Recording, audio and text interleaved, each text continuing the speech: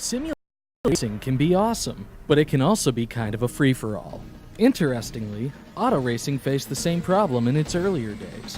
Whether it was on the back roads, the beaches, or the city streets, the racing was always fun.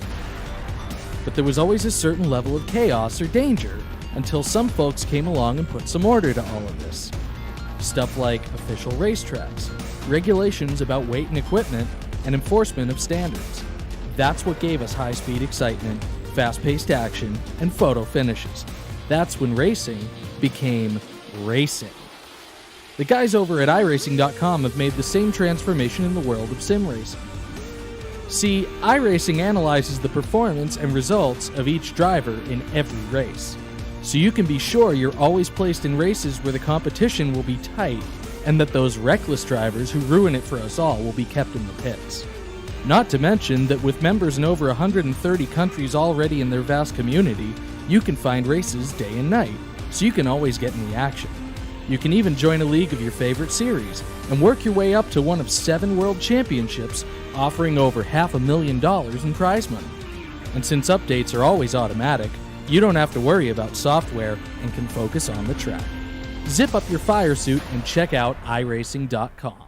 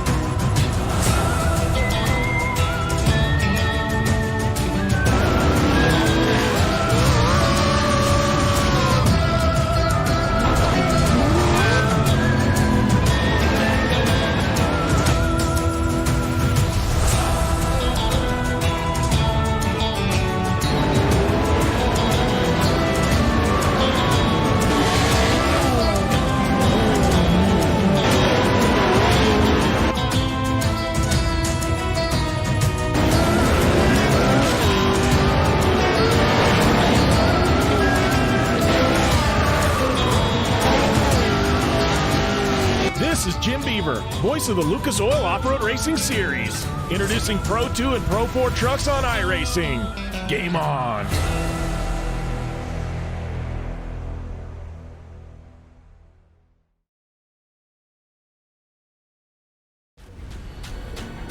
This is the original esport racing game. This is iRacing.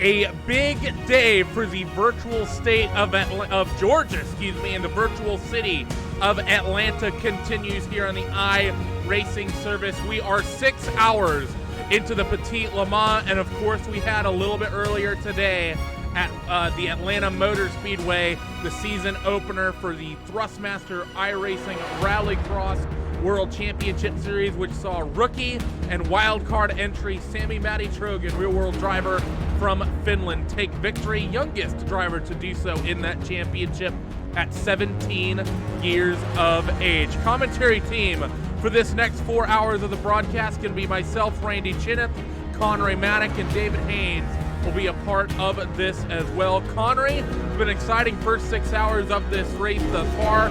You've been a part of a chunk of it. Tell me about what we've been seeing thus far. Well, absolutely. Of course, the main discussion over the last hour or so was the crossover point in GTEs for when the double stint strategy starts to work. It looks like the likes of Altus Esports and, of course, the SimRC.de Titan car have been on the right side of that strategy so far as Team Redline Orange. Well, they came down in for the tires, but aren't able to keep up the required pace to keep Altus Esports in check. But in terms of the rest of your other two classes, well, those haven't quite been as exciting as your GTE cars here today. Of course, you have your overall race leader, Michele Constantini, Evolution Racing Team number 91, been running very, very comfortably over the last few hours. They started in third place. They get themselves up into P1 with Pure Racing Team DP Blue, your pole position sitter, currently sitting in P2. Of course, in your GT3s as well, Vendaval Sim Racing White, let's not sugarcoat it. They've just run away from the rest of the field as far as I'm concerned. Yeah, they really have. Right now is Hayden Burns behind the wheel of that race car. And David, we're going to bring you in for two reasons. One, you've been doing a big chunk of this race as well, but I've got to get a production feed running for you. So why don't you tell us about those drivers while I get set up on Mixer. Yeah, well, certainly one of the things I'm noticing right now is the Altus Esports car have come through for their pit stop, and of course to fix up their bring to an end their double stint, they've got to take a set of tyres here, and that does cycle Team Redline Orange back through to the lead ever so briefly. And it's been really, really tough, I think, with the way that the traffic has been in all of the classes. Just a pretty short track here around Road Atlanta, just 4 kilometers, about 2.5 miles or so. Traffic is what it's been non-stop for everyone in every class. Yeah, so it's been difficulties and dramas up and down the field thus far in this race, but we have to definitely shift focus over here to the likes of Team Redline Orange. You saw currently leading the way with Rudy Van Buren behind the wheel. And Connor, you mentioned the crossover point on the tires. Roughly how long have we been in that point, and that the tires that the double stinting has started to become relevant? Well, it was basically as soon as Logitech G Altus Esports came down on towards the lane. Not this time around, because they have visited the pit lane over the last lap or so, and they came in and took the tires. But the stint before this one, that was the first time they decided to forego the tires because the track temperature has cooled off sufficiently enough for that to become a possibility. Of course, at points in this race, we had over 40 degrees Celsius on the track temperature.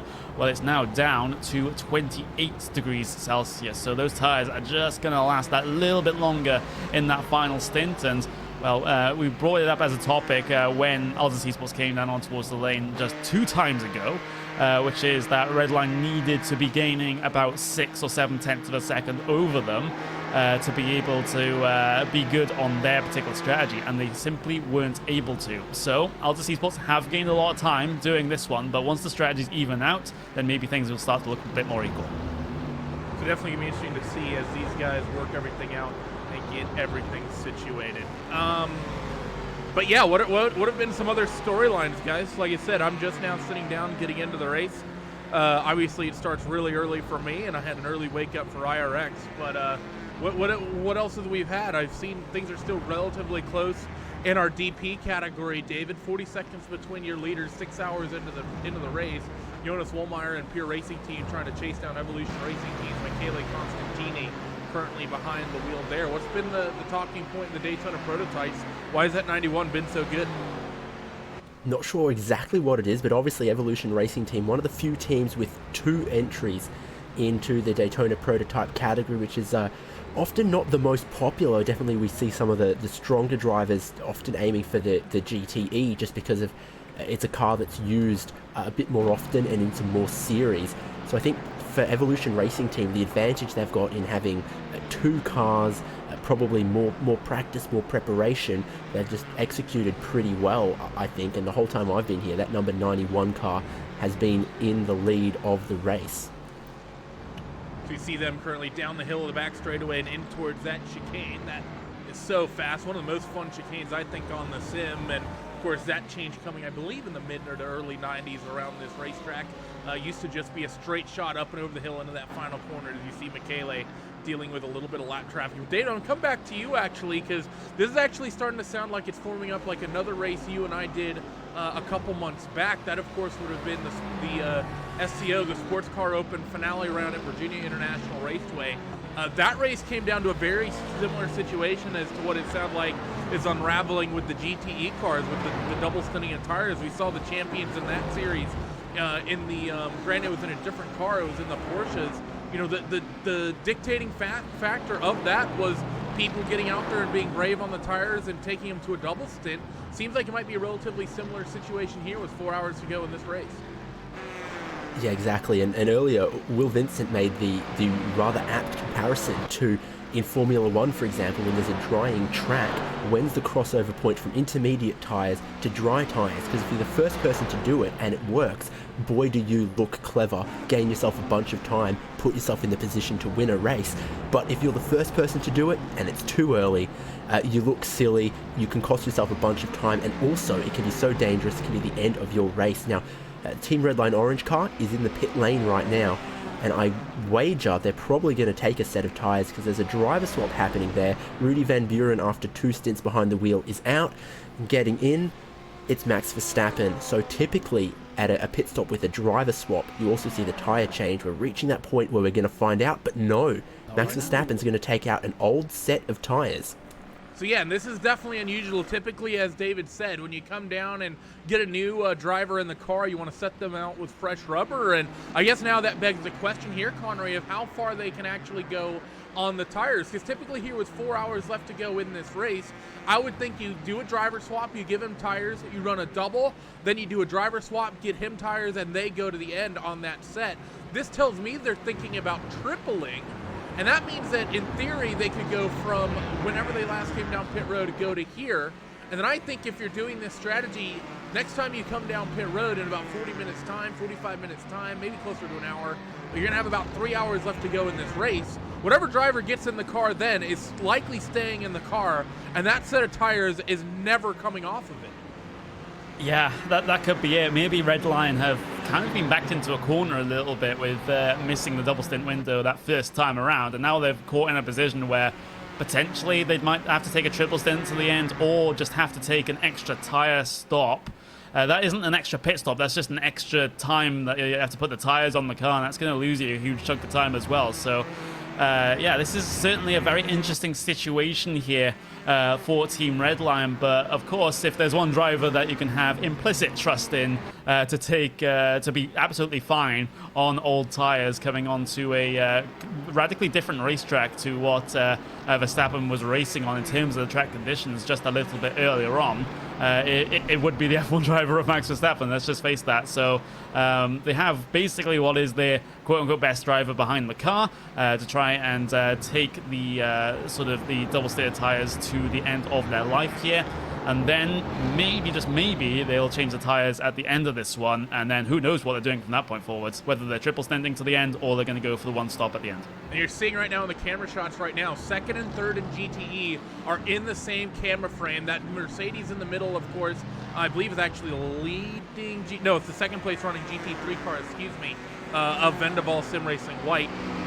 But it's a Team Redline Orange and Logitech G Altis Esports. The gap's only a couple seconds right now on the racetrack. Max Verstappen just getting into that race car. He's going to be a little bit fresh, but definitely have to be getting used to that car. And of course, Yannick Lampkin right now, David, he's in a situation, he's getting in the car, he's had a couple of extra laps to get warmed up, and he's got a new set of tires. This could be a huge advantage for this 43 car to rein in. And actually thinking back, this reminds me as well of a similar situation we saw at Le Mans in the real world about 10 or so years ago. I think a little bit less than that. I'm trying to remember the year. It was a fight between Audi and Peugeot at Le Mans, where I can't remember the driver who did it or what year it was, but Audi ended up reeling in a huge advantage that Peugeot had because they risked a quintuple stint on the tires and it ended up working, and I believe they ended up winning Le Mans that year. This seems like that Team Redline is trying to swing the same sort of home run, hit the same sort of home run here with this strategy as what Audi had to do all those years ago. Yeah, it'd be a real tough ask here. We're going to have to see once we get some more flying laps, what the speed difference is between Team Redline Orange here and Logitech G Altus Esports. But yeah, you can tell that had Team Redline taken a set of tyres at that pit stop, they would have come out behind Altus Esports. They've saved that time in the pit lane, come out just in front with the track position. Now they're looking at sitting duck easy meat to Yannick Lapchin. Brand new set of Michelins for him, trying to close that gap down.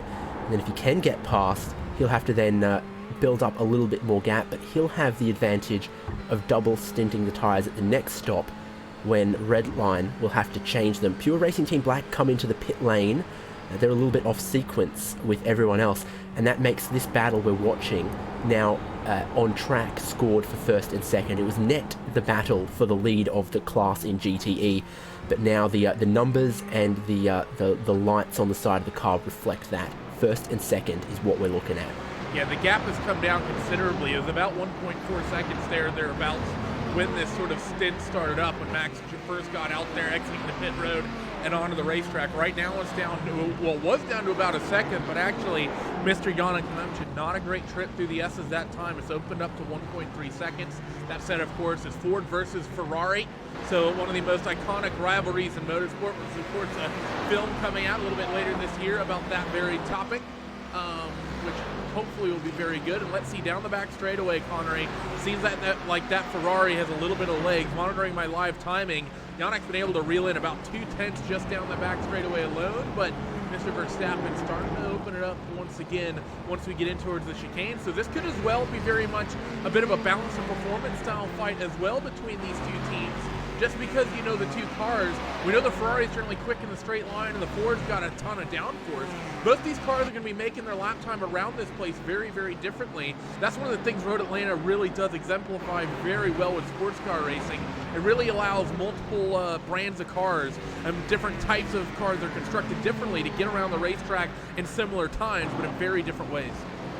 Yeah, of course, and well, in terms of advantages in straight-up battles, I would put my money on that Ford GT, because the straight-line speed in side-by-side battles is always very helpful, especially coming down into the big overtaking opportunities at this racetrack. Of course, into turn 6, you also have into towards that turn A, 10B chicane as well. Look at the traffic ahead of these guys, though. Yannick Lapchin is going to be dealing with all of this. There's one of the AMG Mercedes, that's Glacier Racing, that he has to try and get by. And obviously there's also prototypes getting themselves involved in this one as well, which might impede Max Verstappen especially. So it looks like 0.6 of a second is the gap on the way down in towards 10A and 10B. You can see how Lapchin now, he is very, very close indeed to that Team Redline Orange car. The gap just getting ever closer, and it's just going to be eaten up when it comes to these higher speed corners where the fresher tires can hold on a bit better. Yeah, that's definitely going to be the situation. As you see, through a little bit more lap traffic, Verstappen's going to just get by that Pure Racing Team Ford GTE car.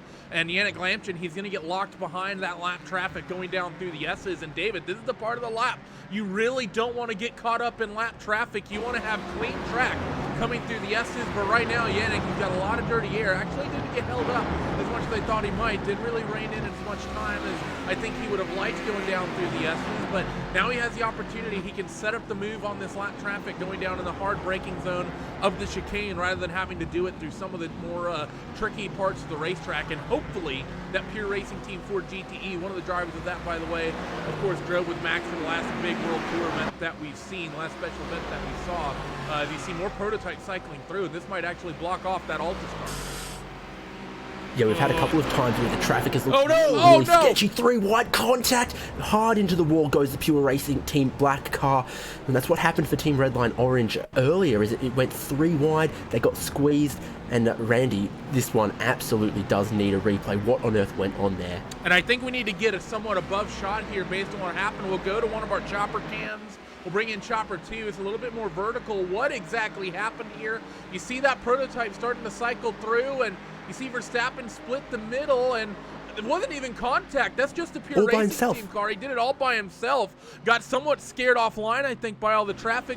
Ducked that left rear tire out onto the grass, and well, that's unfortunate there for that pure racing team car. They weren't looking as dominant, Connery, as we typically see them in these World Tour events, but they're still having a very good run out there, running in the top 5.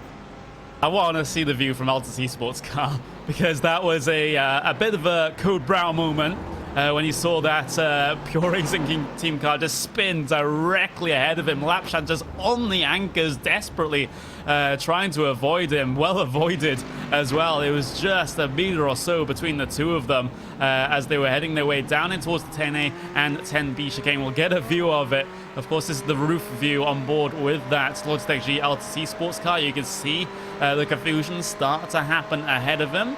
As you can see those two Ford GTs going side by side to get around the Audi. Here comes the prototype as well. And of course that Pure Racing team car across the nose. That is so close. Yeah, we'll stay on board here. As you can see now, the gap has been coming down. We'll take a look at the lap times comparisons, and you can see 6/10 on one of those laps is what Yannick was able to reel in. Of course, there's been heavy traffic the last 3 or 4 laps, so guys have been really pushing here. The previous lap, 0.04 of a second actually went in the way of that Team Redline Orange car, and then the last trip around the racetrack, 0.3 in favor of Yannick Lampshin and Altus and Logitech G Altus Esports. Actually coming off that final corner of the S's up that left-hander, didn't look very good. That Ferrari maybe a little bit snug, pushed a little bit wide, but it definitely seems like the new rubber giving this Ferrari the advantage it needs right now to at least harass Max Verstappen. And that's the thing right now, David. They don't necessarily have to make this pass, because from here on out, I think both these teams are very likely to be on the same, if not similar, tire strategies. But they're still going to have the option to just really push Max Verstappen here, potentially force him into a mistake, because Max is going to be holding on for dear life on the old rubber, as the Ferrari is going to try to send the move around the outside into the chicane, and they're going to make contact, and Verstappen's just going to defend. Formula One drivers don't typically play nice, and it's definitely a big talking point, David. We always see, it seems like, whenever F1 cars get side by side, that one driver ends up getting forced off the racetrack, and this time it was Lapshin who definitely got the shove towards the outside. Yeah, Lapshin was thinking about trying to hang it around the outside of 10A, become the inside of 10B, and Max Verstappen was pretty clearly going to say, I'm not going to give you any room towards the second apex of this chicane. And Lapshin knows that it's not worth throwing it all away at this point, so I think he pretty wisely backed out of it after just giving a little tap to the Ford GT. And really, the way I see this playing out is that even though they're together on track, you're thinking Lapshin needs to get the pass done.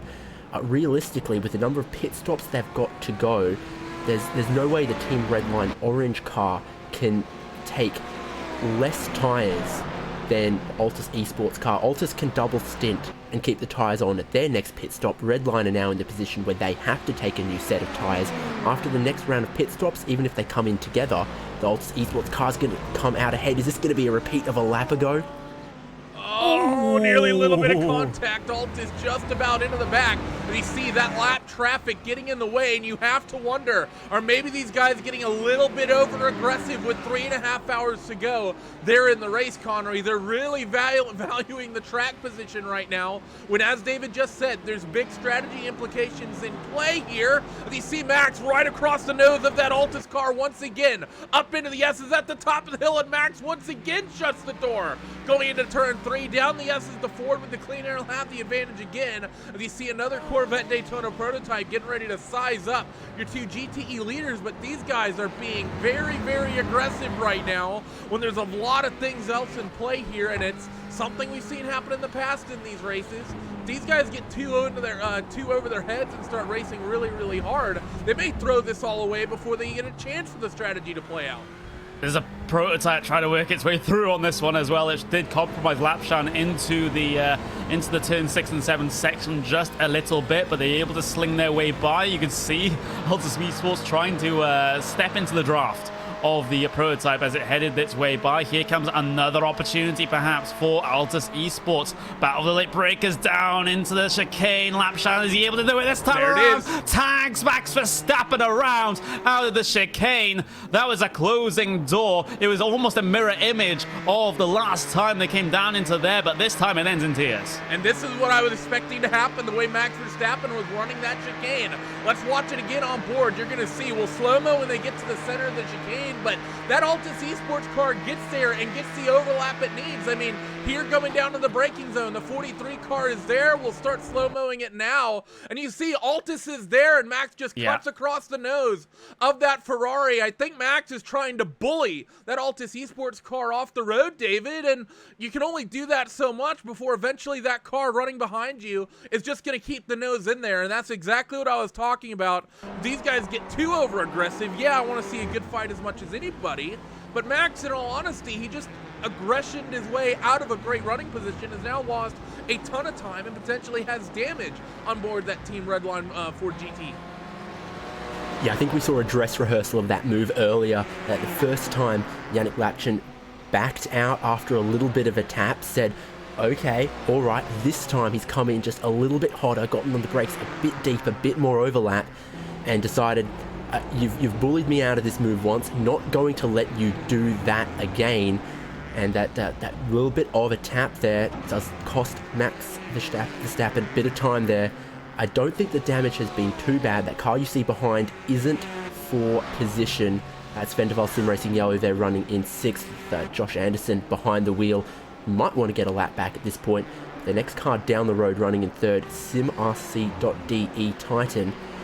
And they've done another one of those weird little stops that we saw earlier where 48.8 seconds is that with fuel and no tyres and a pit lane speeding penalty. Is that a splash of fuel and tyres? It's not the 36 or 1 minute stops that we've been used to seeing. I think that seems to me like probably that they're likely aggregating this fuel load over the course of the next 4 hours, Connery, because we oftentimes will see it, drivers will come down pit road, take a full tank, they'll basically do that for the entire duration of the race, and then they'll essentially then have a really, really short stop at the end. I think what this SimRC team is doing, I think they're likely every single stop, they're just not quite filling the car up, and that's actually really important. Because if they can do it from the end, instead of having to fill the car all the way up to the top and then having an ultra short stint at the end, now they're gonna spread that over the course of the race. And if they're in the stint now that they're gonna have to start double stinting tires, that's less weight and less load on the tires. So the tires aren't gonna be working nearly as hard, and the cars, in theory, should be quicker from here on out than it is than those other the 2 cars ahead of them. That said, they've now put themselves in a situation that their number has to be right, because if it's not, they're not going to have the sort of breathing room on fuel that the teams ahead of them are going to be able to work with, because in theory, we're likely going to see this 76 car down pit road 5 or 6 laps sooner than everyone else, if not more. Yeah, absolutely. They are just a tad off cycle compared to your to the two drivers ahead of them. But as a result of that little tangle between your 2 GT race leaders, they have been pulled a little bit more back into contention. They are, of course, the SimRC car, the only BMW M8 in this entire field, and well, despite that, seem to be still doing rather well, solidly inside those podium positions for now. And of course, with those strategy games starting to be played here towards the end of the race that you quite rightfully mentioned, Randy, they might be in for a surprise and maybe able to climb themselves 1 spot more up on the podium, maybe even 2 if the leaders tangle once again. So just remember these numbers. 6.5 seconds is the gap between 1st and 2nd in class, and 7.5 is the gap between 2nd and 3rd in GTE. We're going to show some love to some of the other categories. Right now it's Alpine Stars Geodesic Racing and Brendan Cronin. They're currently in a fight on track for the podium position, running in your Daytona Prototype Division. Evolution Racing Team number 90, 4.5 seconds up the road, and Zach Campbell behind the wheel there. So Brendan Cronin doing very well this stint to start bringing that gap down. Let's take a look at what the gaps are looking like. Well, I said he's bringing the gap down. I should be corrected. Zach Campbell has been opening this gap up. So it seems like Brendan maybe not quite having the speed here to keep pace with that fight for third. David. Yeah, in fact, that's the number 90 car that we'd seen have a pit lane penalty earlier for speeding on their way to the exit. So it dropped them, I think, a little bit further down the order than really their pace has been respective of and shown, and let Brendan Cronin get close. Still doing a good job. Very clean-looking car for Alpine Stars Geodesic Racing. They also owe us a pit stop pretty shortly. I think it's only temporarily that they're within viewing distance of the podium. I think as we get to the next pit stops, they'll probably drop down a little bit further behind that, because the number 90 car is 6 laps into the stint, and this one that we're looking at, and Brendan Cronin 38 or so laps into the stint. We know that the Daytona prototypes have the shortest stint length of all the classes we've got here in the Petit Le Mans, just due to it being a pretty small fuel tank in the Daytona prototype, just 76 litres, compared to all of the GT cars all have fuel tanks of around 100 litres or more. Yeah, so it's a relatively small fuel tank, and on top of that, they got a big thumping Chevrolet V8 under the hood. As you can hear the streams by the camera coming through that final corner. Brendan's going to do another lap, though, behind the wheel here before he lets that gap potentially open up, but still 4.4 seconds, something these two have to worry about. Most of our fights, by the way, on track, I believe, are between GTE cars. I think we have a couple, what's going on here? But this is what I think it is. Indeed it is. I saw a 2-second gap, but turns out that's between a GT3 and a GTE car, so that gap is more or less irrelevant. So that pretty much does it for fights we have on track right now, Connery. So it really is turning into a bit of attrition, and drivers just slowly kind of letting the strategy work out, except for Altus Esports and Team Redline Orange, who, of course, just a moment ago came to blows. But guys starting to settle in and probably getting ready for what will be in about 30 to 45 minutes time, a pretty dark Road Atlanta. Yeah, we have about 3 hours 28 minutes left. It currently is well just past 20 to 7 in the evening in sim times, and it's already getting pretty dark out there. You can see some portions of the racetrack that have orange glow on the racetrack as the sun reflects, as we'll see a car heading its way towards the pit lane there. That's the Geodesic Racing car, deciding that now is a good time for that pit stop service from P4 in your Daytona Prototype field.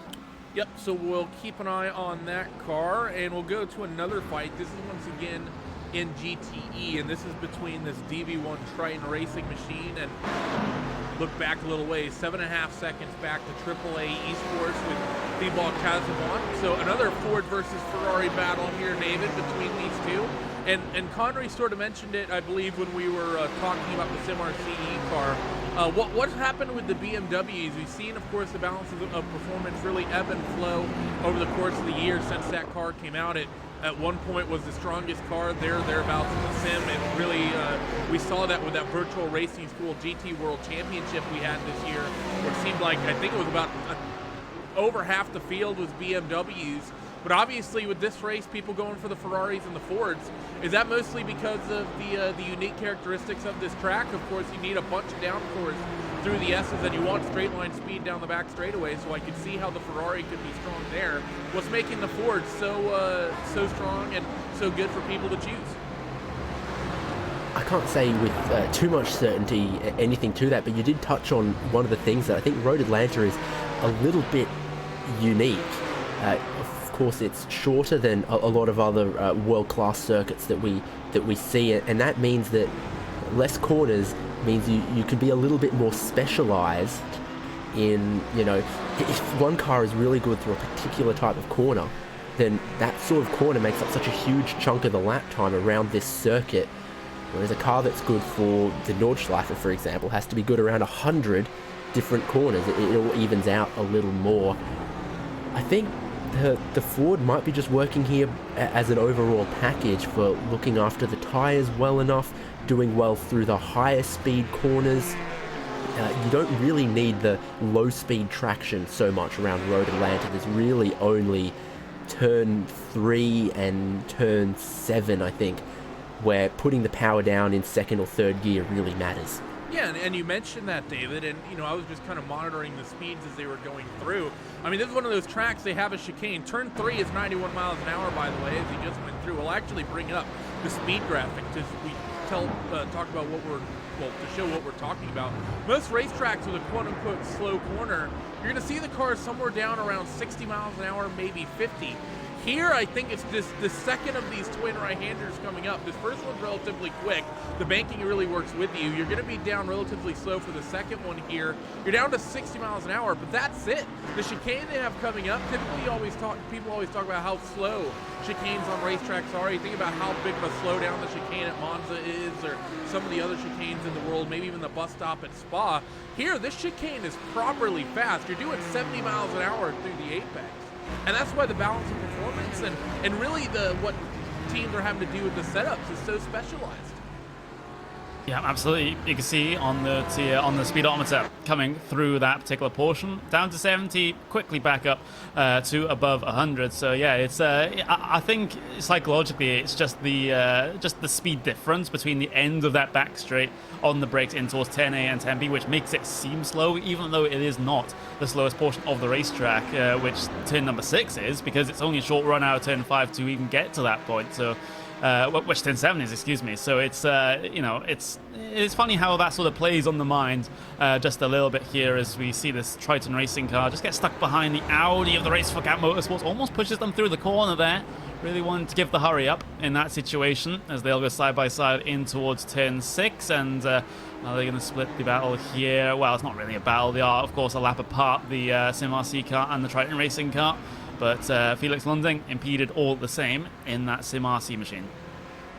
Yeah, definitely not really a fight. And actually, I want to keep up with this topic as well, David. You also mentioned it, talking about the unique characteristics of this circuit. It is very, very short. Lap times for these GTE cars, 1 minute and 16 seconds to go 2.5 miles. That is nearly a 120 mile an hour average speed getting around this place, actually a little bit north of that, I think. So the average speed's very, very high. But the other thing that of course is unique with the short lap distance is that's going to keep traffic stacked up on you pretty much all race long. We have a number of cars that are out of the race already. 45 cars took to the grid. We only have, I think, about 30 running, so we've lost about a third of the grid. And still, everywhere I show the camera, cars are having to deal with traffic. Prototypes are getting through GT cars. GTE cars are having to deal with both faster and slower traffic. GT3 cars are constantly getting overtaken. That's one of the unique things about this racetrack as well. Because it's so short and because the lap time is so fast, you don't get any chance for separation. I'm sure you guys would have seen it at the start. It wasn't probably, actually, no, I take that back. The DPs aren't that much faster than the GTE cars, but it likely wasn't a super long time, relatively speaking, until the DPs were starting to deal with GT3 and GTE traffic. Yeah, exactly. I mean, this point in the race, there's no shot where you're not looking at a bunch of cars.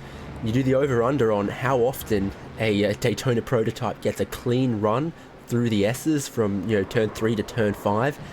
Probably more often than not, they've got something impeding them through there. And even halfway into an endurance race like this, we saw there was a GT3 car that managed to stack up a couple of GTEs and a Daytona prototype behind them coming through the S's.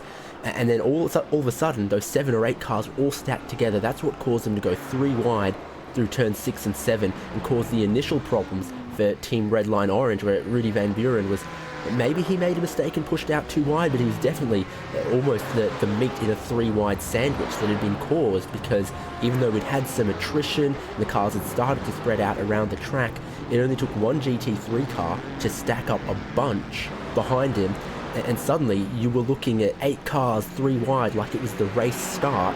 We really don't see that happen so often at Spa or Le Mans or some of the other traditional endurance tracks. We're starting to see as well as we run down that back straightaway, and in towards this chicane once again. It is starting to get dark, and those headlights are starting to seem brighter and brighter. We're about 20 minutes, I think, out from complete darkness, maybe just a little bit longer. I told you guys as well, by the way, to remember these gaps with the race leaders, and we would come back to these in GTE. The gaps are starting to open up. It was about 7.5 between Logitech G Altus Esports and Team Redline Orange. Remember, Max Verstappen on the old tires in this battle has been 5 or 6 laps there or thereabouts, maybe a little bit longer actually, with how quickly the laps go by. And you can see that gap has opened up to 8.5 seconds. So Max, in the last handful of minutes, has lost about 2 seconds. And the gap going the other way as well is showing something similar. So you see Max Verstappen's comparison on the left. He's been opening that gap up to about 9.5 seconds over that third place running car of Felix Lunding, currently driving the SimRC Titan car. So those 2 cars in the running order right now, Connery, or those 3 cars, excuse me, starting to spread themselves back out after the, let's say, interesting moment down there at the chicane. Yeah, that seems to be what we're seeing. Of course, we got about 9 seconds between Logitech G Altus Esports and Team Redline Orange, and then another 9 seconds, or 9.5 seconds, back to SimRC Titan. So pretty much evenly spaced there for the podium positions in your GTE race lead. So the official sunset here, of course, iRacing models things based on the exact date of the race, and of course the exact date of the race being today. And the sunset today here in Brazelton is going to be 7:14 p.m. So that is going to be the official sunset, however they define that one, not entirely sure. I think it's to do with the sun going completely below the horizon, and then we will be officially night racing here. So I've gotten word that the RSO Daytona prototype got into some issues, and I see a slow lap from them, so we'll see what happened to this machine. It was Luca Van Leither behind the wheel at the time. We're going to see. I thought I heard at one point a car sliding, but I could never find who it actually was, so we'll see what has happened to this number 117 car. We'll call it the Master Chief numbered car as a Halo fan. And let's see, do the S's things look good? He has a slow lap here, 124. Then he has a very low 226. So we'll keep on the replay here for a couple laps, but just maybe showing a little bit of fatigue here, David, as we close in on 7 hours of racing done. I'm not sure. I'm going to learn as you learn as well, but it may have either been an issue that's forced them into a pit stop, or been a just the in-lap for them. But the in-laps are almost the same speed as a flying lap here. How early the start-finish line is out of turn 12. Trying to go down the inside. Here is a little bit of contact made. Ooh, tries to squeeze in on the GTE car that they thought they were entirely ahead of. There was still a little bit of overlap there. Luca Van Leitner gets a big hit on the back left corner. That actually reminds me, it's almost the same incident we saw with Max Verstappen here, Connery. Of course, this being interclass, but that's just another case of I'm going to turn across the corner and hope you let me have the spot. And once again, the car on the inside just didn't let that move cycle through. Now, maybe you could argue that Ford should have been a little bit nicer because there was faster traffic coming through, but I'm going to be honest, I think that RSO car, there was a relatively late lunge into the chicane in the first place, and never had the line to turn in either through the second part of it. Yeah, it does seem to be the case coming through there, and this is where I want to bring up the topic of defensive driving, and not in the racing sense with running defensive lines, trying to keep cars behind you, etc., but the more sort of day-to-day sense in terms of defensive driving, in that assume people around you are going to be not exactly smart, and just try and be as risk-averse as possible when it comes to getting these lapping procedures underway, because, you know, that in that way you'll never be surprised if one of the pieces of lap traffic does something wrong, and you've prepared yourself mentally for it as well. But in that case, of course, it was the Team RSO car that was at fault with turning across the nose, carrying through the chicane. So I guess that rule can be applied for both the lapper and the lappee. And actually, David, I know you have both real world and sim experience doing endurance races. I don't have any in real life because Lord knows I'm too big to fit into a race car. But what Connery just mentioned is actually a very real thing. And I know in the sim personally, every single endurance race I've ever done, be it a solo drive where it's, you know, only maybe a 2 or 3 hour race years ago back in the day, or even in the modern days where it's, you know, these long races with driver swaps, one of the important things for you as a team, be it you a prototype identifying GT cars, or if you're a GT car identifying faster, or in other cases slower traffic, knowing which drivers you've had incidents out there on the racetrack with, either in the race or in the past, and saying, I'm going to give that car a little bit of extra berth because of what happened. And that's definitely, I think, something you could make the argument there with that Ford. You'd say, listen, this guy just made a big lunge with us, just check up and give them the apex. And I'm not saying that's the fastest way for them to go, but in a lot of ways, that's, I'm sure 100%, all of these teams and all these drivers are keeping track of the questionable moves some of their competition might make, and probably judging whether what they do is in a lot of times based on judgment calls of if they think that car around them is going to do something questionable or not. Yeah, exactly. I can still think of stupid nicknames we gave to other teams 2 or 3 years ago, just because every single time we had to go and lap them, they did something foolish or unpredictable. And I'll use one that I've used on broadcast before: Smack Whack'em. That was a thing that was used. I wasn't sure if you were joking, but no, okay. yeah, that is something. Back when Resport TV was not as professional as we are now. Well, I said it on air a while back. I had been friends with Mac, but he's someone I'd had some run-ins with on track as well. So it's definitely a thing. There are definitely some nicknames that come up. And it's not even necessarily just trying to be rude to people, David, but it's oftentimes just it's just a good, like, remembrance tool of, oh yeah, we've had issues with these guys. And now that said, it isn't the nicest thing in the world, I'll be honest. yeah, exactly. You have an issue with one car once, and you remember, you tell your other drivers, oh yeah, just look out every time we come past this car. Either give them a little bit more space, or make sure you get that move done early. Racing drivers can have pretty short memories, except about stuff like that. They'll remember who they think hit them, or who they think was a bit stupid.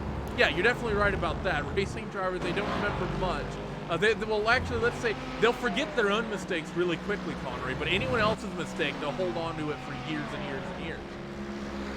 Yeah, I mean, because we're kind of play into that a little bit as well, because we always used to treat Mac, for example, as being a risky driver that dives down the inside a lot from a couple car lengths back and is really aggressive in that way. But of course, in recent times, hasn't been that way as much. And of course, you can also extrapolate that to drivers like Sebastian Job, who we always used to, at least, say that was sort of solo car incident prone. But over the last half of the Porsche Esports Super Cup season, he's been able to iron out those issues. So, it's one of those things where you have a sort of stereotype of a particular driver.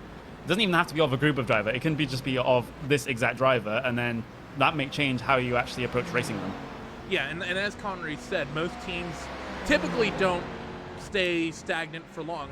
There's been several cases of teams that were once questionable, much improving, and in some regards, the way this gone the other way as well. I know one team, David, that comes to mind that used to have a relatively questionable history was actually Movano. They kind of had a string back in 2016, and actually another team as well that comes to mind is Pure Racing Team with Max Benecke. I almost said Max Verstappen. Max Benecke getting into a bunch of incidents back when we did the VLN series around the Nürburgring. There was even around he was parked from the World Championship Series because of incidents he got into during the World Tour event. But both Max and Pure Racing Team, they've been much improved, and you don't see them really have the sort of incidents on track anymore that they do. And Movano's another one as well that has maintained sort of the same speed when we typically see that team turn up, but we don't really see any of the incidents anymore that they once got into. Yeah, the crash-prone upstarts become the experienced pros, and new crash-prone upstarts arrive. It's the way of all life, and I think it's been the way of sim racing as well. And a lot of the races we've had a look at, people learn and grow, and some don't and move on, and then we don't see them anymore.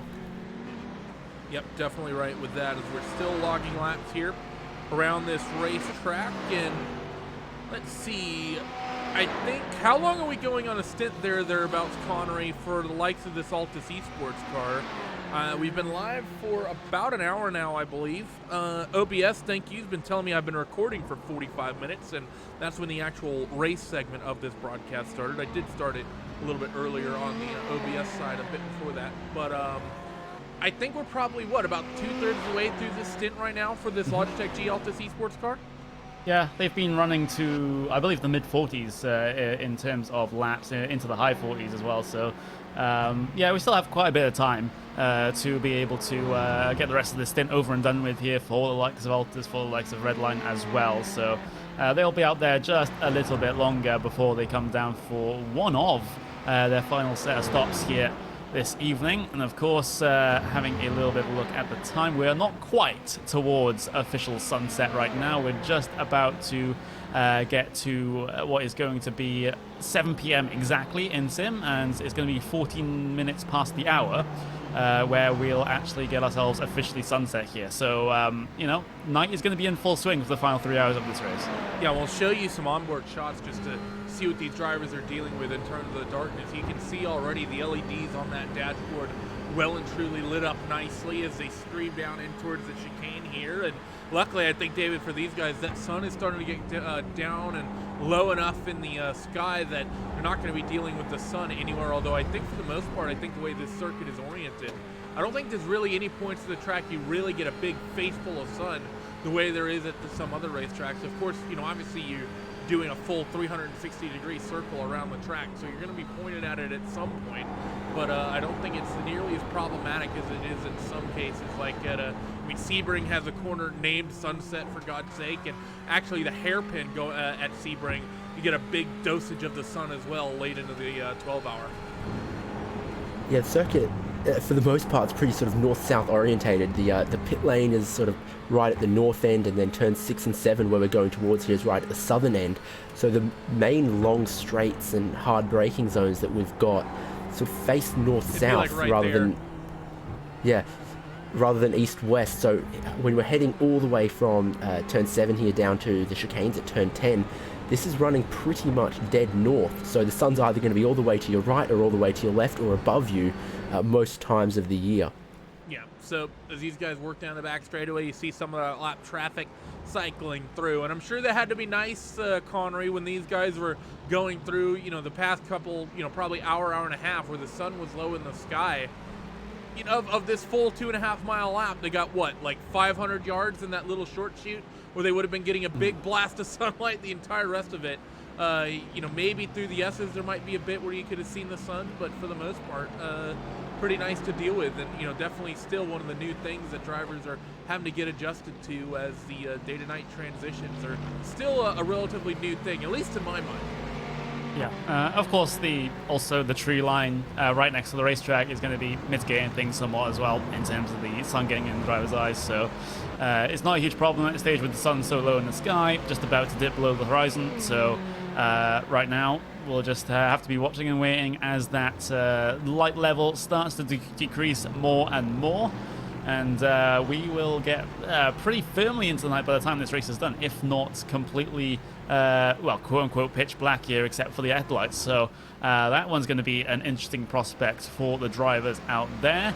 Of course, that track temperature continuing to drop. The current air temperature is about 23 degrees Celsius, so as soon as that sun dips below the horizon, we will probably get down to about equilibrium in terms of the track temperature as well. So that'll get down to around about 23 or 24. So that does help the back end of the double stints. As finally, do I spot some headlight effects on the road? Well, I guess that's all you need to see in terms of the day-night transitions going into effect. Yep. So headlights starting to take effect here for sure, as we'll try to mitigate that a little bit here. But yeah, definitely some things starting to cycle through for all these teams and all these drivers with everything going on out there on the racetrack. But I mean, Connery kind of mentioned it here, David, just how dark this track's going to get when the sun gets down. I mean, that's even though this track doesn't have the full night lighting conditions of some of the circuits yet. I think they're basically having to do the lighting on a circuit by circuit basis, so it's basically like a full art pass that they're having to do to get the night lighting working for everything around on the trackside objects on all the tracks. Road Atlanta is not one of those tracks that currently supports that yet, but I think that's pretty consistent with Road Atlanta in real life in general. There's not a lot of trackside lights, especially shining onto the race circuit, that you would typically see at this racetrack, and you see it in the real race that'll of course be happening here and not just this coming weekend. Once it gets down to darkness, the front straightaway is kind of well lit, but beyond that, it's pretty black, and it's going to come down to we're going to have to deal with here a lot of identifying cars by headlights and LEDs. Yeah, exactly. You see in the real Petit Le Mans that it does get very, very dark, especially the back end of the circuit, away from the paddock and away from the pits, and we're gonna have that as well. I mean, you start to sometimes in the night use the cars ahead of you to as a reference point as well, and things might get a little hairier as it continues to get darker. Yep, definitely the situation here is there's some things going on here with all these guys, but now we just wait for race leaders to eventually make pit stops. It's going to be Yannick Lampshin, who we're thinking is likely going to have to be the first one to make that stop here, Connery.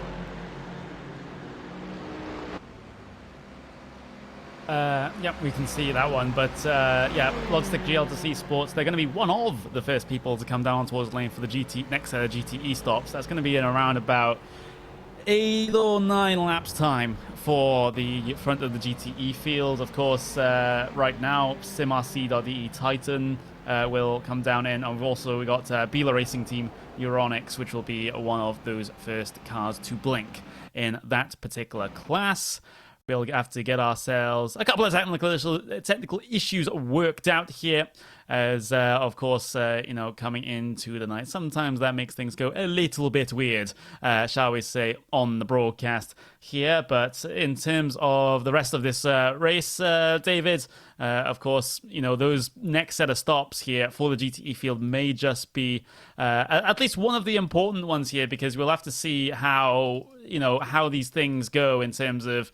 Right now, Altus Esports, they're on the fresher tires of the two of themselves and Team Redline. But, of course, in this next set of stops, if Team Redline are going to take tires, then they'll be on the fresher tires. And then Altus Esports, going for the double stint again, will be on the older tires. So all of a sudden, that advantage switches around.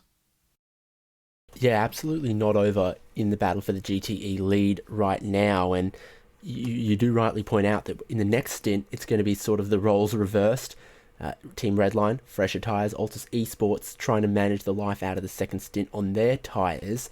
And then there's whatever on earth SimRC.de Titan are doing with their strategy, where we've seen them potentially look like they are trying to go to the top of every hour on their pit strategy, and in doing so have done some slightly shorter than a full tank stops, like their last time by, with a 49-second stop that looked like maybe around 3/4 of a tank of fuel. It is 2 minutes 40 seconds to the top of the hour, and if that's what they're trying to do, and if they have indeed slightly short fueled the car in their last stop, we might see SimRC.de Titan having to pit definitely maybe in a lap or two. Yeah, they are currently on 42 laps on their stint.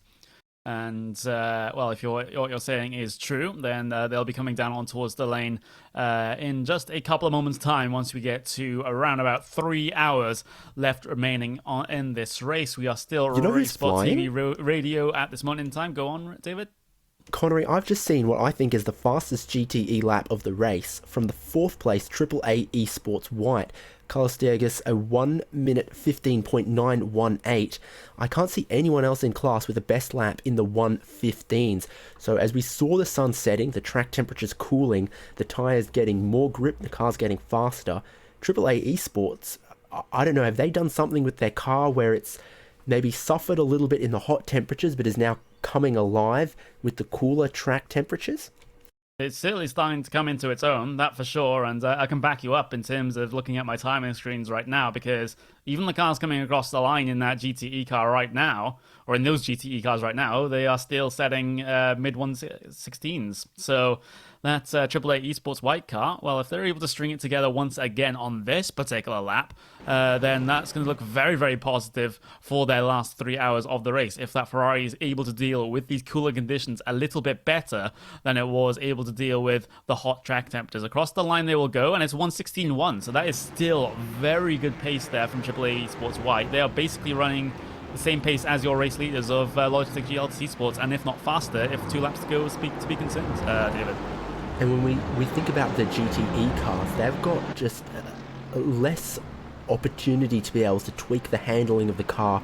They've really got to think a little bit more about, setting the car up for the hot track, setting the car up for the cool temperatures, because there's not so many in-car adjustments or pit stop adjustments they can make. The Daytona prototypes, for example, have adjustable front and rear anti-roll bars that the drivers can adjust from within the cockpit. If they think the car's a bit oversteery, they can adjust that. If the car's understeering a bit, they can fix that. The GTE cars, you cannot adjust the anti-roll bars from within the cockpit, so what you roll out of the pit lane from is what you get.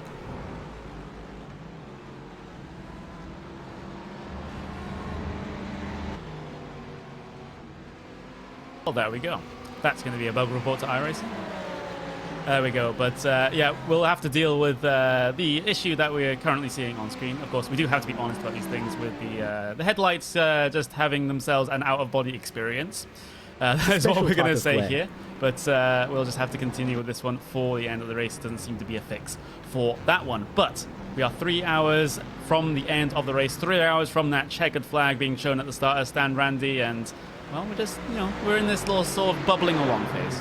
Yeah, we definitely are right now. This driver is currently cycled through, and keep an eye on this Logitech G Altis Esports car, as they're likely going to be coming down pit road next. We'll get that leaders graphic back up for you guys as these guys stream down the front straightaway and in towards turn 1 once again, and that Ferrari doing everything they can to keep this. Whoops.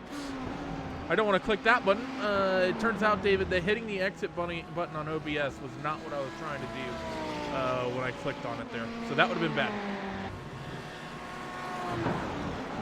Yeah.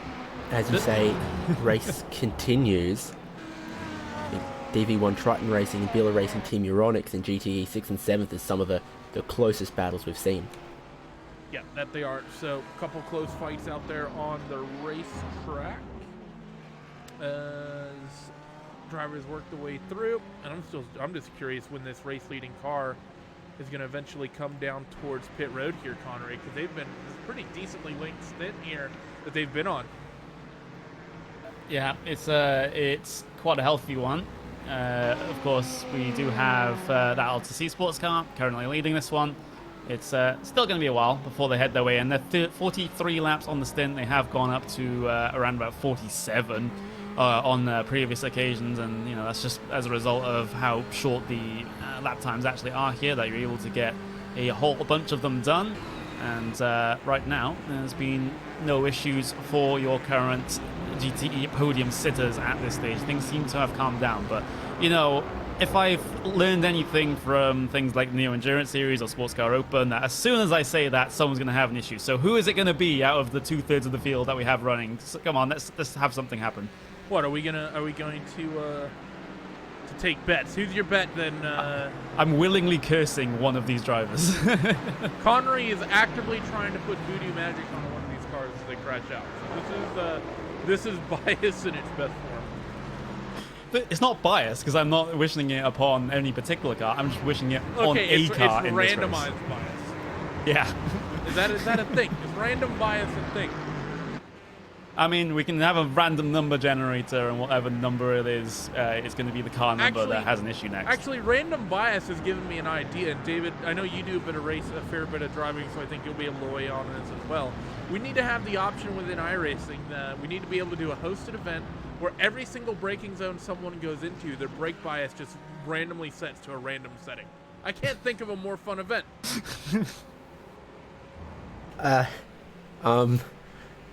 You're why? It doesn't sound too sure. Because it would be fun. Imagine that with a bunch of commentators a special race, or wouldn't that be a blast to have half the field going into a corner with their brake bias set like optimally, and the other half of the field is like set 75% to the rear as if they're in the delta wing? Oh, what about just rallycross cars on road courses? You're not allowed to use the regular brake, only the handbrake. And SimRC.de Titan from 3rd in GTE are on the pit lane. We thought they'd be the first to blink. Yeah, so they're down on towards pit road, and let's actually see. It's going to be interesting what this strategy call is going to be. Felix Luding was the one behind the wheel before this pit stop, and he's going to be the one staying in the car. So that screams to me right now, Connery, of double stinting the tires. We should be seeing about a 33, 34 second or so pit stop, about 10 more seconds for this BMW, based on what we've seen thus far.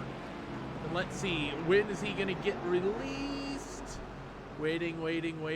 No, actually, he's going to take tires. And this tells, if you're taking tires now, you're likely going to be going to the end, I think, on this set. Yeah, I think the most efficient way... Wait a minute. He got jacked back down.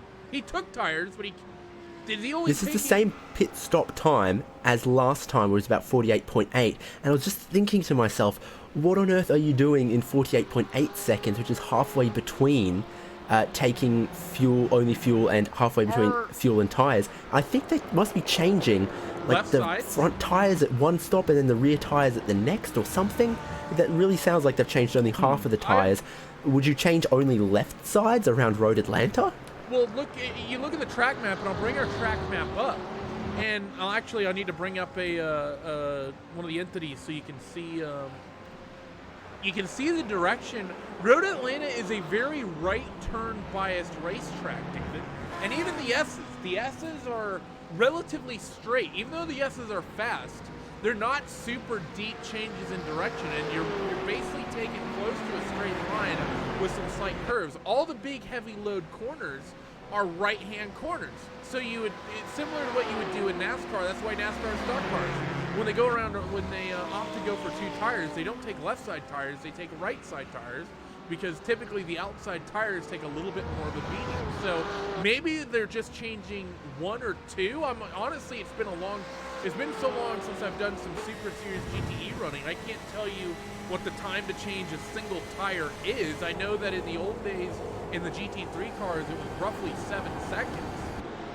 Back when like VRS Coin Sinsport was stealing cheeky wins from the Blanc GT Championship at the time, at the likes of Silverstone. They did it at Brands Hatch as well.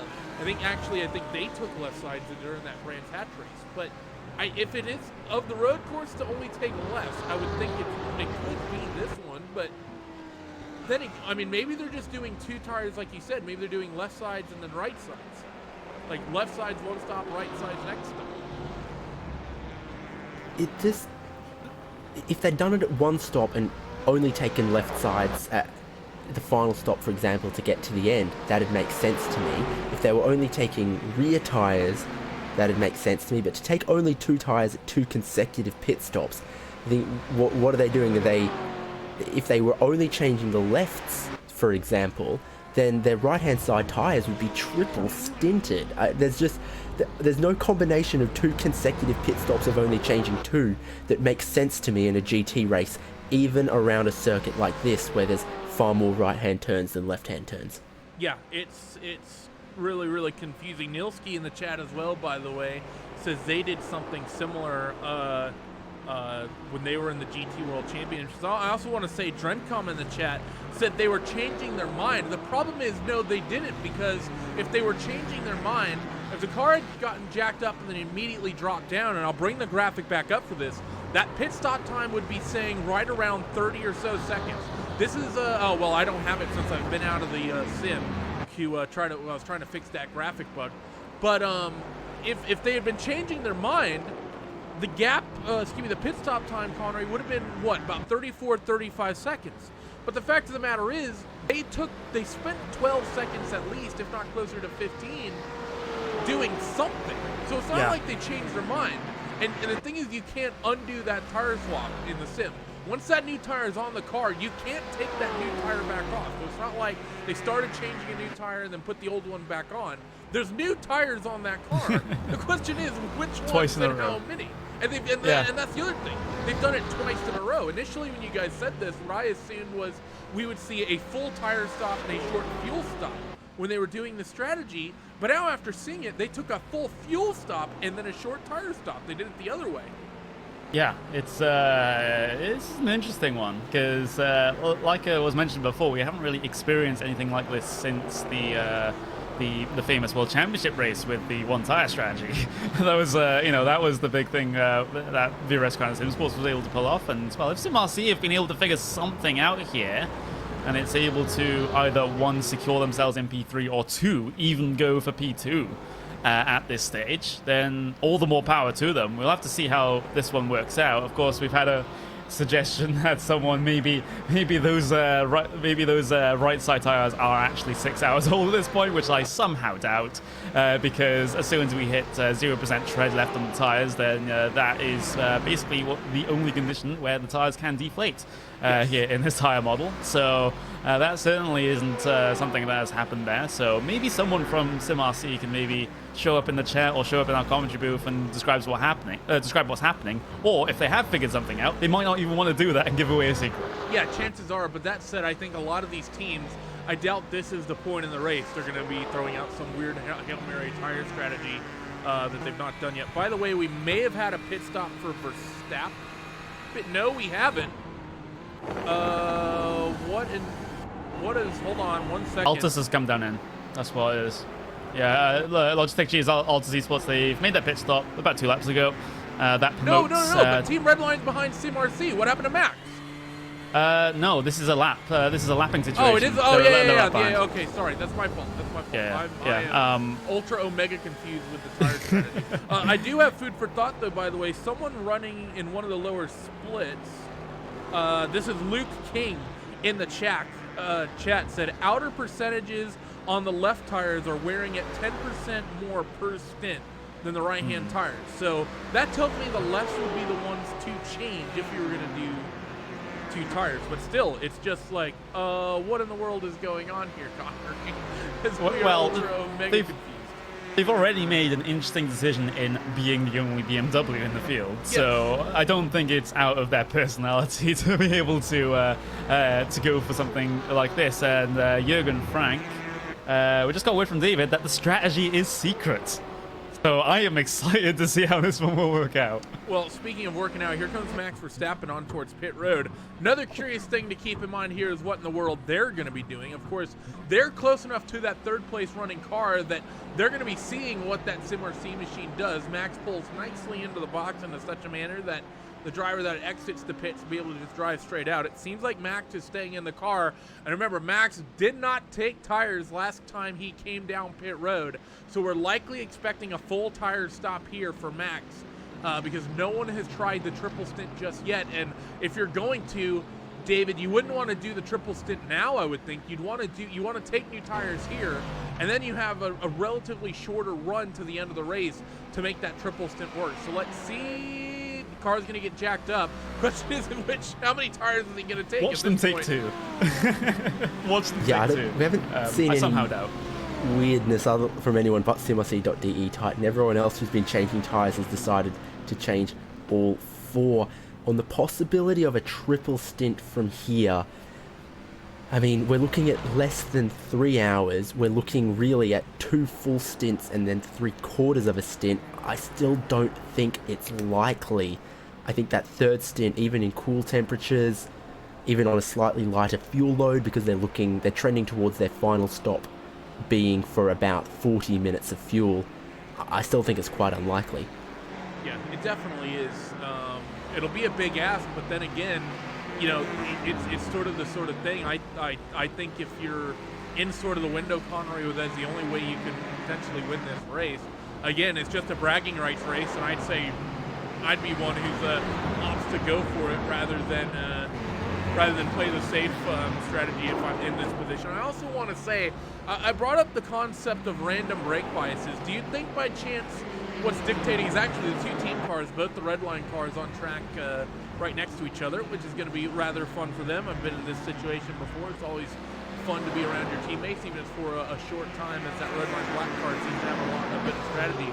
For the SimRC car, do you think what's happening is they're basically just imagining themselves running over like boxes in Mario Kart, and once they get the random prize, that's just the tires that they're going to change? They just go through and they hear that and then ding, and it's like, okay, left front, right rear, do it. Anyone who's watched any of the broadcasts I've been on, I do like to draw the parallels between sim racing and other esports, of course. And this reminds me of what my university team used to do in Counter-Strike, which is basically strategy roulette. As in, like, we would just pick, on any random round, we just go, hey, let's just do something completely bonkers, completely random, and just see how it works out. Well, that's what I feel like SimRC. A-Ram in like the League of Legends. Yeah. And all the controversy that had in one of the events. Yeah, and that's what I feel like SimRC have done here. But maybe this will work out. And the point that I was going to raise as well as a little bit of a request to the iRacing developers: can we move along the development process of being able to see the pit crews on broadcast, please? Because that would put the end to the guessing game of what they have actually done here. I'd love to see, though, if that's going to be the thing, I'd love to see when the drivers make the call to just change 2 tires. Can there be an animation of the pit crew members scratching their heads, themselves wondering what in the world is going on? Just to echo us. But yeah, that would definitely, I mean, you are right. I was a little bit worried, Connery, when you started saying that, and I was like, no, actually, that would make a ton of sense if they were to do that. But it's going to be interesting to see, though, here actually what the pace difference between the SimRC car is, David, and between Max Verstappen, who's on 4 new tires, because if the SimRC car is maintaining speed, then fair play to them. Yeah, whichever tires that they didn't take, they obviously didn't need. We're all still scratching our head on that one. Yeah, it is that shorter stop, though, for SimRC.de Titan, whatever it is they chose to do that has got them out ahead of Team Redline Orange after their stop. So the time they saved, about 15 seconds shorter stop, it's enough to get them the track position, and maybe they've still got just enough tyres that they'll be able to defend it as well. Yeah, we'll see how it goes over the length of this stint. Certainly a head scratcher from SimRC. Yeah, we'll take a peek. Right now the gap second to third place is 7 seconds. So we're going to give these guys a handful of laps, let them log some lap times, and then we'll look at the comparison chart to see where in the world everyone is out there and to see what's going on with them. We'll see if there's any other close fights that have maybe formed up since this last sequence of pit stops, and it doesn't seem to be the case for the most part. They just do a quick scroll through, 6 seconds here, 7 seconds there for the most part. But no, nope, this is again second and third in class. Yeah, so things relatively, we're kind of running out of close fights, aren't we here, Connery? Yeah, quickly doing so. Of course, it gets to that point sometimes in an endurance race where these things do start to fizzle out just a little bit, especially like a couple of hours out from the end where, the disparity in terms of the pit stops is usually quite big. And, of course, everything will start to close up inside the final hour once those final pit stops get themselves done and dusted with. We're just in the sort of the setup stage, the dress rehearsals, whatever you want to call it, for those final couple of hours, and I'm still not entirely sure how things are going to work out for that sort of top 3 GTE battle, because that has been where all the action is for this entire race, and it might look to be the case for the end as well. It's turning into a top 4 battle, actually, as I'm looking at the timing, because I'm just going to go through, and I remember actually what has happened to this Triton racing car. They seem to have lost a ton of time. I remember we were keeping an eye on them at one point, but it seems like something has befallen them and they've fallen down the order. But I just want to, I'm going to start here from P5. So P4, excuse me. There's a AAA Esports white car we're looking at. They're 21 seconds, ahead of Bila Racing Team Euronics. Then you get to the fight between third and fourth. There's 3.5 seconds between the fight for P3, P4. Then there's 6 seconds between the fight for P2, P3. And then there's 32 seconds between P1, P2. But remember, this Altus Esports car, they just came down pit road, David, and they did a full fuel-only stop. They didn't take tires at all. So 30 or so of that seconds is in old tires where all the cars behind them are on at least 2 tires, if not 4, David. So in theory, from what we've been seeing, the cars currently running P2, P3, P4 should be able to chase down the leader, but still, the fight for the top, for what's now the top 4, I think once we get to the end of this stint in aggregate, it's going to be really tight. Yes, certainly. And that 4th place car, another one that was fuel only, no tyres, the Lightning McQueen special at the last round of pit stops. It is definitely, yes, you're right. I think, going to close up for the top 4. But I mentioned that Carlos Dieguez was flying along before the most recent pit stop where they took fuel only. He still has the fastest lap of the race in the GTE class. So if they can turn the same pace on the slightly older tyres, or at least maintain enough pace, on pace alone, it would suggest that in the right conditions, they could close up a little bit more on the top 3 as well. I wouldn't count them out at this point. Gives us a couple more laps and we'll start monitoring some lap times here. Actually, to jump back in with my point, though, is that the lap we just saw on the old tyres from Carlos Dieguez here, a 10th quicker than Max Verstappen, a 10th quicker than Felix Luding, respectively 4 new tyres and question mark probably new tyres maybe. Yeah, whatever that strategy is. Pace on all tyres is good for AAA esports right now. Yeah, last trip through there were 700ths of a second. Couple laps still within there. They did lose a little bit of time. So monitoring lap times here. Maybe Carlos Dieguez reeling in some time to Max Verstappen up the road. We'll have to wait and see. Max Verstappen, though, has been quicker than this second place running SimRC.de Titan car of Felix Luding. So last couple laps, last lap was only 0.04 of a second slower, but the previous 2 he reeled in 0.8 of a second. And well, look at the gains that have been being made up here. Nearly 1.2 seconds, Connery, over the last 3 laps is what Felix has been able to reel in over your race leader. So it feels like among your top 4, everyone is reeling in the cars immediately ahead of them.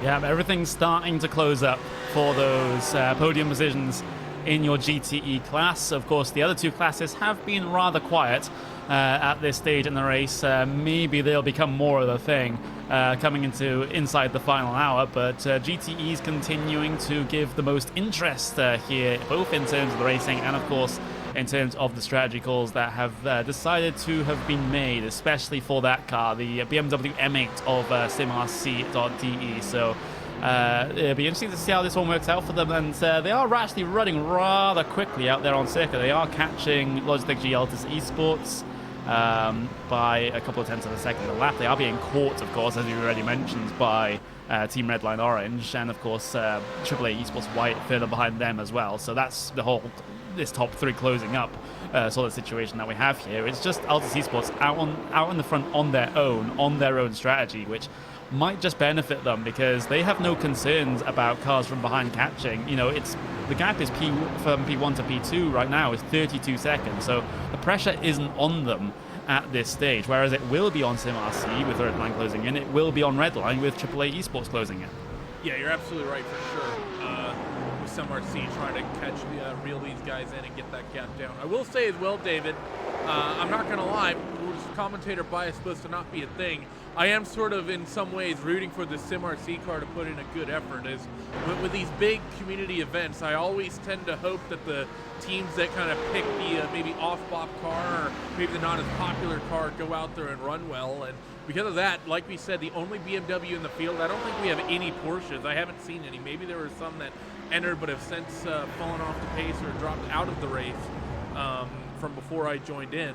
But I'm really kind of hoping this team, the only one to opt for the BMW, can put in a good effort here and come away with a strong, at least, podium finish, which right now they seem to be shaping up for. Yeah, it's always interesting to see someone taking the bold choice, doing something different, standing out from the pack. And in this case, it's not just in choosing the BMW M8, it's also in choosing their tyres as well, that they're just doing something different, that not following what everyone else is doing. And sometimes, you know, do what you've always done, get what you've always get. They've, I guess, been a bit more bold. So therefore, SimRC looking at maybe a second place potentially. Definitely something to take a look at there as these guys work their way on the racetrack. Is SimRC, after seeing the fact that we've picked up on this strategy call, have tagged us in a Zach Galifianakis clip, which is, I think, very, very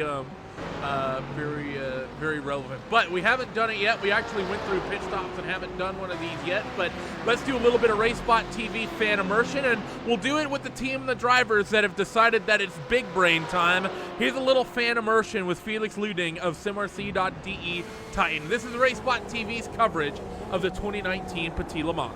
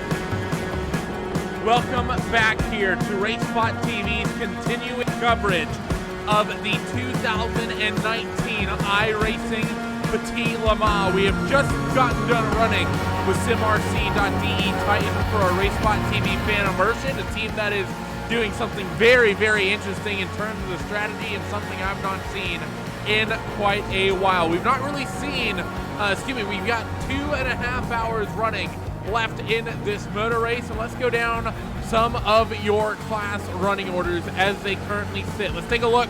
First thing with your prototype division, the Daytona prototypes. It's Evolution Racing Team number 91. This car leading the way as we are officially into darkness here. Pure Racing Team DP Blue in second with Evolution Racing Team number 90 rounding out the podium.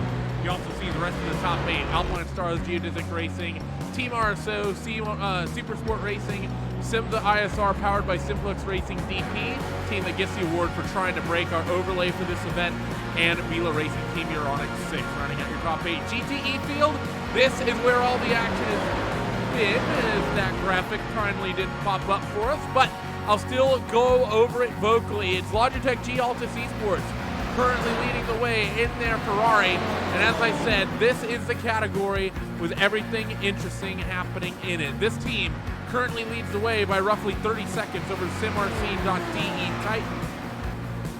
Then you had the likes of Team Redline Orange and AAA Esports White. Those 3 cars all covered by about 8 seconds on the racetrack, so things tight there. And then you have Vila Racing Team Euronics, DV1 Triton Racing, Vendaval Sim Racing Yellow, and AAA Esports Black. Then your GT3 field, category that's really, really spread out, and it is, for the most part, a Mercedes. Well, it's a Mercedes/Audi Cup, but it's definitely dominated by the front engine cars. Vendaval Sim Racing lead the way by a pretty wide margin over the number 11 Williams Jim Esports car, and you see 54 seconds to get there.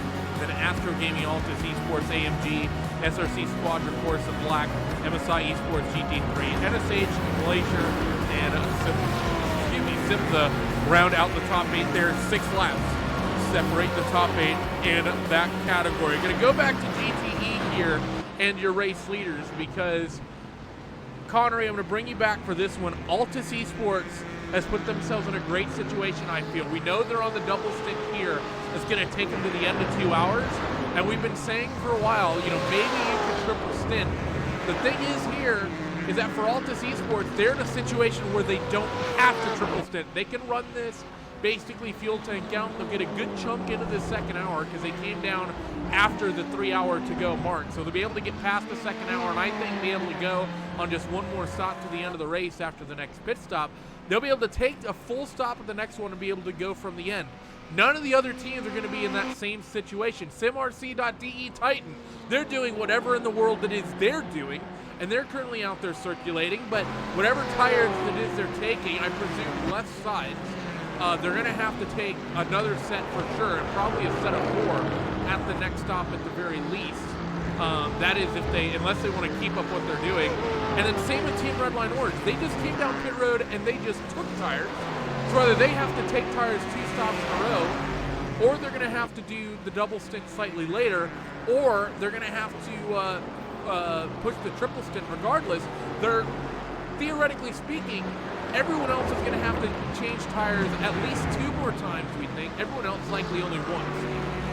Yeah, and that's what we like to see, at least for the top 3. So the top 3 cars in GTEs are all on completely different strategies here, which is absolutely awesome. This is all going to come to a head as soon as we get towards that checkered flag to see who has actually worked things out the best. You can see that Team Redline Orange car just coming up on a little bit of traffic here that's just going to impede them just a little bit, and well, they'll follow the prototype on the outside, which is probably the best bet, getting disposed of the Glacier Racing Mercedes as they head their way down the back straight. You can see we're almost pretty much in darkness here. There's still a little bit of twilight left in the sky there, but that will soon disappear and we'll be full night racing here. But on board with Verstappen into the chicane, you can see some portions of the racetrack where the marbles have also developed on the outside of the corner. Of course, that's the dynamic track in full effect there, same with the streaks of dark rubber that has been laid down on the racing line. So it's amazing, in a way, how far the simulation has come compared to 3 years ago, where we didn't have any of those things. Yeah, definitely is. More likely as this darkness comes down, we'll probably shift our coverage to a little bit more onboard shots as opposed to the TV cameras is once it gets really, really dark, all you basically see is headlights. And that's consistent with what happens in real life. I remember doing the 2016 25 Hours of Thunderhill, and that's when things got dark. There's no trackside lighting in that car, and it's what set of headlights are those, and hoping maybe to catch a glimpse of a car as another set of headlights maybe goes streaming by. But this is a fight for position, second overall in GTE. That right ahead of that Ford GTE car is the number 76 BMW M8 of Felix Lundig on the left side tires only, and working themselves down that back straightaway in towards the chicane. We know that Ford has had good speed in the slipstream here, Conroe. We saw that, well, we saw actually the Ferrari had the best, it seemed like, when Altus was getting the runs on Max and making efforts down in towards the chicane. But we know that Ford GT car can get up and get up to speed really quickly as well. Yeah, absolutely. It's pretty damn good in a straight line here as well, and we can get a good view of these coming towards turn 1. There's the crashing towards turn 2 and towards turn 3 is this red line car hunting down that lonesome BMW M8 in this race. The only entry that it was decided to use with the BMW M8 here, running in second place at the moment, but they are at risk of dropping down into third because Verstappen had a very good run there at turn 5. Yep, and for those wondering as well why we're so focused on this GTE fight, the honest-to-God answer is that there's not a lot of other close fights out there on the racetrack. You have this margin here. You also have that esports, the AAA esports white car. They were close, however, they have since lost the back of this Ford GTE. Is actually, I'm going to stop myself. Max might have a go here. 3 wide down this back straightaway with a prototype on the left-hand side. We saw a disaster with this a little bit earlier on, but let's see. Into the chicane, can Max slip by? Seems like the answer to that question is yes. So move that Team Redline orange car up into the second spot, and he made that look decisive as he's now going to start setting his sights on that Logitech G Altus Esports car running in the race lead. So Verstappen going to be a man on a mission, and now Felix Lundig under this next, the rest of this stint is going to try to manage the gap. Yeah, that was a little bit tight as it came off of turn 1. But back to my other point, really not a lot of other fights out there on the racetrack, Connery. There's a couple gaps that are maybe 10 or 20 seconds here or there. But especially when you get down into some of the other categories, I only see one battle that is within a few seconds. And besides that, it's like gaps of a minute, gaps of a lap. Yeah, that is the situation that we found ourselves in. So at least we did get a brief side-by-side battle there between Redline and, of course, SimRC.de Titan, but SimRC with at least all the tires on one half of their car is going to be always at a disadvantage in terms of that one in towards the chicane. You can just see how Team Redline Orange have been gaining on that Logitech G Altus Sports car. It was a 6.5 tenths of a second gain on that last lap. Of course, marginal gain lap before and a big gain. 45. Yeah, you know, he did. I didn't quite notice, and now you've just rejogged my memory of that one. Yes, of course. But outside the final corner this time around, 116.2 for Team Redline Orange compared to a 116.7 the last time around for Altus Esports. So Redline are gaining at around about half a second a lap here. And with the gap being around about 30 seconds, that would be 15 laps that they'll be in a position to strike for the race lead. And, well, that was some quick maths there and quick pass down over the lap traffic into the S's as well. Yeah, you could nearly bring that exact clip back into the calculation you just did. Look at all the traffic, by the way, in front of Max Verstappen, and him doing his best to try to reel this in. We'll go back to a roll bar cam, but you see, it's a mix of lap traffic and it's a mix of faster traffic, but there's nothing but cars everywhere. What'd you see? Also, it's getting late. I got my maths wrong, of course. It's half a second a lap from this point forwards. That would end up being 60 laps for him to try and catch up. I'll have to rectify myself there, which is well, if SimRC is taking 2 tires, maybe someone could go like 9 million laps on a stint of fuel. I mean, yeah. But we got about, well, next time Redline head their way across the line, have about 113 laps plus or minus a few in terms of the rest of the race distance here. Of course, not all of that will be done on one stint, of course, so we have that to factor in. As you can see, the flashing of the lights there for Verstappen into turn 1. Easy does it. Past the same class car of that Triton Racing car that currently runs at P17 overall. That is going to be P6 in class. So yeah, I got my maths right eventually. So you got your math wrong. So wait, so first you did the math, and then you said they were wrong, and then they weren't really that I corrected wrong, so them. then you said they were right. As Max is going to work his way around, and it's going to be that Altus Esports Mercedes. So definitely a team car to the one that's leading this category. You have a prototype that's getting caught up behind these guys. That is, I believe, it is Gresham Wagner of Super Sport Racing, and caught up behind that Merc just a little bit. Worried he might get a little impatient. Better than trying to work down the target racing car.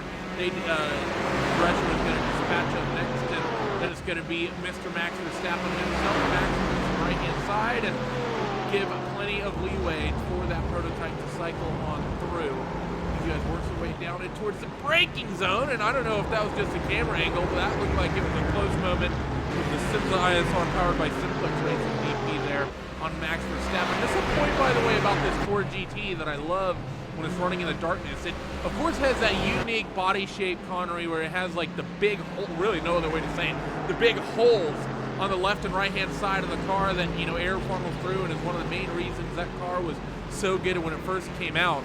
Some of the lights on the exterior of the car, of course, mounted on the inside of those arches. It really does give the Ford kind of a unique look as it comes through under darkness, just the way those lights are mounted. Lights that car in a really unique way to any of the other cars in the sim. Yeah, you can get a great view of it there on that Team Redline orange car. Nice eerie glow. I like the glow. It kind of gives me like a sort of neon Tron vibe. that's what the deal is there with the with the Well, it is Ford GTs. October. It's quite spooky. Oh yeah, of course. But it is the month of scary things happening, and you can see it's completely pitch black out there on circuit.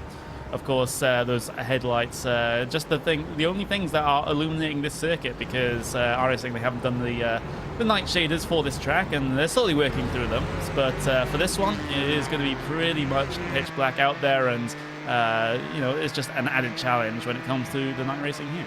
Yep, we're going to give this a couple more laps, and maybe Max can log a couple laps in clean air. I really want to see what the lap time differential is between him and our class leader, because right now this Redline car has to start tuning in, because they're basically going to have to win this race on pace. Now, something, of course, to note here, Connery, is that in theory, we talked about the different tire strategies. At this coming stop, everyone could, in theory, get on the same strategy as Altus Esports. The thing is that in order to do that, that means everyone's going to have to change tires an extra time relative to Altus Esports. We know Altus, they just skip tires and save themselves the 30 seconds on pit road, whereas this Redline car took the 30 seconds with the 4 tires, and SimRCT and Titan, they rolled a piece of dice and they low rolled it, and that means they had to take them to whatever they did. Diagonal tires. There we go. While they could, in theory, get on the same strategy, I don't think that's necessarily going to be the best play for them, because they're essentially giving up a potential 30-second advantage to swing the other way. Whereas if they come down this next time, they don't take tires at all. That's exactly what would happen. Yeah, indeed. And, as they head their way across the line once again, it's going to be a 116 flat. Well, 116.1, we'll round that up to, for Max Verstappen. And you can see how little he actually gained on that previous lap. He lopped off a huge amount of time on lap 349, about 7/10 of a second. But now it seems like that run has stalled out. Maybe a little bit of traffic influencing things there. And just to bring this sort of slightly off topic, Randy, and back towards the light discussion, I just want to see the FI approve underbody lighting. Like, just go full, I guess, iRacing in this particular game. Speed. Yeah, exactly. Go full Need for Speed Underground 2 with the underfloor lighting, and let's get these cars looking cool.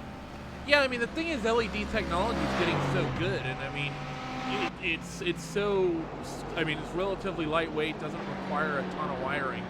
I don't disagree. I remember when I've seen events like club style events. It's always fun to see the custom ways people come up with lights and how they mount them on their car. That's one of the things hopefully maybe we get to do in the sim. Question in the chat: which one is Max Verstappen?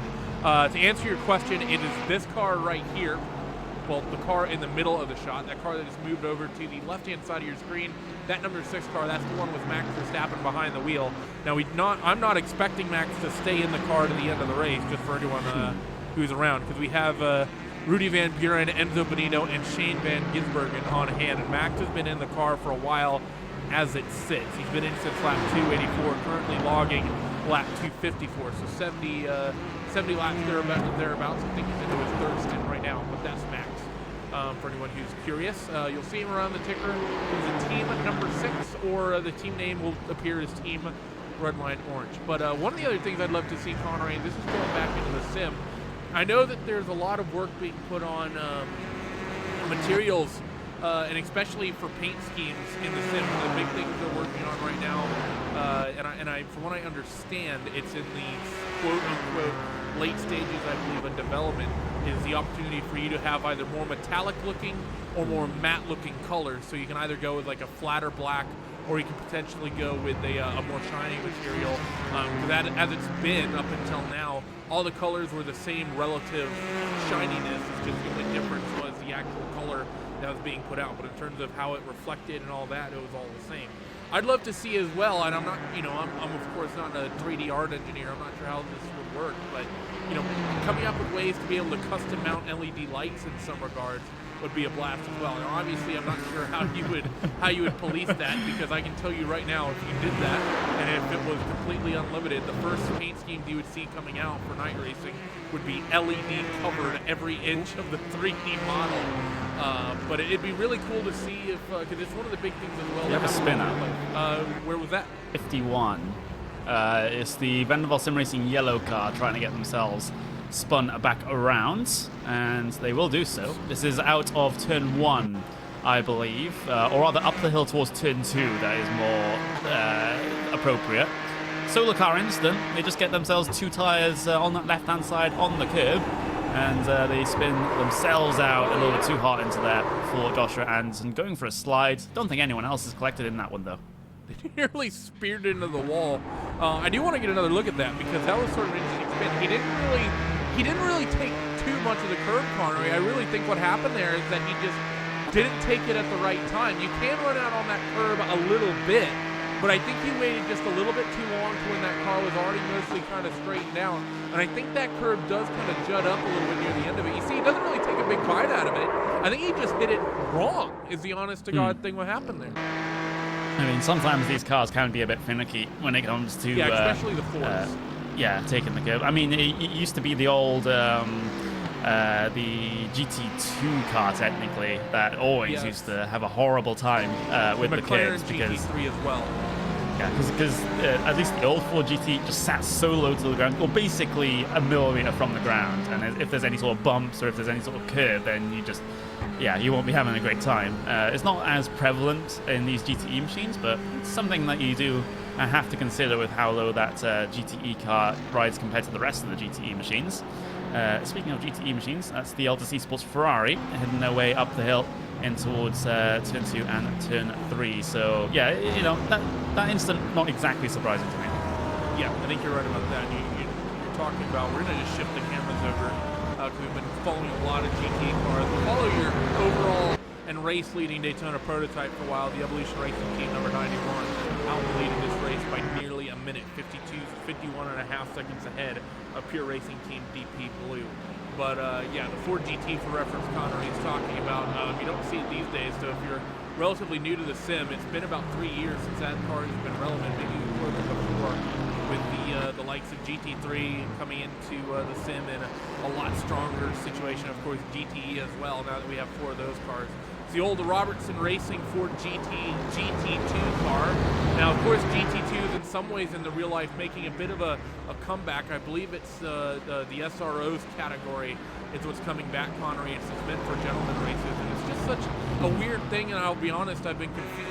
The way that GT categories have been named for years has always perplexed me, because you had GT1 for a long time, and then you had GT2, and that made sense. That made good sense. Of course, you had GT1 was sort of more factory efforts, generally speaking. You had Corvette, you had Aston. Of course, that category ended up dying, and it was eventually just Corvette and Aston until one of them was out as just a single manufacturer for a long time. but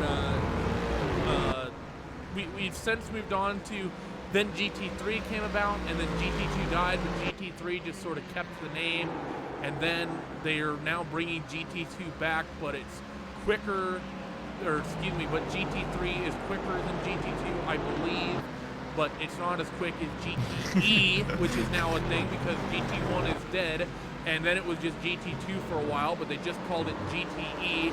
Occasionally you'll hear GTLM if you're talking about in IMSA categories. The naming of these categories, I think almost every 5 to 10 years or so, we have a big reset of categories. And I think we need to, every 5 or 10 years, we need to have just a big reset of the way they're getting named as well. At some point, I wouldn't be surprised, like once the new sort of the hypercar LMP1s come in, that would be named differently as well. At some point, probably. Yeah, you mean the prototypes that are really GT cars, but they're really prototypes that we're going to be getting. Yeah, it's the prototypes that are actually road legal cars, but they are still technically prototypes, which I just don't get. But yeah. You know, whatever. I mean, I understand the theory. I mean, it's sort of going to be a hypercar is going to be a twist on what IMSA did with DPI, where IMSA's entire philosophy with DPI was, can we come up with a category and can we maybe make it so the manufacturers can have some branding on the cars? Because, you know, they did that with the Cadillac, so they have, you know, maybe a little bit more manufacturer style branding. The Nissan sort of didn't really do that as well. And of course, actually, a similar effort somewhat happened with the Nissan LMP1 when they labeled it the GTR. But yeah, it's going to be really weird. It's especially going to be weird next year when we get the hypercars, and they're going to be out there with the LMP2s. And the LMP2s, you know, at the end of the day, they basically look like the old school LMP1. It's going to be really confusing for people watching, identifying what in the world is what, I think, next year in WEC. Yeah, that's you know, that is one of the problems. Oh, and of course there is also made another observation. Don't forget, we also have GT4 on the way for the sim, but GT4 another relevant thing in real life as well. Yeah, you know, you talk about gentleman racers. That's basically the defining class for them. You know, it's relatively underpowered compared to the rest of the GT race cars that you get to see. Plus, has ABS, has traction control, all of those sorts of driver assists. So you know, that's still going to be a bunch of fun though. Don't get me wrong, especially when they get to the iRacing service. So that one's going to be fun. And I'm seeing Neil say it all made sense until GT1 and GT2 died and GT3 became faster and faster. Yeah, there's some sort of, to bring up an esports term, power creep in the GT3 machines, I suppose. Yeah, let's not get into a power creep in Hearthstone, otherwise we'll start having to talk about how hurt my wallet has been. But yeah, it's been, and of course, you know, this also carries on as well to some of the confusing names that some of the manufacturers use for their cars. For example, the way I think you have to, Connery, I think the official way of learning and understanding Porsche namesakes and Porsche naming for their automobiles, they have to have access to a psychic and a Ouija board so that you can have a connection to a German engineer in the afterlife, and that's how you actually learn the naming conventions for Porsches. I mean, the only ones you need to know are 911 and of course the 919 hybrid. Yes, but you end up in the situation that we have now, where you have, so the Porsche Cup car we have on the sim is the Porsche it's a 911 GT3 Cup, but it's not a GT3 car.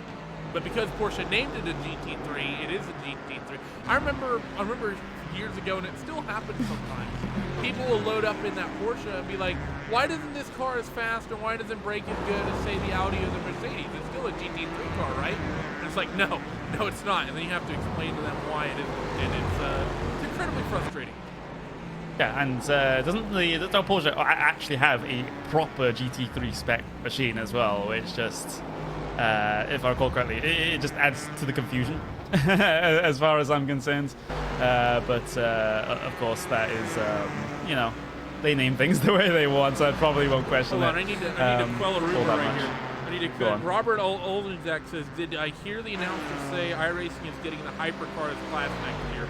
No, that did not know. That is not what we said. No. We're talking about when the World Endurance Championship gets hypercar next year. Now, Connery nearly started the rumor mill going during the BMW 120, the we're not going to be going off about that. Let's just say that the rumor that Connery nearly started, that's not actually a rumor at all. That's just Connery derping a little bit, but that's okay. We won't talk about derping on broadcast because I tend to take the cake and win that honor. Go on, though, Connery. Because Kevin, the head of iRacing marketing, Kevin Bobbitt, he's also on the iRacing podcast as well, isn't he? Yeah. But he was watching my co-commentator's stream of their like behind the scenes sort of thing, and he was in the chat as I said what I said, and he was like, Yes. "What?" Yeah, for context, you know what, I'll just say, for context, Connery and Paul were doing the BMW 120 event that just recently happened. And they were, of course, it was a 2-hour race. There was, maybe a little bit of boring filler time, and they were talking about it. And Connery wanted to talk about the Porsche GT4 car that had just been announced. But because it was a BMW sponsored event, Connery didn't want to promote Porsche. So Connery just said the unnamed GT4 car will soon be getting. And that's when the forum thread started getting posted of BMW GT4 confirmed. Now I'm going to be honest. I didn't see any form. I don't even think. Does BMW even have a GT4 car? They have the M4. Is it the M4? Yeah. I'll be honest. I don't pay as much attention to GT4 as I maybe should. It's a category I'm interested in, but I'll be honest. I'm a Ford fan, so I want the Mustang. But but Bobbitt was watching Paul was doing a behind-the-scenes stream, kind of give you an idea of what it's like for us commentating, and he was doing some picture-in-picture camera work for Hugo as well. But yeah, it's been an interesting one. Andrew in the Fourth Dimension is kind of been confused on what's been going on in this race. So, and there's been a little questions in the chat, and we'll just do a quick review. And we got the cameras pointed back at Max in the first place. So Max at one point was leading this race, came out on old tires, and he was getting chased down by this car that currently leads the way. They were fighting. This happened about an hour and a half ago. While they were fighting, Max cut across the nose of this Ferrari and spun himself, and he lost a whole bunch of time. Both of these cars are on opposite ends of the same strategy. So they're both skipping so they're both double stinting tires. So they'll come down pit road, they'll take a full set of tires. That set of tires will stay on the car for 2 hours, thereabouts roughly, and then they'll go back out. Fuel tank only lasts an hour, by the way, which is why we're saying double stinting. So the reason they're so spread out at the moment is that they're doing it offset from one another, which means that occasionally there's a little bit of overlap and they'll be close to each other, but other times it kind of equals out. Right now, the phase of the strategy that they are on, Max is on new tires pushing, and this Logitech G Altis car is on the second hour of the same set of tires. We'll bring the gaps back in to see what the comparison has been. As you can see, that gap's come down considerably. The log as me and Connery has been rambling, and it's now down to 18 seconds. You see that nearly 5-6 seconds reeled in over the last 3 laps is what Max Verstappen has been able to reel in. So this was going to flip-flop, though, because Max is likely going to catch this Ferrari, and what's likely going to happen is the Ferrari will probably take new tires, and if Max and company are smart, they will likely stay out, I think, on the old tires. Although that said, Connery, if Max gets there, I talked about the fact that, you could make the argument of it's less optimal to not change the tires if you give up a potential 30-second advantage.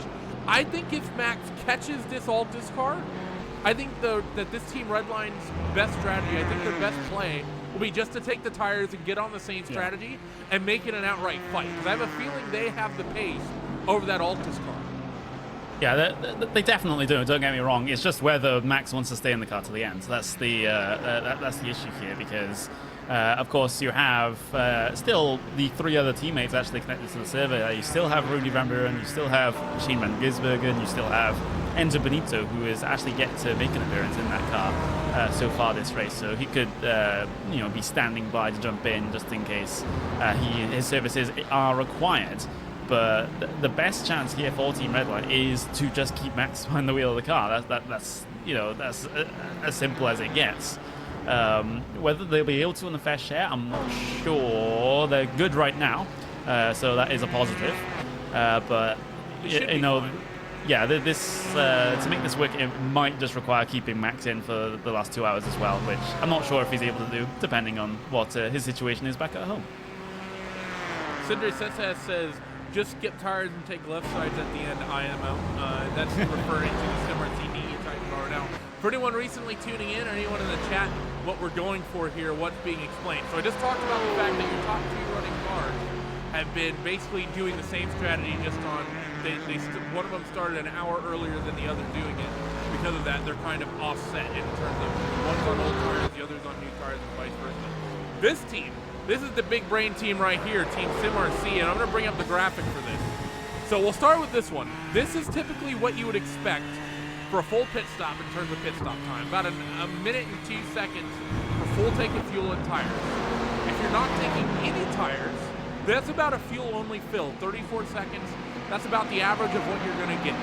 Then we move over to SimRC.de Titan at 46.8 seconds. That is enough time to tank a full tank of fuel, because we know when we watched it, it was 34 seconds, and then the car got jacked up, which means they spent 12 seconds taking tires.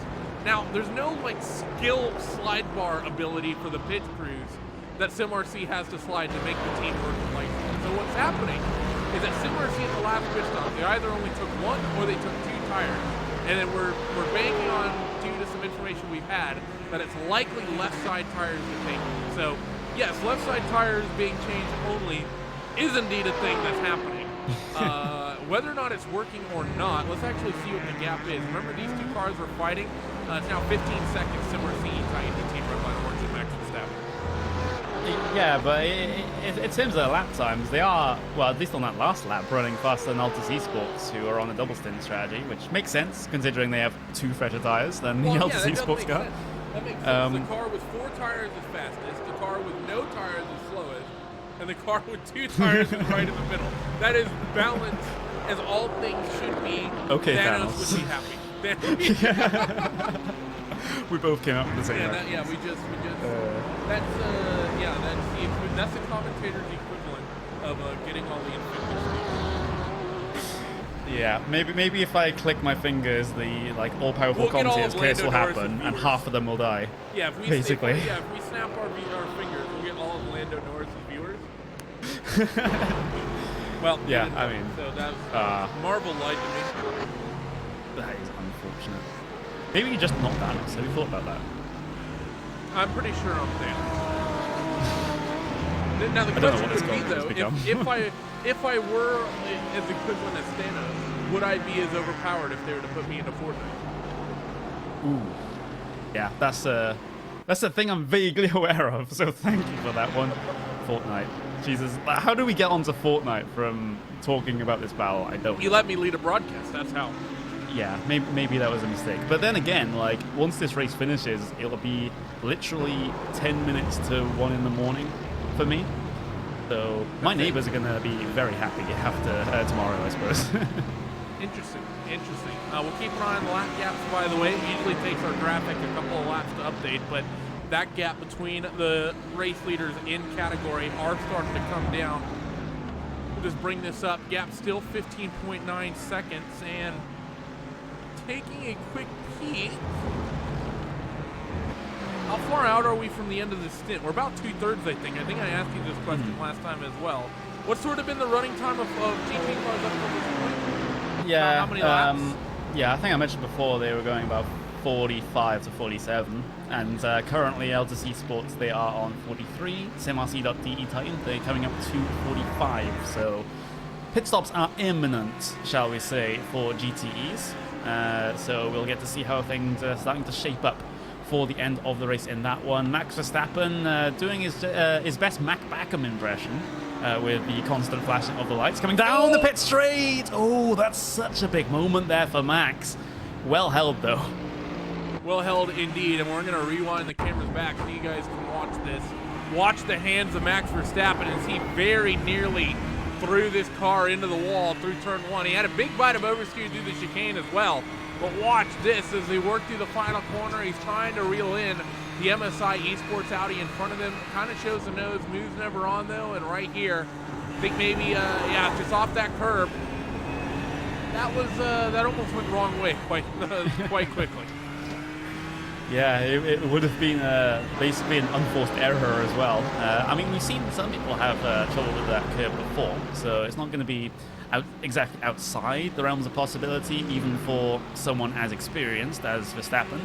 Well, he got away with it that time, able to keep hold of that car, which is not an easy task in some of these GTE machines, of course.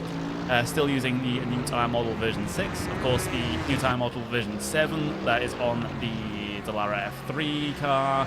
You have Audi TCR machine as well. Those are a lot more forgiving to slides. You can recover them a little bit easier than you're able to on than these cars on the older tyre model. So I guess once the new tyre model gets onto these cars, then maybe drivers will be less worried about slides like that. GT1 cars as well on the new tire model. That said, I know anyone who's been driving the TCR who might think, oh wow, the slides are really easy to save.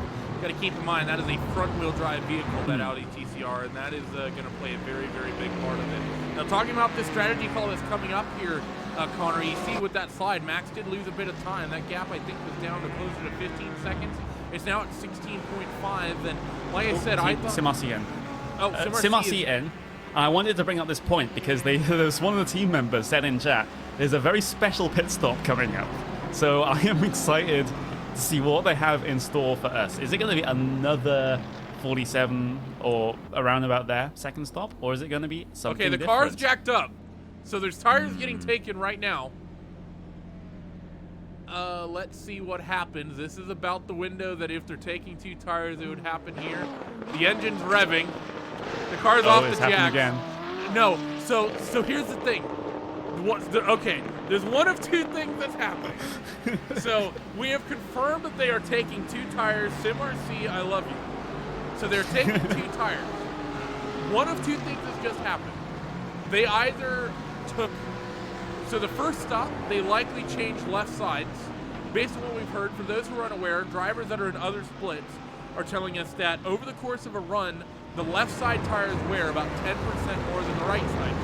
And that makes sense. I'll bring the track map back up again. And actually, no, it is going to be. So this is the number 76 car and the race leading number 43 you're seeing. As you can see, it's a very right-hand dominated circuit. Most of the high-stress corners go to the right. So because of that, it makes sense to change left side tires. Similar to what happens in NASCAR. NASCAR ovals, they all go to the left. They all go to the left. So when you want to take 2 tires, you take right side tires. So one of 2 things just happened. Either they just took left sides again and the right side tires are now really old and potentially pushing a triple stint, if not more, or they just took right side tires and now the left side tires are really old. So this is great. I don't care what happens. I don't care if they win. I don't care if Jürgen Frank throws it in the wall. This is 10 out of 10. Yeah, I wanna see what this culminates in. They're just in the chat memeing on us. They might be deliberately trolling us at Felix this point. is saying Like, who 9th knows? hour for right side and coming down. I'm not sure whether to take that seriously or if we're being trolled. That's some Joker image. Not sure if serious for sure. But regardless, strategy is here and is happening. We're expecting, I believe, Altus on pit road first, correct? Yes, we're expecting that they're about 1 lap ahead of AAA Esports White in terms of strategy. So yeah, they'll be the next car to come down. So let's see, just confirming. Yeah, so we had Altus Esports. They pit lap 325. Max Verstappen's in lap of lap 329. So because of that, we're going to keep our eyes. Well, actually, as I say it, down pit road comes the number 43 Altus Esports car. And what we're thinking based on their strategy of what makes sense, Connery, this likely has to be a full stop and they can double to the end. And I think they probably driver swap and get Yannick Lapshin out of that car as well. And it's only Tumos Tatella who's the only driver connected to the sim for them. And indeed, I think that's going to be the situation. And Tumos is the one who gets in. It'll take our graphic a little bit to update until Tumos goes around the left-hand side. But we do know that there is a new driver in the sim that's confirmed in the car. So now we just have to wait and see. Is it a 1-minute stop, or is it a 35-second stop, or is it a 47-second stop? I think the strategy here will be to take 4 tires for that Altus Esports Ferrari. There we go. up on the jacks. If that car drops down at 47 seconds, I don't know what to say. Yeah. But I'm expecting it to go for the 1 minute and a handful of seconds full pit stop service here. Hopefully I'm right. There's 47 seconds. No two-tire memes for Altus Esports. They're just getting four-bolted onto that car. We're seeing a normal pit stop, and it feels not normal. That's what's been going on. You see Pitts Road, a very busy place. I see a BMW in there. Is that the CRC car?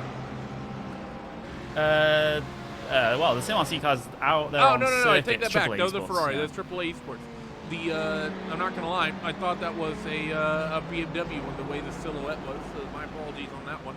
Because of course that car not very well illuminated, being last in line. Let's see what their strategy is actually going to be here, because they are relatively close to being part of this third place fight. That was a very interesting thing the lights just did on my screen. So they look like they're going for a full stop as well. Sidray says take 3 tires. Now that is in theory something you can 3 tires. well, I mean, teams took 1 tire back in the day. I remember the race that when Jorn Jens won the Blancpain GT race at Silverstone. That's exactly, well, he didn't do exactly that. He took only the left front at Silverstone. Actually, maybe in the right front. No, I think it was the left front. That was the first time we really saw the double stinting shenaniganry come into play at that level of competition. Now it's all eyes on this man, Max Verstappen. And he does have his full slew of teammates on hand. Rudy Van Buren and Shane Van Gisbergen, they've both done stints in this car thus far.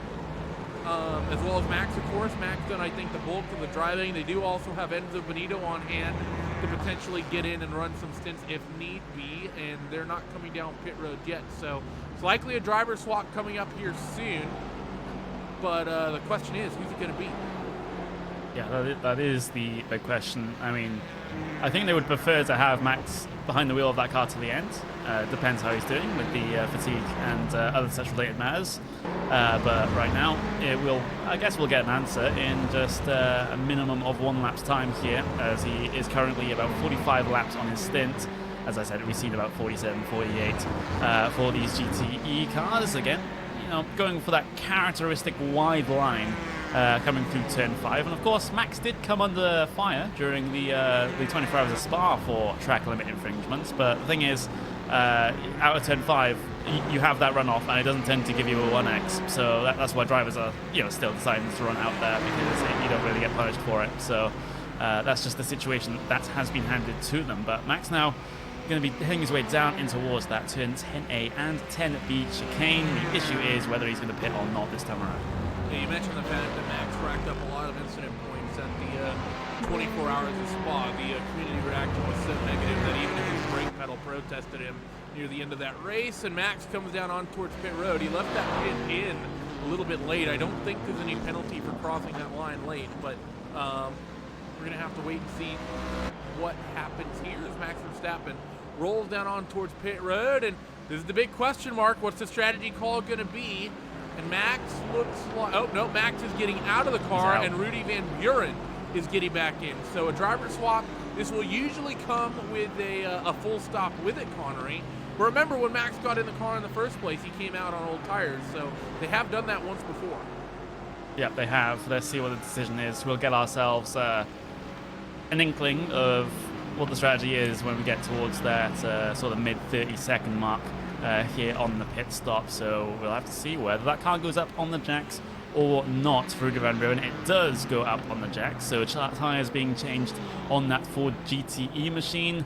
You can see the Vanderbilt Sim Racing yellow car just getting itself into its pit stall ahead of him. That's currently the P5 running car in GTEs, and it's going to be Van Buren getting himself ready to drop off those jacks. 4 tires here for this Ford GTE to, go for the double stint for the end of the race. That's going to be the tires that are going to bring them to the checkered flag. Yep, so your race-leading cars, first and second in GTE, your top 2 on the same strategy. They've opted to equalize here. Where's the Logitech G Altus Esports car? They're actually circulating through the S's right now, so the gap's already pretty big. We'll get an idea of what it was when this is all done and dusted. Remember, the gap was about 15 seconds when Altus Esports came down pit road. So we'll have to see if somehow, some way, they've been able to reel in any time. But that's like we said, Connery, if they were to do this, which is not, I mean, this is not a horrible option for them, but they do potentially lose that 30-second advantage from double stinting that they could have had. I mean, you mentioned the gap being about 15 seconds when the pit stop phase started. The gap now stands at 16 seconds, so Altus Esports able to gain a second through that whole pit stop phase. So they'll be happy about that one. That was just 2 out laps, I believe, that they had on the fresher tires to try and be able to do that one. So they're sitting pretty right now, and since that red line car is now still basically on their strategy, that gap is the real gap out there on circuit. It's not some theoretical strategic gap. That is the time between the 2 cars, because they're already on the same strategy. We have a spinner up there, though. That is going to be the number 90 ERT car. That's the P3. Yeah, that's the P3 ERT car that has had an issue. It's the exit of turn 1 curb strikes again, it seems. And does it collect one of the Altus Esports cars, the GT3s? No, the GT3 car's able to get out of the way, but let's have a look at the replay. You'll see it once again. Exit curb out of turn 1.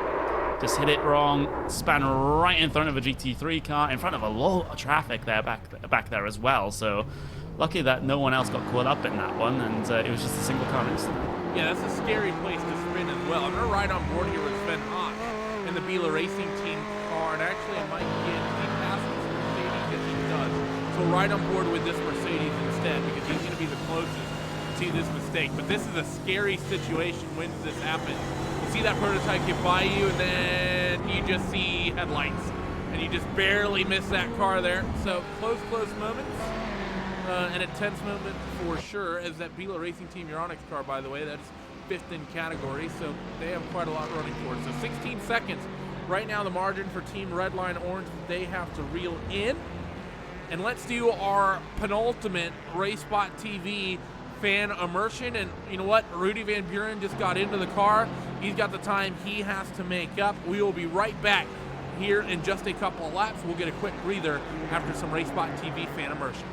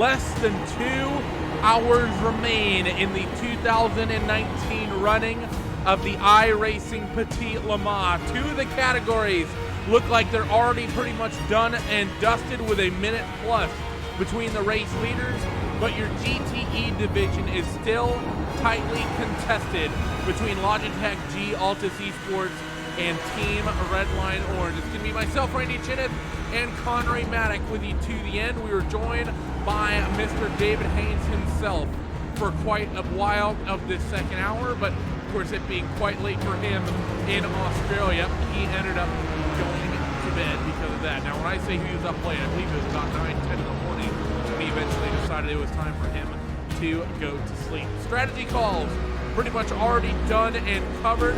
Not much really happening, although that said, the third place running car of SimRC Titan and Jurgen Frank only about 5 seconds off the back of the duo of cars out ahead of them. And Connery, that's really going to be the big talking point here, I think, of our next hour as we prepare for the last round of pit stops.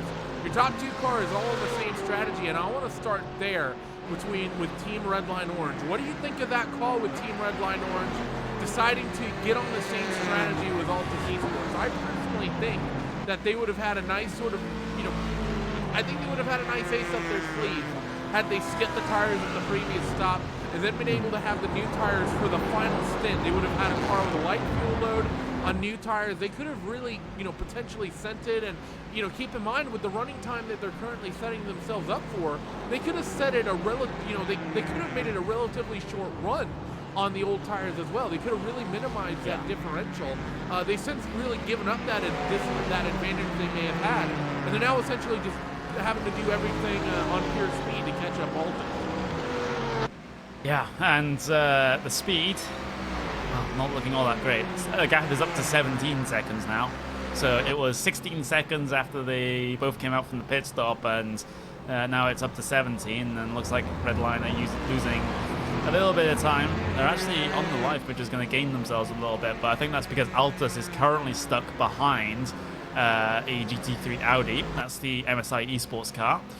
So that's going to lose them a little bit of time here. So that gap back down to around about 16 and 6/10 seconds right now. But still, it's a long road back here for Team Redline. Of course, themselves and the Altus Esports car did tangle for the race lead just about an hour or so ago.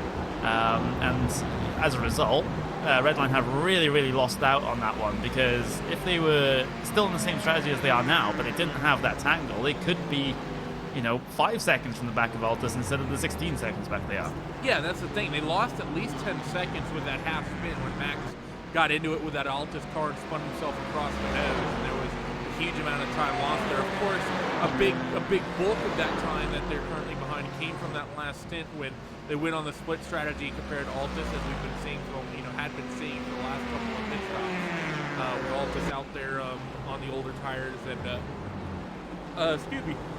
and Redline going out there with new tires, taking the extra 30 seconds on the stop. Now, continuing the strategy discussion, what in the world does this team do? Because SimRC is not very far off the likes of Jurgen Frank. Whatever they've done, they're actually somewhat nicely managing the gap. I'll bring up our lap time comparison here, and as you can see, he's kind of just staying roughly equal with what Team Redline Orange and Rudy Van Buren is able to do with Jurgen Frank. So he's not losing tons of time, but he's not really gaining time either. He's just kind of sitting stable in that third position.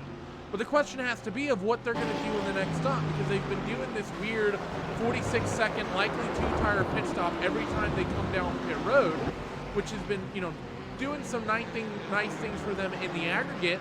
But next time they come down pit road, they're going to be on for, their competitors will be on for the double stint, and they're likely going to be going on. And I don't think they can double stint tires with what they've been doing. I think, because the way it seems, they're already double stinting one side of the car versus the other, if not potentially triple stinting one side of the car versus the other. So they're definitely going to have to take two tires in the next stop. I guess the question has to be is how much pace is in 2 tires versus 4 compared to a completely old set? Yeah, that's, that is the big question here for the end of the race. And we're getting to the point now where the tire wear is going to be at its least at this stage. Track temperature 35 degrees Celsius, whereas we did see above 40 for the daytime part of the race. So the tires are going to survive a lot longer on those double stints. So that will factor into how things turn out here at the end of the event. Just as a different sort of topic here, I think right now, I've actually been keeping an eye on Vendor Sim Racing White in the 24 race leading GT3 machine because, well, they have a minute over Williams Jim Esports Azuri, and I'm just wondering whether they'll be able to lap the entirety of the GT3 field by the end of this race. They're not far off of it. Yeah, the maths kind of starts to work out in their favor. So I guess if you do want a storyline that isn't that GTE battle, then this is going to be one of them, because it's about the only interesting thing that's happening in the other two classes. There's another relatively close fight that's well down the running order in GTE. This is for, I believe, 8th in class. This is a Glacier Racing car. They're 8/10ths off the 7th place car of Simba ISR, powered by Simplex Racing GT3. And they've actually, that gap's actually starting to open back up. They've had the last couple laps have not been nice to them whatsoever. That gap was closer, and I think they're just catching a ton of traffic. You see as well a very ragged looking Audi, I must say, starting to really harass Timo Jarvi, something like that. Finished his not the native tongue here in San Diego, unfortunately. So that's my best effort done and dusted. But outside of this, I saw Cindre mention in the chat as well that we're kind of just stalking Max Verstappen. Problem is, there's nothing else going on. There's this fight that's within a second, a couple of other fights that are kind of within half a minute. But besides that, the GTE lead fight is really the one that's interesting and the one that's nice keeping an eye on. I mean, your class leading category, your top class right now, the intervals I see are 1 minute first to second, and then it's a lap second to third, and then it's another lap third to fourth, and then it's another lap fourth to fifth, and then a minute fifth to sixth, and then a lap sixth to seventh, and then 2 laps seventh to eighth, and that's on. And then you're still a couple other cars as well. Everything but this GTE category and a couple kind of backmarker fights in GT3 is pretty much just spread out. I mean, and even these backmarker fights, currently the one for the Simsa car and the Glacier Racing car, well, they are 23 laps and 7 laps on a stint respectively. So there's going to be a bit of a difference between those two concerning the fuel loads and concerning the state of the tires as well. So that's something to keep in mind when you see a battle like that out there on circuit. But we do have about an hour and a half to go here, and at some point this race will become alive, because I remember way back when we've had like previous Petit Le Mans and things like that, where things have just gone bonkers inside the final hour. I'm just kind of hoping that we get silly hour inside the final hour once again here. So you're hoping maybe some teams won't. Maybe some teams won't. But just for the sake of the show and for the sake of the stream, I just want things to just go carnage. Yeah, I mean, it's very likely to happen, especially, I mean, all of your top 3 cars from here on out are going to be pushing as hard as they can. There might be a little bit being left on the table by these top 2 because, again, they're double stinting the tires. They may try to leave a little bit of tire life in them for that final stint, but your top 2 are pretty much going to be pushing as hard as the cars will allow them to, and then SimRCE.de Titan, they're going to be pushing as hard as they can with the tire strategy they're going with. So, I mean, it's not unlikely that if, a big moment in traffic happens, if one of these drivers feels, we need to pick up this time, I need to clear this one car, because if I don't, then I get caught up for huge amounts, then maybe someone shows the nose where they shouldn't be, or maybe they close a door that they shouldn't close, and it could cost them a ton of time. It is something we always talk about, especially here, like we said, Road Atlanta, such a short track, you're dealing with traffic so much more frequently than you are anywhere else.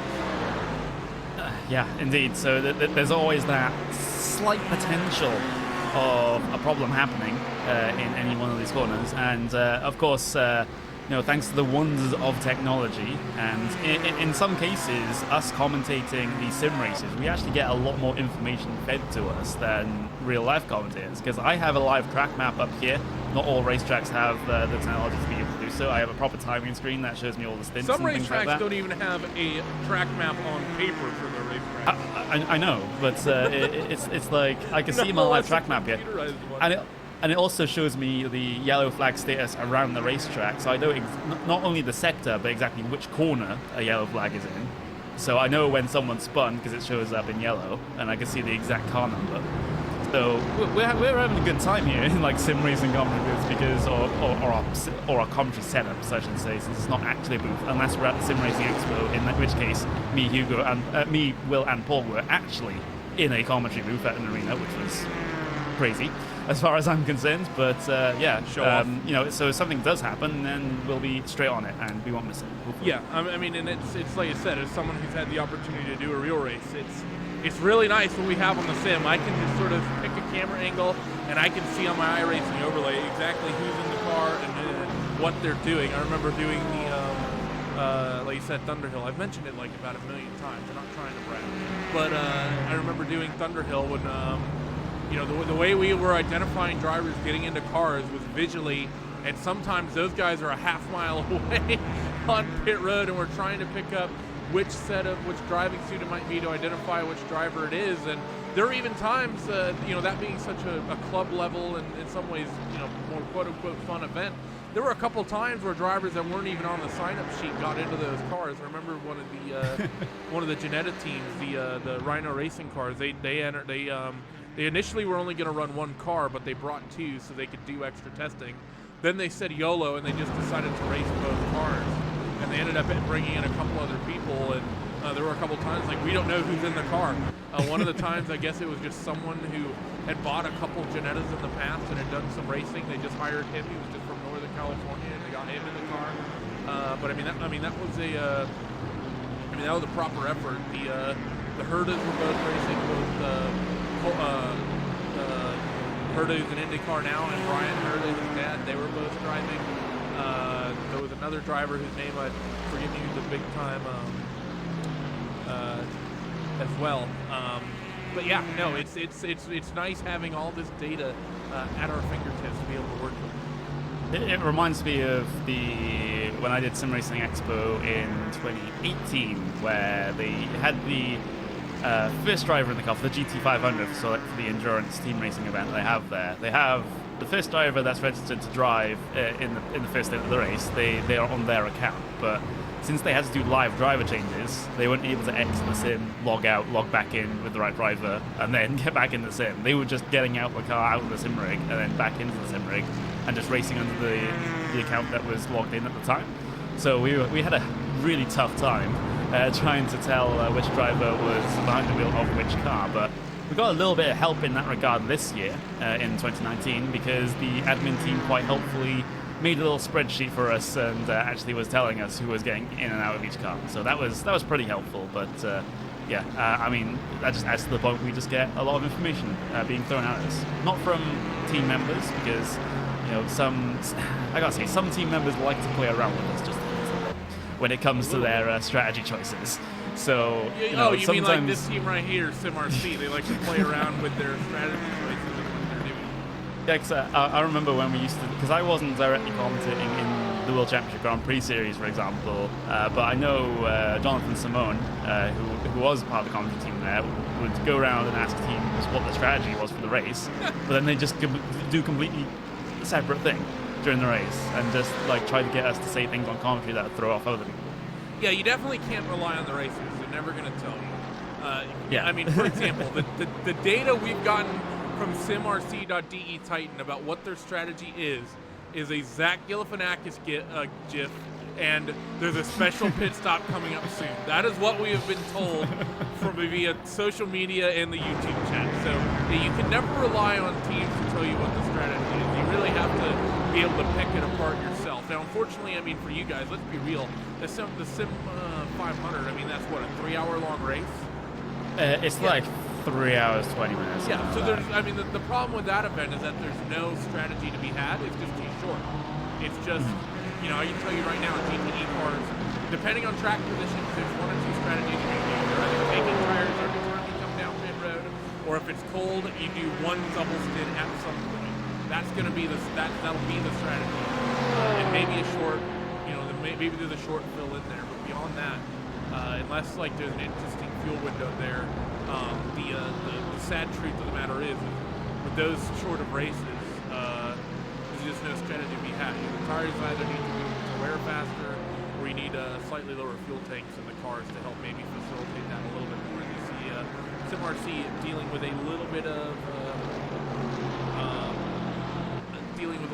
traffic out there right there as well. And like you said, Connery, at the same time, not only will team members, not only will they like actively not help in any way of identifying what their strategy is, sometimes they will always support their teammates. We had that in the Rallycross World Championship opener today with Mitchell de Jong, and in the race, Mitchell, he kind of waited a couple laps to take his Joker lap, his shortcut, and both me and Johnny were kind of like, he needs to take the Joker, he's losing time in traffic. He was right on the back of Josh Fox, and there was one moment in particular, he was going to a long left-hander after the hairpin at Atlanta Motor Speedway, and we watched him bump the back of the car in front of Josh Fox, and he lost about 50 yards of time. He lost a couple tenths, and we were like, he's losing so much time, and the people were in the chat, and a couple of them were Rwanda people, and they were like, he knows what he's doing, he's got a plan, blah, blah, blah, blah, blah. And then he ends up jokering eventually, and he's lost about 2 seconds compared to where he had been. And then in the interview, he's like, oh yeah, I lost about a second and a half behind Josh Fox. So it's like, bruh, like sometimes we know a little bit about what we're talking about. Sometimes we do. Sometimes we make mistakes, but that's just that's just us being human, I suppose, in that respect. But with what car do we have on screen for you right now? That's going to be the SimRC car, isn't it? Yeah, that's the only BMW. So they're going to make their way by on the SRC Squadra Corsa Black car, who haven't really got a lot of broadcast time. But let's be honest, not a lot of those GT3 cars have had a lot of broadcast time in this race. They seem to be rather quiet here in this one, but SimRC, they've gotten themselves some broadcast time for their sponsors because of their wacky decisions, I suppose. Well, so not only that, but they're close to the leader. They're relevant. Yeah, they are relevant. You got to be careful there, because you can't be calling teams irrelevant. Well, they might be they're angry in the relevant chat. to the end result of the race. I don't mean like, oh, their organization is irrelevant. I just mean like for example, if I were doing a baseball broadcast, I'm not going to be screaming about a left fielder when the ball is hit to right field. That's probably the best analogy to be fair. Yeah, it's just they're out there and they're logging laps. It's just that's it. They're out there and they're logging laps. Not saying they're not trying to go fast, or maybe there's not a gap they're trying to reel in, but like I did this with the DP field, but the gaps are just enormous in GT3. The gap between, let me just double check I'm referencing the correct car as the race leader, and indeed it is. The gaps right now in GT3 are a lap, 54 seconds, a lap, 14 seconds, 51 seconds, 8 laps, 45. So, I mean, the gaps are just absolutely humongous here as they sit out there and they're cycled through. So that's why we're doing so much looking at this category here. And actually, AAA Esports White, I believe, they're not a team that's entirely out of the woods just yet either. Especially with that fight with that third place running car. They've just taken their full stop, Connery. And they're about 40 seconds off the back of that SimRC car. So when SimRC is going to do whatever they're going to do in this upcoming final hour, AAA might be close enough to make something of this. Yeah, they could well be. Like I said, 42 seconds off of them right now. They have a couple of laps in hand. In terms of the pit stops, they did take tires last time they were down on towards the lane, whereas SimRC are going for this alternate strategy, which is probably the nice way to put it. As I can't hate on it too much. They're keeping themselves in contention. They're keeping themselves in P3, so it can't be all that bad, all things considered. Just to give you a little bit of an update on that gap between Altus and Redline, well, that gap is up to 18.5 seconds now. So it's not looking good for Team Redline. They need that, that sort of time swing, but in the other direction, I'd have to argue, for them to be competitive at the end of this race. So unless they have some magic they can pull off inside the final hour here, or if there's, outside influence when it comes to that Aldous esports car, touch wood, then it looks like Alta's going to be able to run away with this one. We're going to have a quick chat with actually one of the drivers in that GT3 division, though, and actually another Altus teammate, Josh Thompson, driver of the number 83 car that currently runs third in category, currently driving Mercedes. It's just the cameras over here as well. And Josh, you guys are having a good go of it, leading GTE at the moment, third place in GT3. It's a pretty successful day for you guys out there down under. Yeah, it's actually going really well. To say the GT3 effort was a pretty much a last-minute decision. I got asked to do it on Thursday night of the race, so for us to be P3 is basically a win. And yeah, the GTE guys giving it a good run for the win. It's a pretty good effort so far. And then talking about, of course, that GT3 division, we've been talking about it for a while. The fact that, really so many of the categories have gotten spread out, and we've really been just talking about GTE, it seems like, for the last 2.5 hours, because in the other categories the gaps are just so big, there's not much going on. What's going on with you guys and what's happened in the GT3 field? I know that typically, we talked about it a bit, just how short this lap is around this place, that there's always traffic coming through, and the unfortunate and sad truth that comes with that is the slower category will often get bullied by the prototypes and the quicker GT cars because of that. There's just been attrition that's really divided up that category, just with incidents over the course of this race. Yeah, as you said, the word bullied, yeah, I'd go with that. There's been some questionable moments, I'd say, through the race. We've had a few scary incidents with a few DPs here and there spinning off, so just got to be on your toes. But yeah, the GT3 field spread out really fast. Obviously, there's a bit of a cluster at the start of the race, and Vendevan managed to get away. Then, obviously, Williams managed to get away as well. Then there's a massive train third. But to be honest, I think those two teams had it kind of sewn up already. They just had, I think, a bit more patience than anyone else. So, fair play to those guys. So for us, we've just kept our heads down. Had a battle with Simplex for third for quite a while, but obviously they got caught up in an incident with a back marker in the DP category. Now I have to ask you this question because I know you're experienced enough. Not only in the I know you're running the GT3 car, but there's been big talking points about one of the teams your sister team is fighting in GTE, that SimRC car that is doing a strategy no one can identify.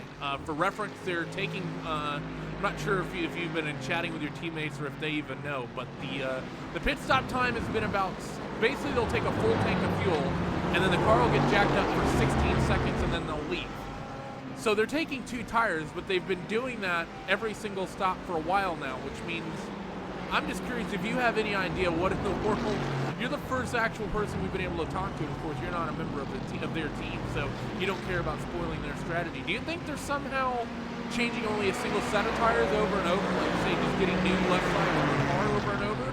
Or do you think they're likely just exchanging lefts and rights on opposing pit stops? It's interesting that, actually, because you don't really see it happen. With a GT3, we've been struggling with the front left quite a lot, because obviously we're turn 1. Right. So maybe it could be something like, I know the GT's not as harsh on the tyre because it's a bit of a lighter car compared to the GT3s. So maybe they're probably going like 1 front or 2 fronts and then going 2 rears at the next stop so it balances it out. So basically they're taking a full set of tyres but over 2 stops, so they're losing half the time. Which I think is quite a smart idea. Obviously, I think they've got a gap, not paid attention to the actual GTE battle, sadly. But obviously to them, they might have got nothing to lose, might have got a decent gap back, and it might be a good way to put pressure on the front 2 just in case something happens, because there's still an hour to go. Anything can happen here. It's such a short track. Yeah, I will say your team's looking pretty good, by the way. Your top 2 strategies pretty much done and dusted. The second place running red line orange car, they decided to equalize and get on the same tire strategy at the last pit stop. So it's basically all pace from here. Then other than that, it's just SimRC doing their big brain 2-tire stop every single time they come down pit road. But thanks for talking to us, Josh, and good job to you guys having a strong 3rd place run. Before we let you go, who gets it done for not only that car but that entire organization? Who's been getting it done for you guys this race and the whole team effort? So first off, I'm just going to say massive thanks to Simon Altus. Obviously, without him, I wouldn't have even had this drive. Obviously, it's a massive shame that Bo Albert couldn't do this race, but due to him being ill, got drafted in. So massive thanks for letting me have the opportunity. Obviously, Zach, who's in the car now, fantastic effort by him, doing the commitment, obviously limited testing as well. The other GT car with Yannick and Thomas in it, they've done an absolutely fantastic job, so I do hope they bring it home. Obviously, all the sponsors, Altus, obviously, and you guys for doing the broadcast. And finally, a little random shout out, but the TM guys who are in a lower split, obviously I get on with them quite well, so they're doing well in their split, so I thought I'd give them a little shout out. Well, I'm sure they'll appreciate it, Josh. So good job to you guys running third and bringing home clean over this next hour and a quarter. Cheers, guys. All right, so there he was, Josh Thompson, driver in that number 83 car. We've had the cameras pointed out for a bit. We'll shift it actually to their team Ferrari, who's actually just behind them, actually. That is the Altus GT3 see just ahead of them. So I go to change the camera angles, and it just ends up being the same camera angles, Connery. Yeah, it does. I mean, trackcam22.com for our camera angles, I suppose, provided to us by Esteban Ballo. Of course, very hard worker when it comes to these camera angles that we get to show on the broadcast, and we are very grateful for his work. As I will try to recover you slightly dissing in there, I suppose, with that track cam comment, as we'll get ourselves. No. What I meant was I went to move the cameras. Like I went to click on. Yeah, no. I went to click on a different car because I wanted to go to the GTE leader, and they were so close together that it was the same. It had nothing to do with the camera pack. It just had to do with I wasn't expecting them to be right next to each other because I moved from one Altus car to the other. Oh, there we go. Well, both of the Altus cars, yeah, you can see that now, as they are just inside the same shot there, coming through the S's, as that GTE Ferrari just tries to pull away just a little bit. That race-leading GTE Ferrari, of course, almost 20 seconds now is the gap between Altus and Team Redline. Is this Redline getting themselves involved in traffic, or is this just Redline now deciding that maybe this race lead has got away from them? I mean, maybe a little bit, but I don't think it's... I think if they're making the call now, it's been too long. I think they may have waited a little bit too long. Like I said, when we were talking about the strategy calls, Connery, we both kind of said we didn't, that they had two options, but they could either equalize the strategy or they could try to take that extra tire advantage in towards that final stop. And they obviously chose the safe route. And this is the honest, this is just the end result of taking, I think, the safe strategy. You run the risk of if you do that, and if your driver doesn't have the speed, you're just going to lose the time. And you're going to have no way to wrestle it back. Yeah, absolutely. And at this stage of the race, you're looking at an hour and 10 minutes left in this race, and you're still having to try to surmount a 20-second gap, and that gap is continuing to get ever larger. And since these guys are on the same strategy now, it is not really all that much you can do in terms of the next pit stop, because you'll both pretty much be doing the exact same thing, plus or minus a couple of laps worth of fuel. And 20 seconds isn't a couple of laps worth of fuel sort of margin, so it's a tough situation here for Redline. Of course, they will be okay with a second place finish, considering everything that's happened to them in this event. Of course, they had that bit of contact just a couple of hours ago. They've been involved in contact with I believe it was the Thrustmaster Ivano car towards the middle of the race as well, that lost them around about 5 or 10 seconds. So it's been trials and tribulations for Team Redline, but they are still out there, still going relatively strong, still on for a second step of the podium. And you do also have to remember that they still have a little bit of rear end damage to the rear right of that Ford GT, which is going to be hampering their pace a little bit. So the fact that they're able to keep on sort of just off of race leading pace is a testament to how well that team's doing.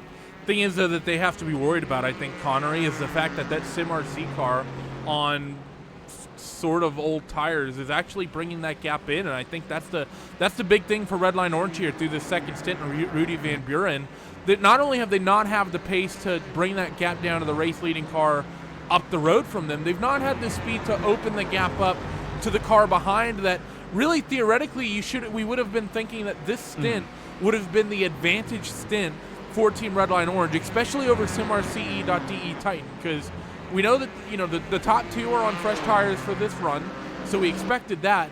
And we saw that SimRC did the two tire thing again.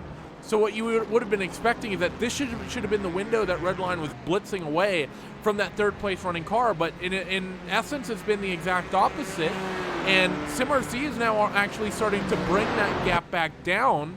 And then when we eventually get through the next cycle, you're going to have your top two on old tires and SimRC likely on two new tires. If they're outpacing Redline now, they're going to be outpacing them surely when the fuel level gets brought back up. I mean, Redline, they were about 9/10 of a second off the pace on that last lap. They did a 1:17 flat. That is not ideal by any means. That was affected by a bit of GT3 traffic, yes, but it's still a pretty tough one to take on the chin. Yeah, they just went almost exactly a second quicker than their last lap. So, that's sometimes how much traffic can really affect things here. And just having a look at SimRC.de Titans, they were about 1/10 of not even 1/10 of a second slower. That's more like 0.02 of a second slower on that last lap. So they're keeping pace here, despite having to deal with basically the same traffic that Redline has to deal with. Yeah, with two older tires. For comparison, by the way, last trip around the racetrack for Logitech G Altus Esports of 15.890. So we'll bring this graphic back up, and you can see what the losses have been like for Rudy Van Buren the last handful of laps. Now, it could very well be a situation, Connery, with the lap traffic out there. You kind of mentioned it. I mean, there could be some big gains and losses just coming from the traffic, and maybe Rudy's just not having any luck for that reason. But really seems like at the moment that he just doesn't have the speed in that car, because it's not just been a single lap here, a single lap there. It has consistently been a couple tenths every single lap as they go.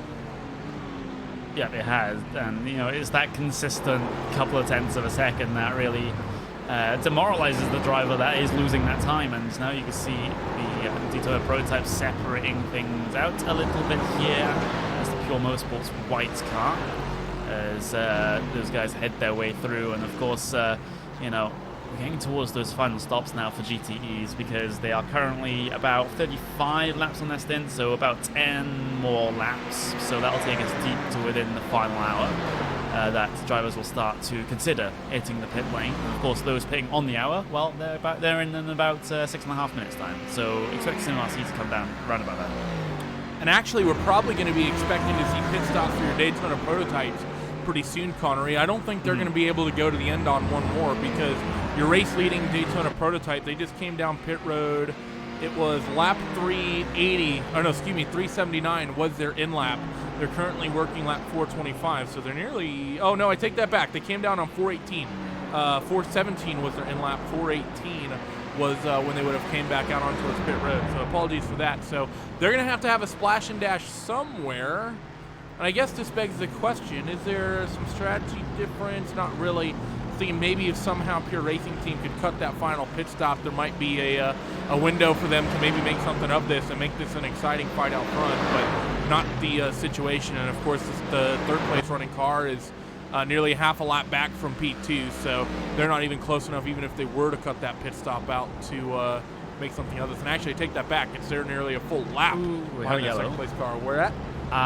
The 211, which is the AAA Esports car. So that's the top 4 car in your GTE field. Having a couple of problems. Is it contact? Not initially.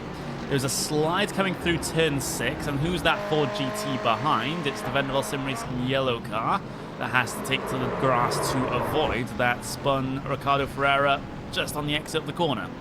Yep, so just a bite of oversteer there. We'll get another look and we're right on board.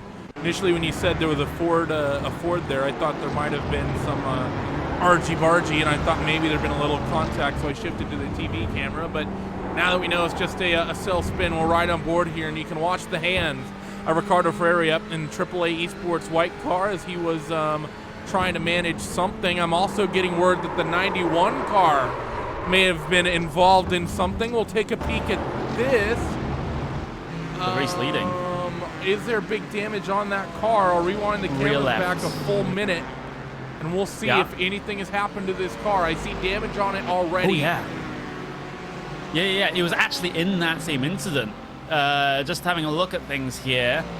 Jamie Fluke behind the wheel of the ERT car, and they actually collected damage from the Vendaval Sim Racing car. As the Vendaval Sim Racing car was actually coming up towards that incident, we're going to have to run this replay through since this is a little bit earlier on in the lap, and they're coming down the S's right now. But coming in towards turn 6 this time around, it will be that Vendaval Sim Racing yellow car, the Ford GT in the middle, that runs into the back of the Daytona prototype that's currently behind them. So you see that Daytona prototype out of turn 5 will get the run on the 2 GT cars, and they'll sling it down the right-hand side of the Ford GT. You can see AAA Esports, they will lose the car coming through the corner, and then all of a sudden, bam, Ford GT right in the rear end. We'll rewind this just a little bit more so you can get another shot.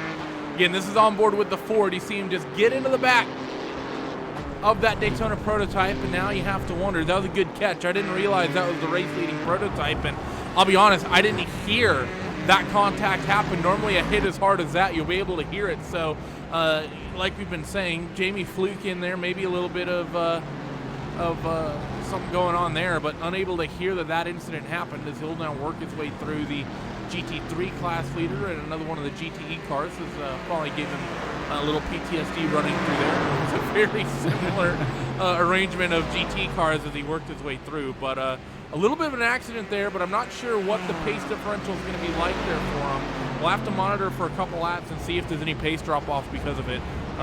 Initial reaction is no, because the lap that happened, he did a 15.1, but he did a 13.4 the lap before, and he did a 13.7 the lap after. So it doesn't seem like a major drop in pace. We'll have to see what this lap time is. Yeah, it's going to be 14.7 that time around, but obviously they were dealing with the traffic once again. So, you know, is any lap time truly representative around here at this stage of the race is the question that you have to be asking, with how constant the lap traffic is, especially for these Daytona prototypes, as they'll get themselves stuck behind the Radicals Online for GTE. So this one's not going to be a representative lap time either, but they seem to be okay, which is quite a nice thing to hear, especially if you're ERT at this stage. Or, I guess, since it is basically an Apex Racing Team livery, we can also call it an Apex Racing Team. But right now, still running relatively well, despite that damage on the rear left that you can see. It's, you know, the headlight, or rather the tail light, has been pushed in a bit. The diffuser on the driver's left-hand side's been pushed up, but it doesn't seem to be affecting them that much. Yeah, it is one of the things that's somewhat fortunate, especially with such a rushing blow like that. They really took that contact in one of the better spots to get hit with it. And you see that car squirming around a little bit as they went through the chicane. Let's see off the final corner how much that Ford GT actually held them up, because through the S's it didn't seem like it was that bad. Although they seem to have lost a bit of time again, 14.416.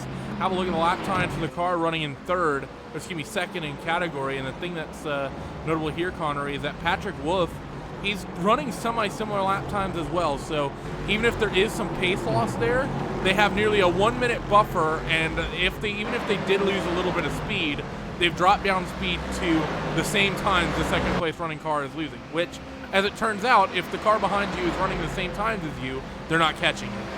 And the fastest DP out there is the other Evolution Racing Team car, that's number 90, and they did a 13.6 last time around, 113.6. So it's they're going rather quickly out there on circuit, just finding themselves a little bit of clear air, I think, for that car to be able to run in, which is quite a rare occasion in these Daytona prototypes. Here at Road Atlanta, we are just getting ourselves a couple of seconds away from getting 1 hour to go, so it's going to be 60 minutes. 1 hour to go now in the 2019 running of the iRacing Petit Le Mans, and everything is definitely still up in the air in the GTE category. If you're just joining us, this is the fight with all the action in it. Your top two separated by only about 20 seconds there or thereabouts on the racetrack. They were much closer than this for a period. Then they came together, and they've sort of settled at this margin after the last couple sequences of pit stops. Your top two on the same strategy. Third place running car in this GTE fight is doing something very interesting with 2 tire stops. And of course now, like we've said, Connery, an hour to go.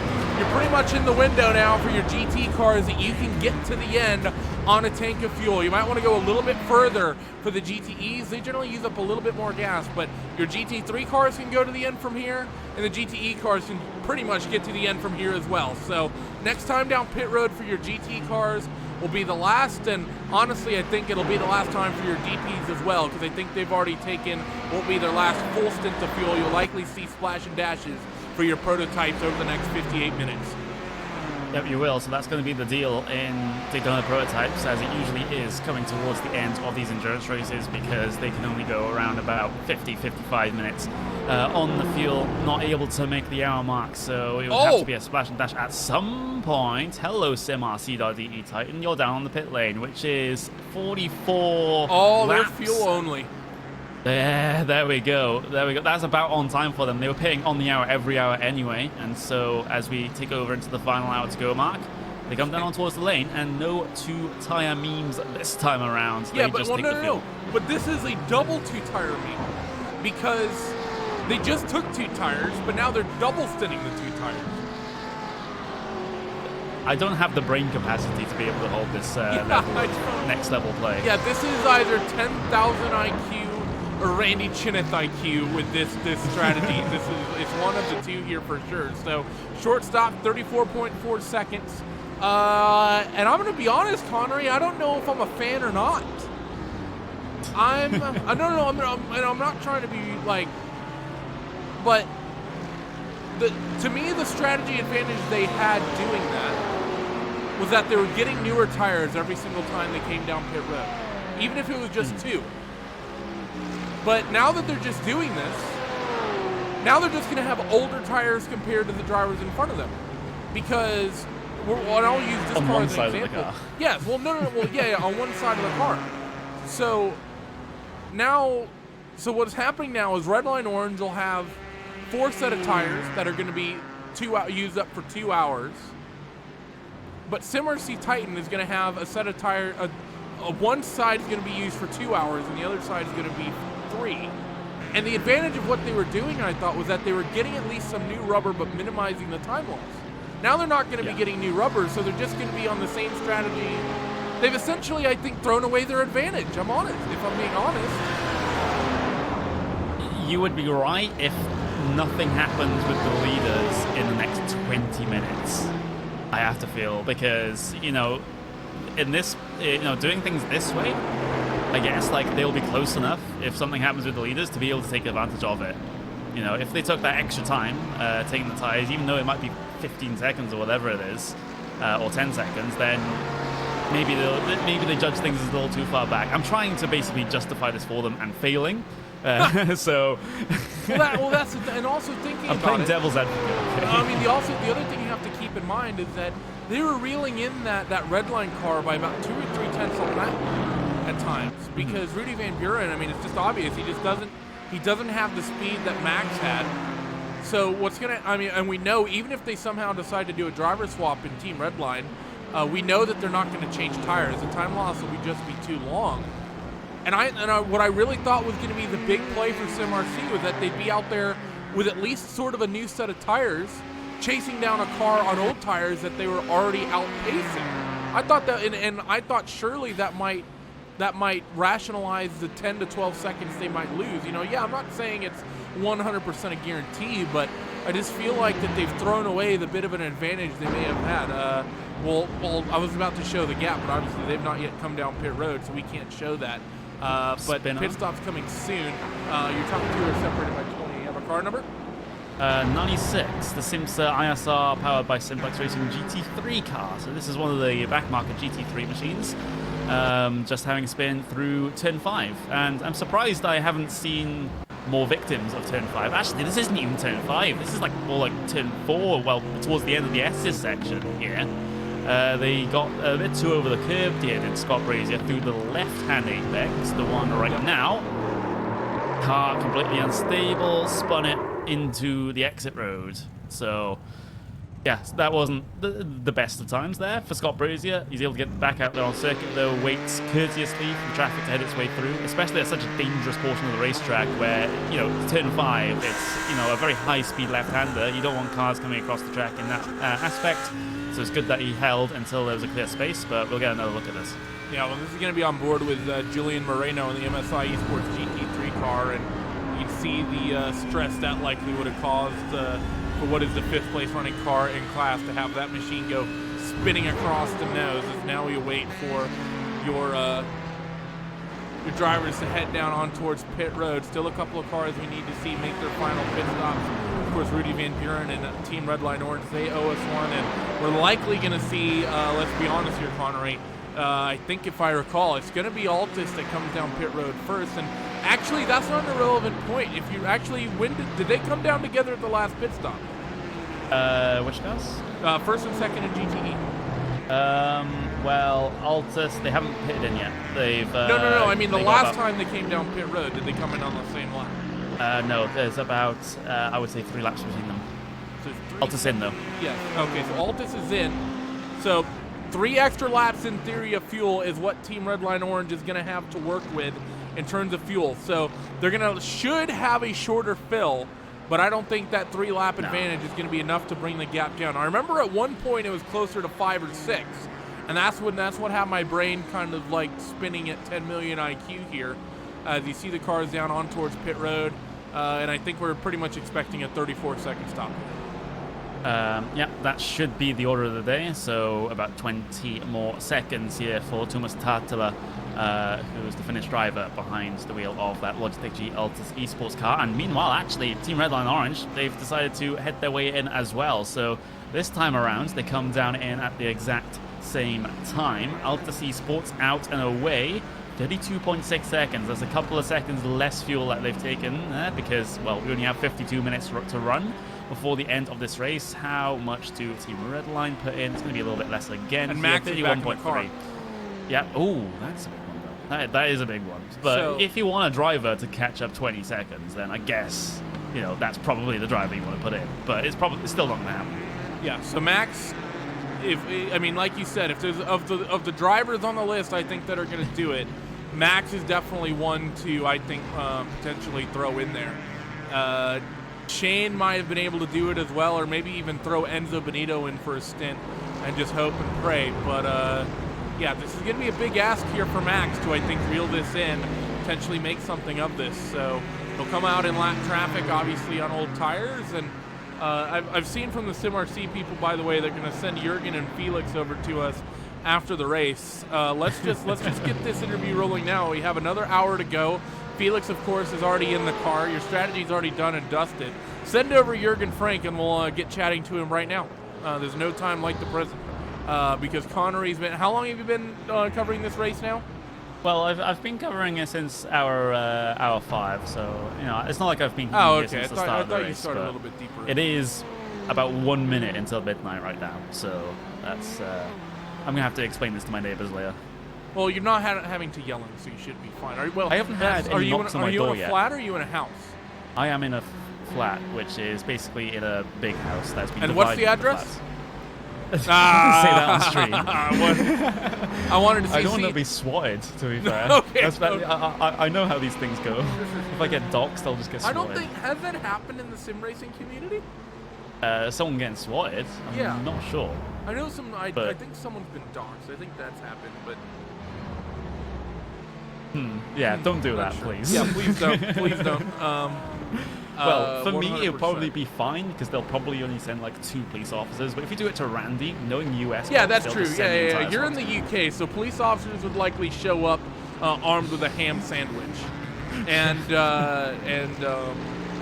here in the United States, they'd likely they'd probably just tear down the house, which is fine because we're having a slight rodent problem at the moment, so you can get rid of that. But yeah, so Team Redline Orange, Max Verstappen. It's about time to wait and see, to find out and see what he can reel in. I'll be honest here, Connery. I'm surprised they don't have more of a fuel advantage based on that pit stop. It was only 9/10 of a second. That isn't 3 laps of fuel. That's there's should be more time in there, I think, that they potentially had saved up. Now that said, some of what they did on pit road would have been limited by the fact that they opted to do a driver swap and get Max back in the car. And maybe they just, took a safe fuel number, but I think they probably could have risked that count a little bit more in terms of the fuel load. They might have been able to, yeah, but we'll just see how things go from this point forwards for Verstappen, because he's 18.5 seconds behind right now, and at least through the S's section he was gaining, and you can see exactly why with the amount of speed he was carrying out at turn 5 there, just playing with fire with the grass on the outside of the corner there. We'll get a replay up of this one because, yeah, he was like finding the bounds of the track and a little bit more. So let's see what happens here to Max and watch him bounce over this. Got a crash. Give me a car number as soon as you can. It was the 078 car that was involved, which is the Leo Racing Team C7 prototype, and who else was in this one? Let me see. It is the NSH Racing Team. So that's one of your back marker, mid-pack runner, I'll be What generous, in the world? GT3s. Yeah. They broke on the straightaway. What happened? I think they were trying to go to the pit lane, but they were side by side with Bieler on their inside. So they needed to find a gap. Broke in the middle of the racing circuit, which I won't recommend anyone do, by the way. And NSH were just completely caught off by it. So let's see what happens here as they work through that chicane, and that was not great. They should have. I want to get another look on board with that. I want to get a look on board with the Bieler Racing Team car, if I'm honest, because I want to see what exactly it is that these guys would have seen coming up to this move. So you see the gap's already opened up. And I'm going to slow-mo this through the chicane because if you're opting to come down towards pit road, so you see the big checkup, we'll go into the slow-mo. Right here, right now, if you're that 078 Leo Racing Team C7 prototype, you need to be taking this chicane slowly and 100% locking yourself out to the right-hand side of the racetrack. They push a little bit. They push too hard through the second part, but obviously don't carry much speed at the same time. And this allows Bieler to turn in. And then, like I said, like you just said, they kind of just... There's the brake. Yeah, you see the brake lights on from that GT3 car, and they're trying to sweep over to the right-hand side. They also checked up way too much, Connery. They didn't have to cost themselves nearly as much speed as they ended up doing, but it's an unfortunate mistake there for those guys, and gonna unfortunately get them a big amount of damage here with not much time running in this event. Yeah, of course they did eventually bring that car down towards the pit lane, so I guess objective complete All in race terms of cars that one. eventually find the pit lane. Yeah, but it came at a cost of an Audi GT3 machine. Let's just say that one. So it hasn't been the best of days for that Leo Racing Daytona 15 prototype. laps off the leader already. Yeah, 15 laps off the leader. They currently still scored ahead of the rest of the GTE machines, which I guess is a positive. When we usually talk about Daytona prototypes in iRacing, you know exactly what I'm talking about with the things like the Le Mans series and whatever, but or not the Le Mans series, the IMSA series. It's not been a great day for them, and just for them now is get to the end of the race without causing any more dramas, please. Yep, so now this is really going to be the car I think we have to focus on here, Connery, this number 43, just to see what the lap times are for Tomas Tatella as he currently cycles out there on the racetrack. Of course, he's been, one of the advantages he has, Connery, is he's been in the car now for the final, for this entirety of the final 2-hour run. So something weird has happened there. Got someone saying that Williams is leading GT3, and I think this is... so that was Bo Albert. What, did something happen? No, something happened to that Azuri car because, they're currently still logged as the GT3 race leader right now, but that's because they haven't come down towards the pit lane just yet. But they did get hunted by the Radicals Online Turn Racing car just a couple of moments ago, coming through the final chicane. Yeah, so there was a mistake there. But I think the reason we were seeing the driver swap is because Vendaval was leading, right? Vendaval White was leading. So Vendaval White pit. When did they pit? Just a lap ago. Yeah, they Azuri, just pit. Williams, Jim, Azuri haven't pitted yet, which is why their squad is leading. Okay, yeah. So that's what happened. There was a punt for this car. So yeah, there's an off-sequence car. Bo Albert, why are you scaring me? This is why we can't have nice things. But So let's monitor the gap here between your top two and see if Max has been able to start reeling in any time. We'll take a look at the lap charts. And the answer is actually yes. He's been taking some big bites out of that race-leading Logitech G Altus Esports car. Now, that said, there's also been a big bite of traffic that went the other way, 3/10 not in favor of Max Verstappen, but if he can keep up half a second a lap, they push what? They're going to be pushing him out, what, 40 laps through this final stint? He's thereabouts in the window if he can keep that pace up. Whew. That's not what you want to hear if you're Altus Esports, let's just say that. So, yeah, interesting predicament for the end of the race there. You can see CMRC.de Titan, they went for the no tire stop rip as Team well. Big Brain. But, it seems that brain isn't as big as it perhaps seemed like with the final stop there. They're going to be losing time throughout this one because, well, they're basically, double stinting one side of the car and triple stinting the other, which is basically what they're doing right now, which is a weird thing to say, and I never thought I'd say it. I think they're going to lose more time not taking tires than they would have if they've just taken the 12 seconds. Because if they keep losing a half second a lap for 40 laps of this stint, that means they lose 20 seconds versus 12 seconds or whatever it's been to take 2 tires. Yeah. So it'll be a net loss of 8 seconds. F. Yeah. F in the chat. There we go. for SMRC.de Titan. Let's go. But AAA Esports though. Yeah, we haven't really talked about AAA Esports and Bila Racing Team Euronics. They are 6 laps apart on the strategy right now. So Euronics, they have on a similar strategy without 2 tire memes to SimRC.de Titan because they paired on the hour, so they'll be able to get to the end of the race. And AAA Esports will as well. And they both did not take tires on that last stop. So this is pretty much relatively equal between these two teams, and they're only a couple of seconds apart on the road. Yep, and we'll keep the camera pointed at the car that's doing the chasing at the moment, and that's Sven Haas and the Bila Racing Team Euronics V car. We've seen Sven be absolutely phenomenal this year in a couple of various championships, and this Bila Racing Euronics car has been generally quite good. Because the gap is so large, P1 to P2, we're probably going to let that simmer for about another 20 minutes until the end of this thing. By the way, you can expect over the course of this final stint, as we said, with a couple of cars coming down pit road for their final pit stops, pretty much all cars will come down pit road. We're not going to cycle through and watch every car hit pit road from all the categories, so just know that prototypes and potentially GT3 cars will be cycling down pit road over about the next 15 to 20 minutes as well, so keep an eye on that. But really we're going to focus in on Connery, the close fights we have here, and this fight for P4, P5 is going to be the closest of them all. It looks like right now, of course, we never know what happens with that GTE race lead by the time this race is over, but for now, it is this AAA Esports car and the Bila Racing team.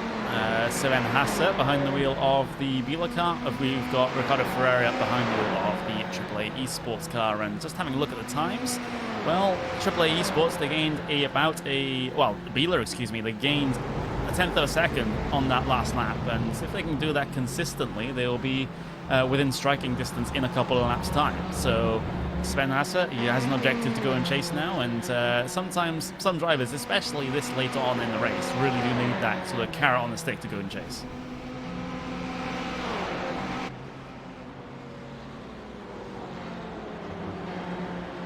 Okay, there we go. But these guys right now, that is as we already mentioned, the closest battle out there on circuit. So we'll definitely keep an eye on any other developments as well, because I'm just spotting the Vendaval Sim Racing yellow car are currely 2.5 seconds ahead of the DV1 Triton Racing car, and the Triton Racing car, well, they've been trying hard to try and gain time here, but I don't think that one's going to fall in their favor, because Vendaval are running pretty quick lap times indeed. They did 1:16.3 that last time around, and that gained them over half a second over their competitors, so that one's pretty much gone in terms of DV1's perspective here in this one. But right now, just having a little bit of a check-in personally on the times between Altus Esports and Team Redline, and now Team Redline, they've got it dipping down below 16 seconds now. So this all of a sudden is starting to look very possible. They took 1 second out of him, Randy, that last time around. 1 whole second gone from Altus Esports' lead.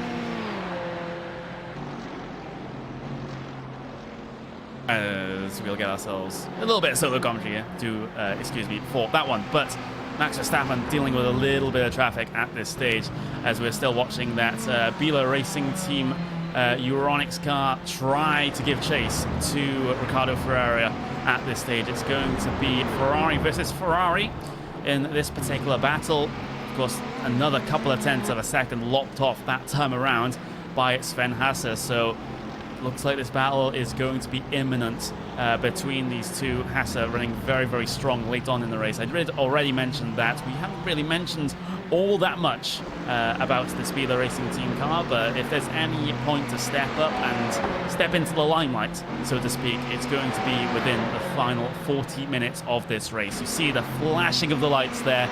Universal driver signal of get out of my way, not even a please or a thank you on the before or after that one. Down into the braking zone they go. You can see Hasse still gaining time, hand over fist right now as they go down the hill, down through the very tricky final corner here. There are a couple of bumps in the circuit there that can upset the car and send you just a little bit wide. You do have to thread the needle a little bit fine coming through there, but it seems like everyone so far in this race has been doing so quite competently.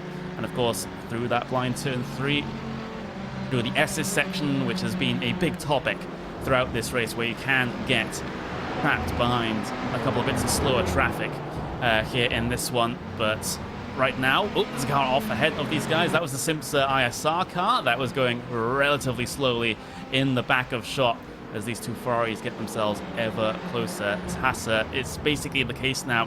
Use that slipstream all the way down the back straight here to get yourself in position to be able to make the pass in towards 10A and 10B. I don't think he's quite going to be close enough this time around unless he wants to go for the almighty send down the inside at that chicane. Going to be 1 or 2 more laps time here for him to have an opportunity to at least bring it side by side with his fellow Ferrari. Look how close they are coming down into the braking zone that time around. Under the Suzuki bridge they go.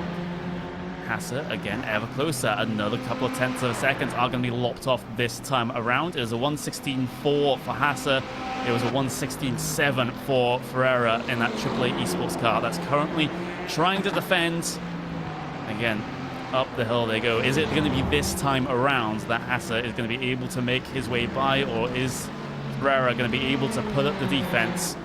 There's a little bit of lap traffic ahead of these guys in the form of the Astro Gaming Altus Esports GT3 machine, so that one might just factor into this one in a couple of moments' time if Hasse isn't able to get disposed of this pass relatively quickly. Into turn 6, this is where you start to set up that move for the chicane. They're following very closely there. Through turn 7, make sure you're able to get the traction down. Of course, not usually a problem in these GTE machines. Traction control is available. Slipstream available here for Sven Hasse as he looks to make that move in towards the chicane. What does Ferreira do defensively? Inside the line, or rather middle of the track, coming down into the chicane. Very scared of that dive at that point, and quite understandably so. Hasse within a couple of tenths of a second at this stage as these guys continue their way around. Of course, if you're not aware, we're actually having a couple of technical issues right now, which is why we are only able to show you this battle going on for P15, 16 overall, P4 and 5 in the class, in that GTE class, and of course it's why that I am the only one talking right now. That is awesome. But right now you can see the battle being affected by a little bit of traffic. That is the Astro Gaming Altus Esports car, that GT3 effort, so the sister car to the leading GTE at this moment in time.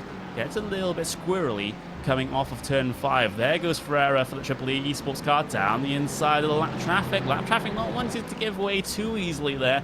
Of course, the blue flags are advisory here according to the iRacing Sporting Code. Bila Racing Team looking to get themselves by. You see the Evolution Racing Team number 90. That is the 3rd place Daytona prototype heading their way by, and you can see Hasse just stepping into that Daytona prototype slipstream to gain every advantage possible on the way down in towards turn 10. But Again, move not available this time around. Just to give you an update for the battle for the race lead in, well, not battle, but the lap time status or the gap status of P1, P2 in GTEs. That currently stands about 16.5 seconds. So Verstappen gaining time here and there, but right now he's kind of stalled out just a little bit. He was able to do 1 minute 16.1s, 1 minute 16.2s, but he's going out in the 1 minute 16.4s. So the pace starting to come away from that red line car. So the more it starts to come away, the less likely that they'll be able to make a challenge for the race lead at the end of this race. Beeler Racing Team, though, still on the charge. Still looking to get themselves more solidly inside this top 5. Of course, just, if they're able to get this pass done, up into P4, just one position away from getting themselves on the podium. Although, in terms of getting themselves on that podium, it would require outside influence when it comes to those top 3 cars, because they're not able to catch them on pace here. Again, it seems like Ferreira, for that AAA Esports car, is now still defending in towards the turn 810B chicane.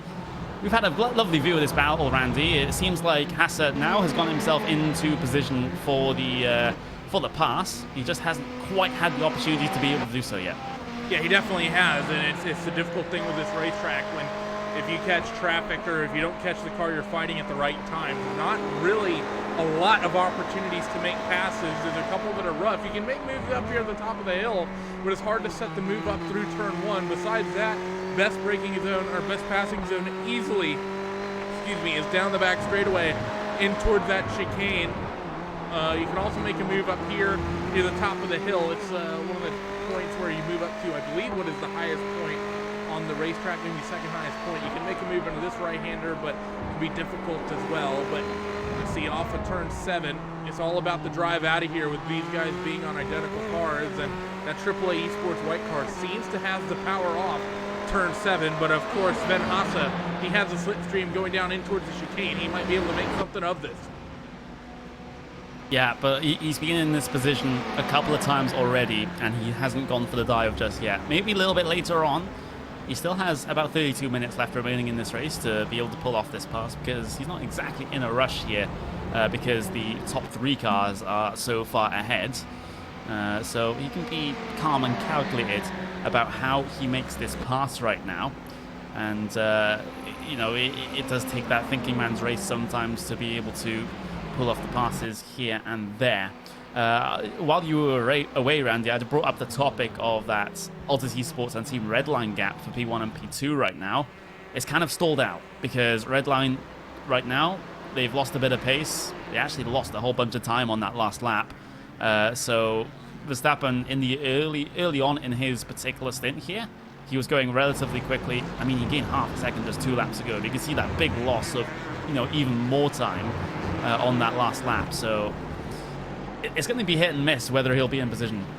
Yeah, he's not really consistently able to make up the time, and it could just as well be just if he's getting the wrong pieces of traffic at the wrong time, he's not going to be able to keep up and won't be able to bring that fight back in and won't be able to maintain that speed.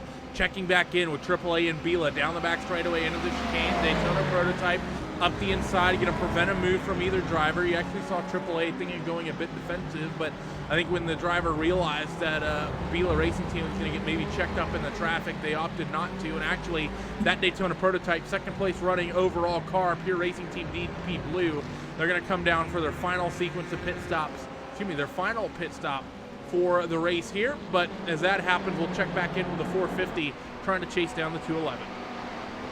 I just had a brief yellow flag on my screen. I'm not entirely sure what that was about, but it was dangerously in front of the Logitech G Altus Esports car, but I'm not quite able to find it just yet. So that is going to be an interesting one. I think it was just triggered by that Triton Racing car actually going slow to let them by, actually. No, actually, I spotted it. Vendaval Sim Racing Black. So not the race-leading GT3 machine, thankfully, for that Vendaval Sim Racing team. When was this? This was lap 364 for the number 39.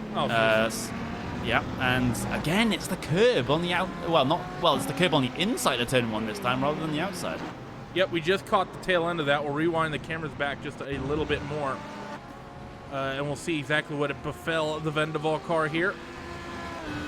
We'll go to the inside cam here. Listen to that fantastic Audi V10 scream down the front straightaway. And watch that big curb on the right-hand side. That is not a curb you ever want to touch, especially in GT cars. And that's exactly why. And that sees Svensson going well and truly off the course and into the tire barrier on the left-hand side. That's the thing about hitting that one on the left-hand side on corner exit, Connery. The thing that's nice, I mean, we've now had 2 cars hit it, and both times they just kind of neatly spin off into the grass on driver's left, maybe sometimes the driver's right. Generally, all you have to worry about when you hit the track out curb is traffic behind you maybe cycling through. It's all over the back of AAA Esports.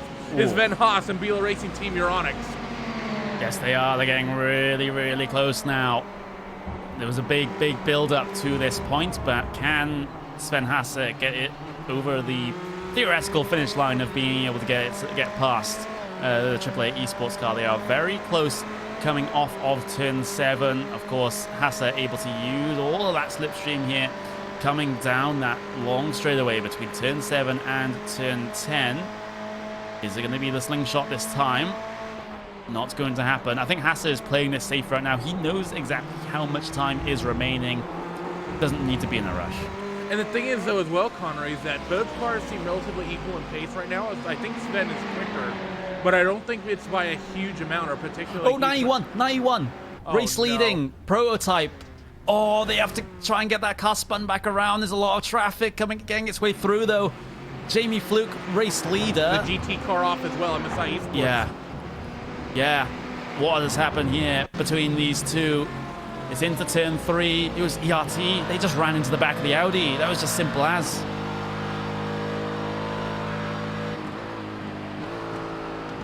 We got another look.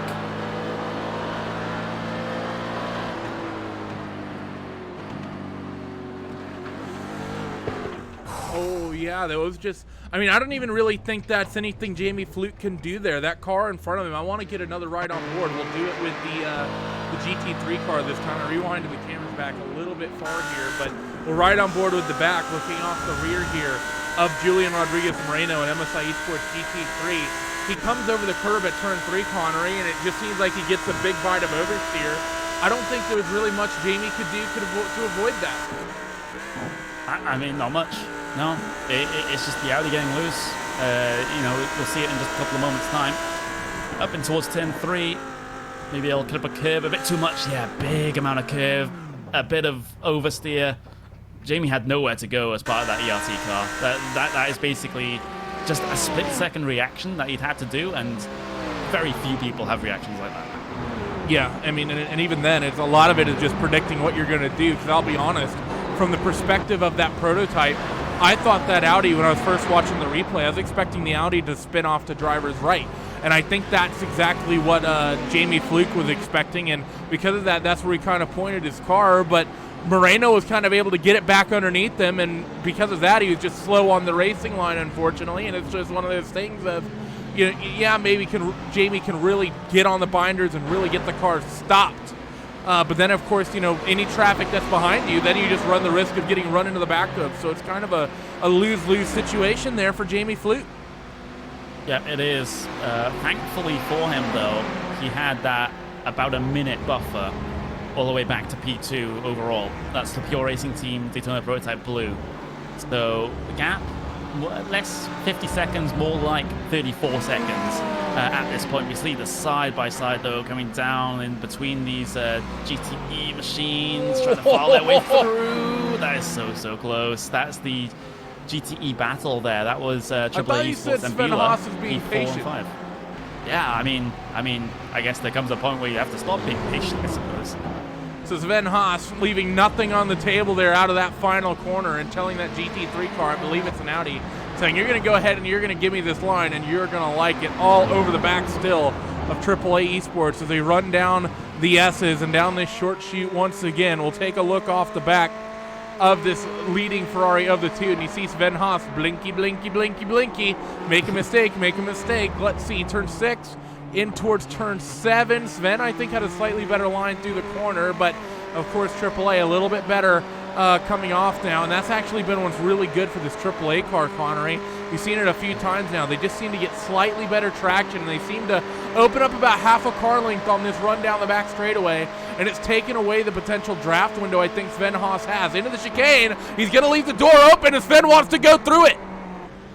Side by side, coming through the second apex of the corner. Ferreira able to hold on, coming under the Suzuki bridge for the 439th time in this race. We are getting very late on in this race now, and looks like Hassa has the run coming out the final corner. Dive towards the inside for turn 1. Bila Racing Team bringing it all the effort, all this contact off the corner, both of them spinning across the racetrack.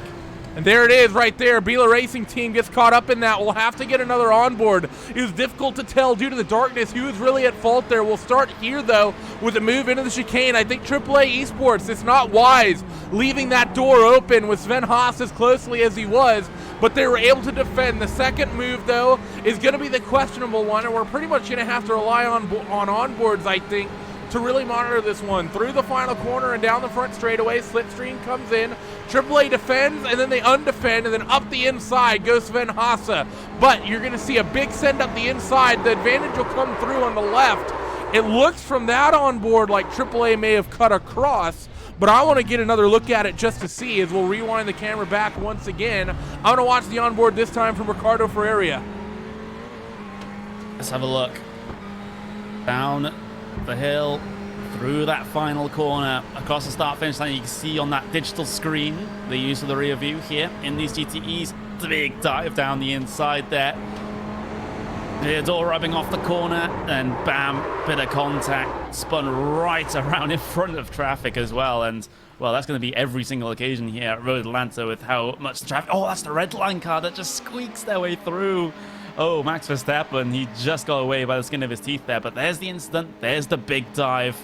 Always going to be a bit slower on the exit of the corner. And, well, I have to say, though, that car on the outside did go towards the right a little bit coming off the corner. I'm not sure if I've seen that. Maybe I can get another view of this one. But it did seem like that car on the outside came very shallow off. It did a little bit, but to be fair, that's generally the racing line you take. You generally come off that final corner and you move over to the middle of the racetrack. I kind of feel this just a racing incident. That's sort of the lines you would kind of typically take going through that corner. AAA Esports now on pit road. Sven Haas and Bila Racing Team Euronics, they're still out there. But Sven, he definitely didn't leave any space, and he was trying to pinch him out there.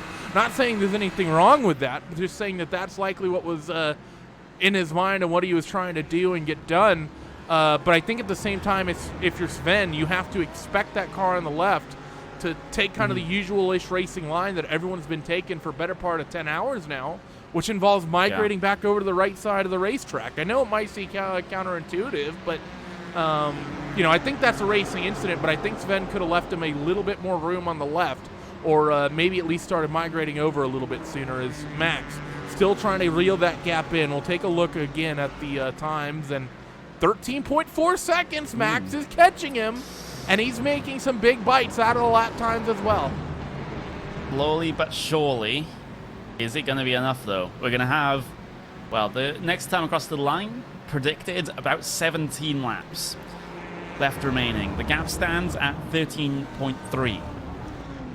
So it's less than a second a lap that Verstappen has to catch here, but he has to be in the high tenths of a second gaining every single lap here to be able to challenge. It's a big ask, yes, but it's Max Verstappen we're talking about, so everything is possible. Yeah, and we know that Max is going to go full send. I can't remember if we mentioned this, by the way, that incident with the 91 car. That race lead gap between DPs has come down to 33.3 seconds. So that's a non-irrelevant gap here, Conroy. We've seen the amount of time you can lose in one mistake. If there's another one, PRT DP Blue, they are right there to take advantage. Yep, they are. So, they're in the best position that they could possibly be at this situation, at least given the circumstances that they find themselves in here in the final 20 minutes of this race now. So Pure Racing Team DP Blue, they actually did set the fastest lap of the race of anyone last time around. So they are certainly no slouches, but you know, it's a little bit too little too late when it comes to passing the overall race leader on pace here. But as you said, they're in the exact same situation. If a similar situation happens again, to what happened to that number 91 race leading ERT car, like having a bit of contact with lap traffic coming through turn 3, then now ERT are definitely in a position to capitalize. Yeah, they definitely are. It's definitely the situation. Like we said, 33 seconds still the gap. We're going to keep our eyes on this GTE fight that sees the gap coming down. Just also keeping half an eye on SimRC. And this is what I was talking about, Connery. Look at the gap. Remember, that was about 5 seconds before the last sequence of pit stops, and talking about it right after they came off of pit road about the amount of time they're going to be losing with a triple stinted set of tires on it. And I mean, we're only about a third of the way through the stint, and they've dropped off 20 seconds because they would have pitted around, what was it, 55 minutes to go? So maybe, actually no, closer to halfway through the stint, and they've been blitzed. Yeah. SimRC, I mean, it was basically a Hail Mary attempt with the strategy they were doing. And of course, coming down from no tires in that last stint, maybe not the best of ideas, but you know, what can you do when you're in sort of a little bit of no man's land at this stage of the race now? So you're just going to drop even further back, and just hope that you're able to hold on to that final step of the podium right now. But having a look at, again, Verstappen, it was just not even a single tenth of a second taken out that last time around, and that is not what Team Redline needs. They need to be in above half a second a lap to be able to catch here. So it's still a long shot, but right now, with lap times like that, the percentage chance is going down.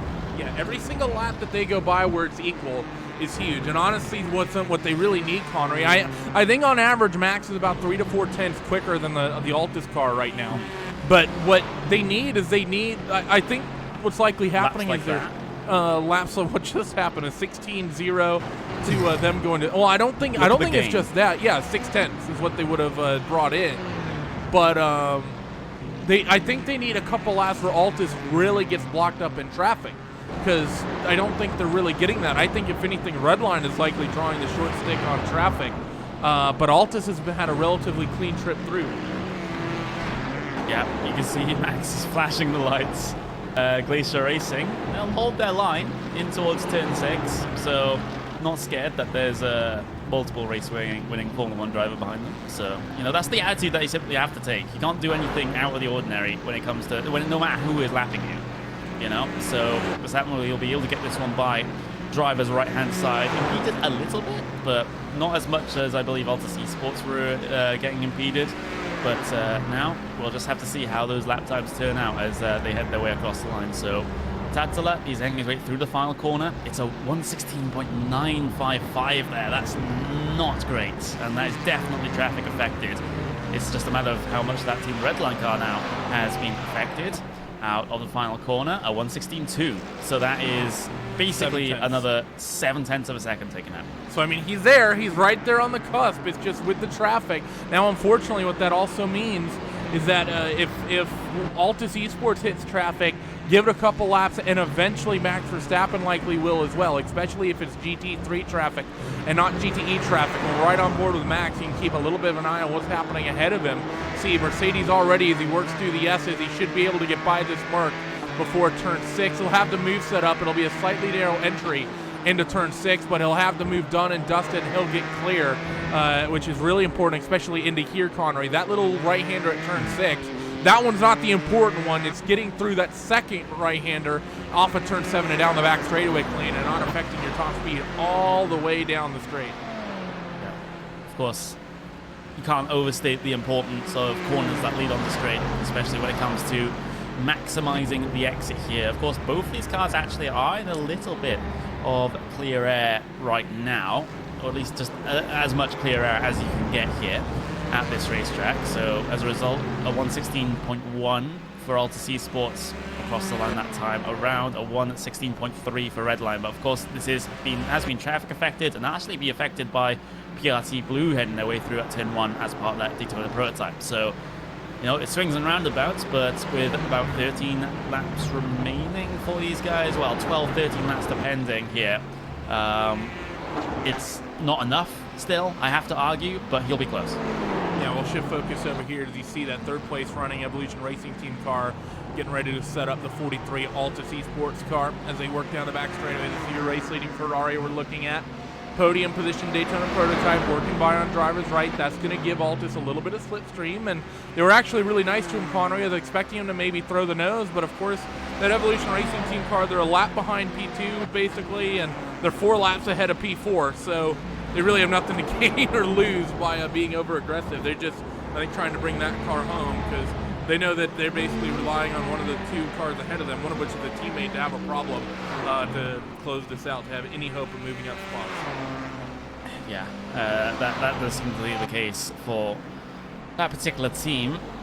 I'm having a look at the 51 and the 211 right now because Vendaval Sim Racing Yellow, AAA Esports, oh, these guys are off cycle, so Vendaval will actually, off cycle, they should have taken their final stop. Yeah, they'll be good for the end of the race here. AAA Esports, though, they are only 6 laps on their stint. 6 seconds between Well, remember, they just had teams. that big, AAA just got caught up in that big wreck. Oh, yeah. So they've been on pit road getting repairs. Yeah, they're on a bit of a recovery here. If they can maybe get a top 5, then that would be a good recovery. Yeah, you're definitely right about that, if they can somehow pull that out. But gotta wonder as well what the repairs have looked like for that car in terms of the speed. Doesn't actually seem too bad, actually. They were doing high 16s, low 17s when they had that incident, and they're cracking off high 16s, mid 17s now since they've come off pit road. So for Carlos and AAA Esports White, the recovery is looking not horrible at the moment after coming down pit road. And, well, that said, Vendaval Sim Racing Yellow is quite quick as well in their Ford. Yeah, they are looking pretty rapid. Of course, gap between them is going to be 6 seconds between Vendaval Yellow and AAA Esports next time they work across the line. There's Altus Esports, though.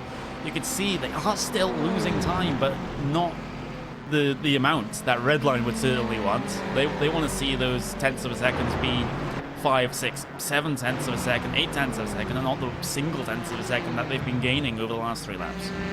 Max was pretty close, by the way, to I think the quickest lap that car has run all day. Quickest lap with a 15.7. Max gets cracked off at 15.8 on old tires. So the speed is there right now on that Ford. You see the big bitey curve he takes through that final left-hander of the S's. 2 minutes left to go before we have 10 minutes to go in this event. But yeah, the gap's now, I mean, what was the gap? I think I just looked at it. It was about 12 seconds, right? Yeah, he's getting to the point where it's a second a lap he needs to reel in. Last time by was good at half a second, but it's still just not going the pace he wants. And actually, a couple of those laps there, Connery, he actually lost time to Altus Esports. Yeah, that's just simply not ideal for Team Redline here. I mean, it's going to be a good improvement again on this lap, but it's looking increasingly unlikely that Max will be able to do this one out of the final corner. 15.8 again, so that is again an absolutely rapid lap time, and again it takes another 5 tenths of a second out of Altus Esports, but like you said, he needs to be finding a second a lap at this stage and not half a second. Yep, and we'll move this back over to Altus Esports once again as see some lap traffic behind them and ahead of them. Well, the traffic ahead of them seems to, I think, they're both prototypes. Maybe a GT car mixed in there, but it's going to depend where they catch that GT traffic. Like we said, Redline has seemed like they've had situations where they've lost time due to the traffic, Connery, but it doesn't really seem to have majorly shifted the other way. And Altus certainly hasn't had any bad luck with the traffic. They've, if they give up a tenth here or there, it's fine, but they haven't had one of those big moments where they maybe have to just surrender a second because they catch a GT car at the worst place and a DP catches them at the worst place. Yeah, it only requires one, and I hope I'm not putting the curse of the commentator on the race leader right now, but I should probably shut up before I do. Well, you did during the BMW 120, didn't you? Did I? There was a recent. I mean, I've there's a cursed recent- many people There's a before. recent one you get. What was the recent one you dished out a pretty hard? Oh, commentator? that was the 2K World Cup of Ah. the oval race, where it was not even, the race hadn't even started yet, and they were on the pace lap, and the race leader was warming their tires, and they spun out because they were warming their tires too hard. Interesting. Yeah, and I made the comment, I'm amazed no one has spun out yet, and like a second after that happened, the race leader spins. So race leader not spinning out of turn 7 as Conway says the race leader spins, talking about another event. We'll check once again in on the lap times, and actually once again it looks like Max may have lost a little bit of time that last trip around the racetrack, Connery. 2 laps in a row, half a second, and then 3/10 he drops on lap 451. Yeah, it's like I said, you know, like I don't know what more needs to be said about this one, in that Max putting in his best effort, but I still don't think it is going to be enough. But like Bo Albert said in the YouTube chat, can't count our chickens before they hatch. Long 12 minutes ahead. Well, that 12 minutes looking more like 9 at this stage, and they're still holding on. Yeah, they definitely are. As they move up the racetrack, Mercedes just out ahead of them, as I'm starting to feel the pain of about 6 hours of commentary today between iRacing and this. Connery probably knows just as well as I do at this point, but let's see, do the S's, and it actually might be one of those awkward scenarios for them. Are they going to get to that Mercedes before turn 6, or are they going to check them up onto the back straightaway? Seems like that's going to be the situation. So with 8 minutes left, maybe this opens up a potential window for Redline to take advantage of. Altus Esports held up behind that that Mercedes for quite a while in their Ferrari. They will have the slipstream down here though, and that prototype is importantly not going to be a factor for them, but they will go 3 wide, which is it seems like we keep seeing that second place PRT car over and over cycling through. It's amazing how quick the laps are, as they'll finally get rid of that Mercedes and plop them in the rearview mirror. And they have I believe another Pure Racing team car they're coming up on, that one being the Ford GTE that's running a little bit further down the order. Yeah, it's going to be same class traffic, I believe, for these cars, and well, it's going to be the number 4. Well, number 51 is the next GTE car they have to get by. Of course, we already had that PRT prototype their way through. Of course, we actually have, of course, the 2 race leaders in GTEs and in GT3s in the same shot right now. We're riding on board with one of those prototypes heading their way up through towards turn number 3 at this stage. Actually, it's not prototype. There we go. I mean, it's dark. You can't see much of the front of the car. To be fair, the but Ford this is GTE on board. is basically a prototype. I mean, yeah. But yeah, through the S's section, riding on board with Verstappen. Look at that on the exit of turn 5, just taking no liberties with the track limits there. Yeah, we'll check back in 10.8. He's gotten back on cycle after having those couple laps where he just sort of stagnated. And again, the thing to remember here is that due to the shortness of this lap, you're basically doing only about a lap a minute here. It's actually a little bit less than that. So as they approach about 6 minutes to go here, Connery, where's that class leader?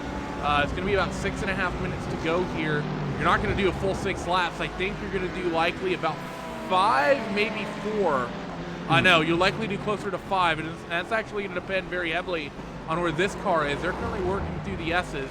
So they would have just came through with about 6 minutes 50 to go, and quick math has them going to about lap 4. Well, my timing's saying lap 484, but that's not going to be the case. I think they have about 6 laps to go.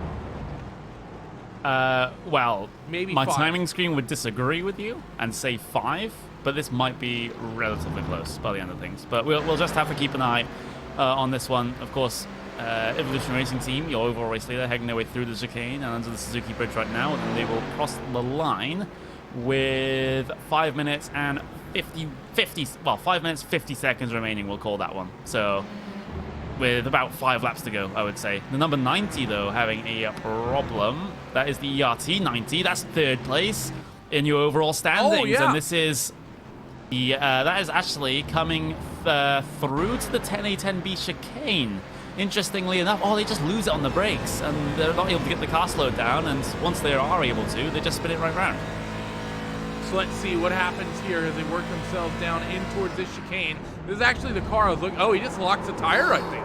He either locks the Rear-locking. tire or he puts the right sides off into the dirt, one of the two. We'll have another look just to maybe confirm. We'll do the roof cam. It should be this one. Indeed it is, and let's see. Where do the headlights end up and the right side tires end up on the grass? I think he locked a wheel. I think it's a rear locking there. I mean, usually when you see rear locking, it's you spin in the direction of when you're about to turn. But I don't think he was even turning at that point. Well, with a slight right-hand Interestingly kink if you go down that hill. The track does kind of bend slightly to the right, so that's likely what would have happened here. So as the timer starts ticking down on this, we have to start thinking that this, well, that's definitely not the gap. 9.6 seconds, 1.2 last trip around the racetrack. He's trying, but he needs closer to 2 seconds a lap now, or he needs Logitech G Altus Esports to get hit. And Connery, this goes back to that incident we saw 4 hours ago. Remember, I brought it up, how you don't want to get over-aggressive with 4 hours left in the race when there's still strategy to be played. If they hadn't got caught up in that incident, this would be a nose-to-tail fight right now, one way or the other. Yeah, it would have been. Gap down to 9.5 seconds. Again, at this point, Max has to gain 2 seconds a lap. So, still looking relatively secure here for Altus Esports. Just need to log 4 more laps, and they'll get themselves the GTE race win under a ton of pressure from behind. You can see Max, he's just flashing the lights at every single opportunity. He still believes, but I don't think it's going to happen. Yeah, it's his job right now. He's not supposed to even be worried about how much time is left on the clock. He's just going to put his head down and drive as hard as he can. You see the Ford behind him, actually. I think he's a little bit frustrated. Max tends to drive really aggressive, and that didn't look like too much of a send, but maybe it was. Or maybe it's just maybe Dominic Player, maybe a little frustrated with the light flashing. As if he does this for an entire lap, I'll be very much entertained.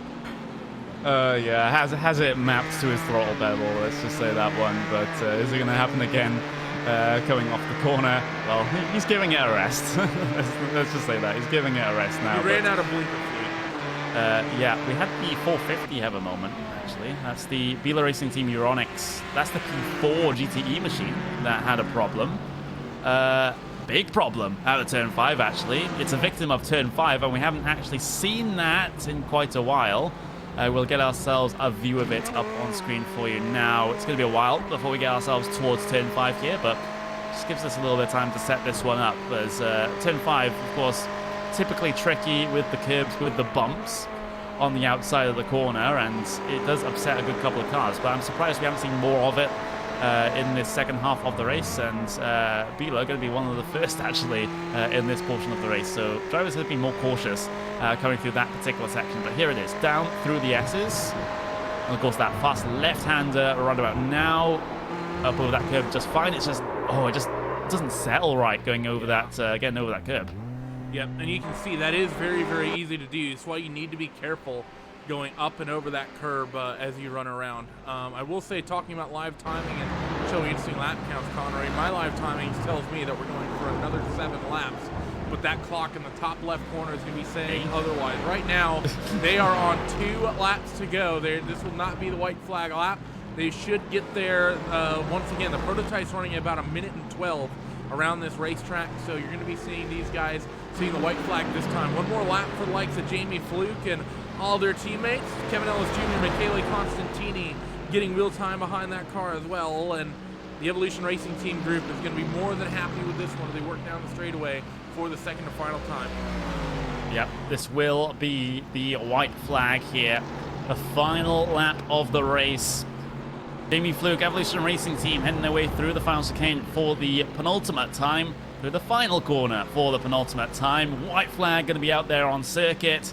Just one more time around, and Jamie Fluke and the rest of that Evolution Racing Team 91 car can crown themselves the race winner. But as we said, anything can still happen. Final lap. See, we haven't been keeping an eye. Oh, there was a big gain. Last trip around the racetrack, got 7 seconds live, and Max was finally able to get one of those big chunks of time brought in. 7 seconds to margin. He's going to have to bring it in to about a 7-second lap next time, but if anyone's going to push for it, it's going to be Max Verstappen. GT3 leader, by the way, on the same stretch of racetrack. That's Hayden Burns. and Vendaval Sim Racing White. All 3 cars pretty much going to finish at roughly the same time. So this will be your GTE leader, Logitech G Altus Esports, Tumas Tatella. He'll be getting the white flag right here. Hayden Burns will be getting it as well. And working now down the back straightaway for the final time is going to be your Daytona prototype leader of Jamie Fluke and Evolution Racing Team. Connery, call him home. Jamie Fluke, of course, competitor in the Porsche Esports Super Cup for the Apex Racing Team in partnership with Evolution Racing Team across the line for that ERT Daytona prototype. They will win here in the iRacing 2019 Petit Le Mans. Absolutely fantastic job for that number 91 Evolution Racing Team. And of course, we do have Logitech G Altus Esports. Gap sits at around about 7 seconds right now. They just need to coast to the line. Max Verstappen, he's embroiled in a bit of traffic right now, so it's simply not going to happen for him. But Altus Esports, what a well-managed race with this amount of pressure around it. Yeah, it's been absolutely fantastic watching Tumas be able to be cool under pressure. He would have known the entire time that gap was coming down. It was coming down by huge amounts at some points, and he did just perfectly to manage the pressure. But Logitech G Altus Esports, they're going to win out here in your GTE division, and not far behind the number 24 running the GT3 class, Vendaval Sim Racing White.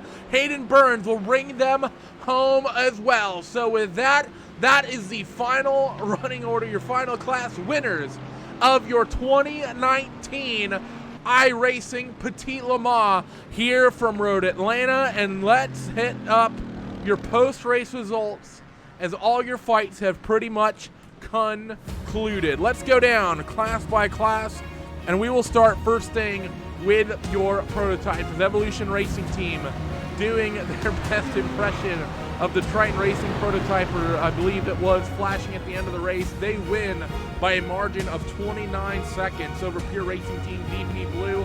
That gap was about a minute in the side of the final hour, but of course the drama for that team late meant that they got a bit of a reset on that time. Johan Hart ends up third, with Simza and Team RSO rounding out your top 5. But you can see the way attrition affected this prototype category. 16 laps separating your top 10. Super Sport Racing and Vila Racing Team Euronic 6th and 7th. Race Lab Engineering, Pure Motorsport White, and Leo Racing Team C7 prototype will round out that prototype division. Connery, take us through GTE. Well, the GTE results look a little bit like this. Logitech G Altus Esports win by 7.2 seconds, and how crucial that incident they had with Team Redline turned out to be. Redline lost around about 10 seconds as a result of that contact with Altus Esports just about 3 or 4 hours from the end of the race. Well, it only ends with 7 seconds between them at the end, so maybe things could have turned out differently if that contact didn't happen. SimRC.de Titan, though, they were playing around with the strategy just a little bit with those 2 tire stops, but they were able to come home third step on the podium. Bila Racing Team Rioranx, though, they get themselves up into P4 with Vendaval Sim Racing Yellow P5. AAA Esports, a good result for them, up into P6 with DV1 Triton Racing in P7. AAA Esports Black, they get themselves P8 here today with Radicals Online Turn Racing 9th and Team Redline Black finishing in the 10th position.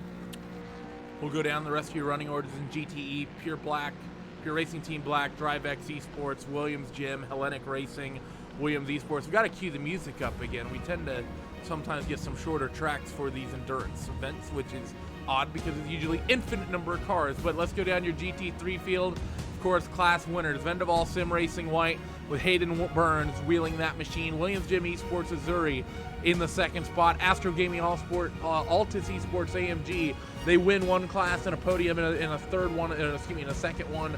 SRC Squadra Corsa Black and MSI Esports GT3 round out your top 5. NSH Racing Team, Glacier Racing, Simza ISR powered by Simplex Racing GT3, Mavano and Vendaval will round out your top 10, and then the rest of the running order is going to be Race for Cat, Alpine Stars, Geodesic Racing Gold, Triton Racing, and Team RSO 197. We're going to have a short ad break here, give a couple people some time to get in towards the RaceBot TeamSpeak for some interviews. Looking at you, SimRC.de Titan, I want to ask you, about your tire strategy and what it is you are doing. But do not go away here on Race Spot TV. We'll be back.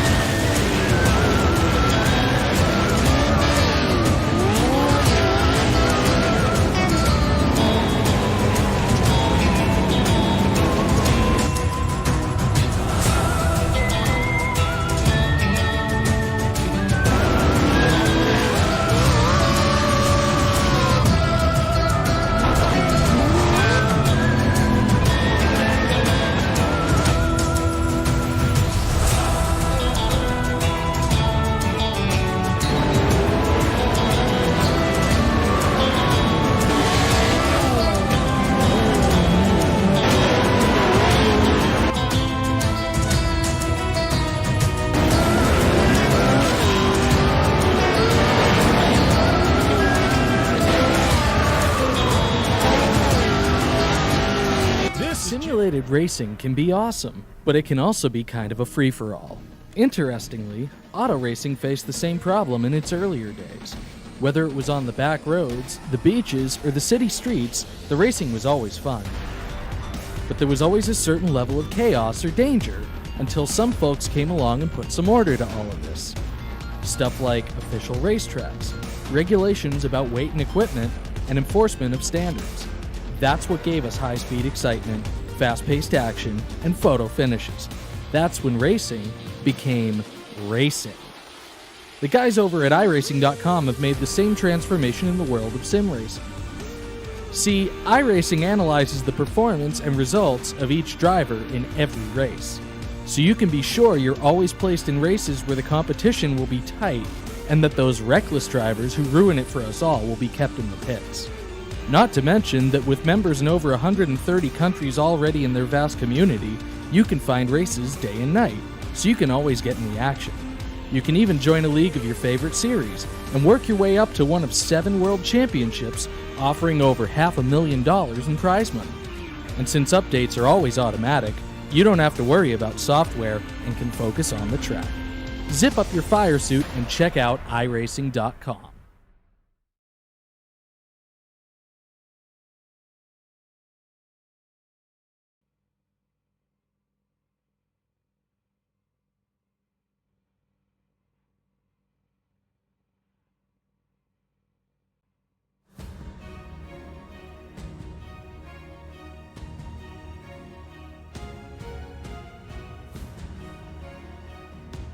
Welcome back to the iRacing Esports Network, and that's not a bug you're seeing. That is how dark it is in Atlanta. You can see a couple of cars occasionally cycling through on the replay, and we're actually still out on track for some reason, even though the race has been over for about 10 minutes now. But post-race coverage starts now, and because of that, we'll cut to a replay so we can actually have some illumination out there on the circuit. And Connery, I'll give you the winner's interview with Jamie Fluke.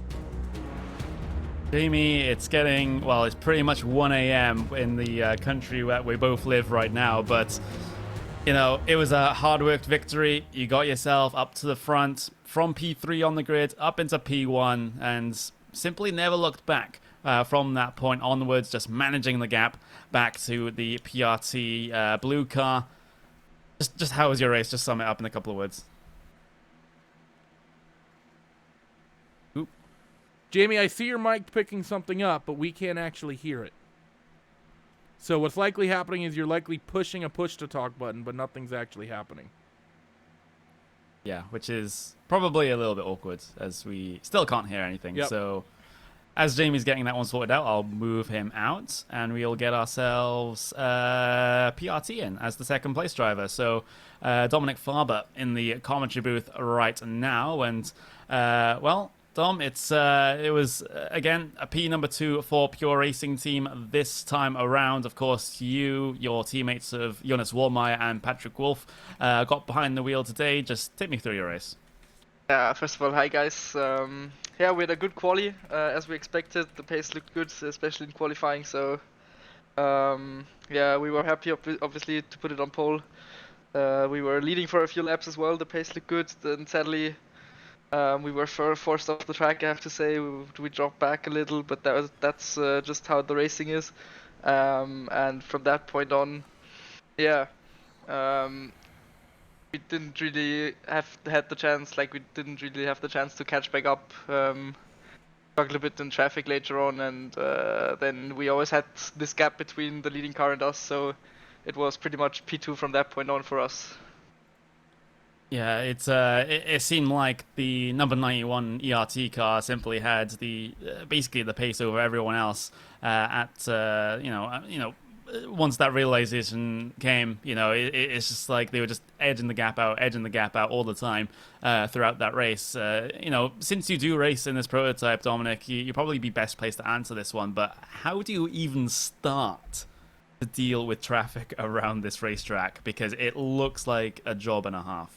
Yeah, I mean, Road Atlanta is, especially this track, is just so difficult with 3 different classes, and the most difficult part is that just all the 3 different classes are similar pace.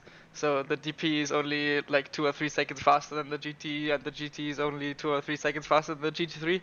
So everything is so close together that it's just really difficult from time to time. So that's just, yeah, you're always on the edge through the traffic, and that's just where you gain the time, I feel like, in these races. Because our race pace, I feel like, was for some stages we were even faster than the ERT guys, but yeah, then you have a few laps where you have bad luck in traffic, and then you suddenly lose 6 seconds or something, and that's not something you can do on single lap pace. That's just, the whole thing of managing the traffic, and also, yeah, getting through without any damage. Yeah, that is definitely one of the important points. Since there are a lot of people in the queue for an interview right now, we're going to have to power through this one relatively quickly. So before we let you go, Dominic, is there anything you want to say? Yeah, I would like to thank first of all you guys for the broadcast today, and also all our sponsors, iRacing, Spuzu, and Pure Driving School, and my teammates John and Petit for driving with me today. Well, there we go. Dominic Farber as representative of the Pure Racing Team Daytona Prototype Blue Team, the number 4.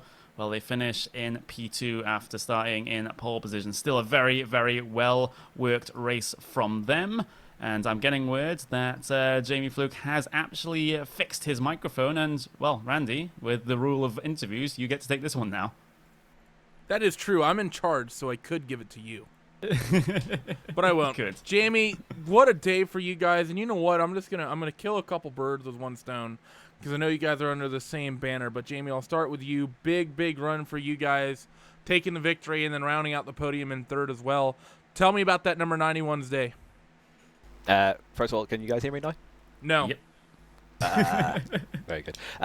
Yes, so 91, yeah, qualifying wasn't perfect for us, but we got ourselves up near the sharp end, which we sort of knew that we needed to be. Makes the first couple of hours a lot easier when you don't have to fight through the DP traffic as well. And then from there, a lot of hard racing with the PRT guys and with the core guys a bit as well. So that was really good fun, at least for me to watch. It was a little bit scary, but we got through it pretty much unscathed. From there, kept in an excellent job trying to manage the gap and pull clear a little bit, makes things a little bit easier for Michele. who also did a great job, makes things easier for me, and from there it was just managing the gap and making sure that we didn't get into too much trouble from then on. And now talk to me a little bit. We talked as well to the Pure Racing Team car, but, how difficult is it dealing with the traffic here? We saw you have that late race incident with that Audi where, the car just kind of lost it in front of you and you had to kind of pick a direction you thought it was going to spin off. You either spin right or maybe save it. You gambled it was going to spin right and were wrong. Tell me about how difficult it is dealing with the traffic around this place, because I think a lot of people, they don't realize how hard traffic here is at Road Atlanta until they've done it a couple times and they realize, oh, it's fun, but it's not fun.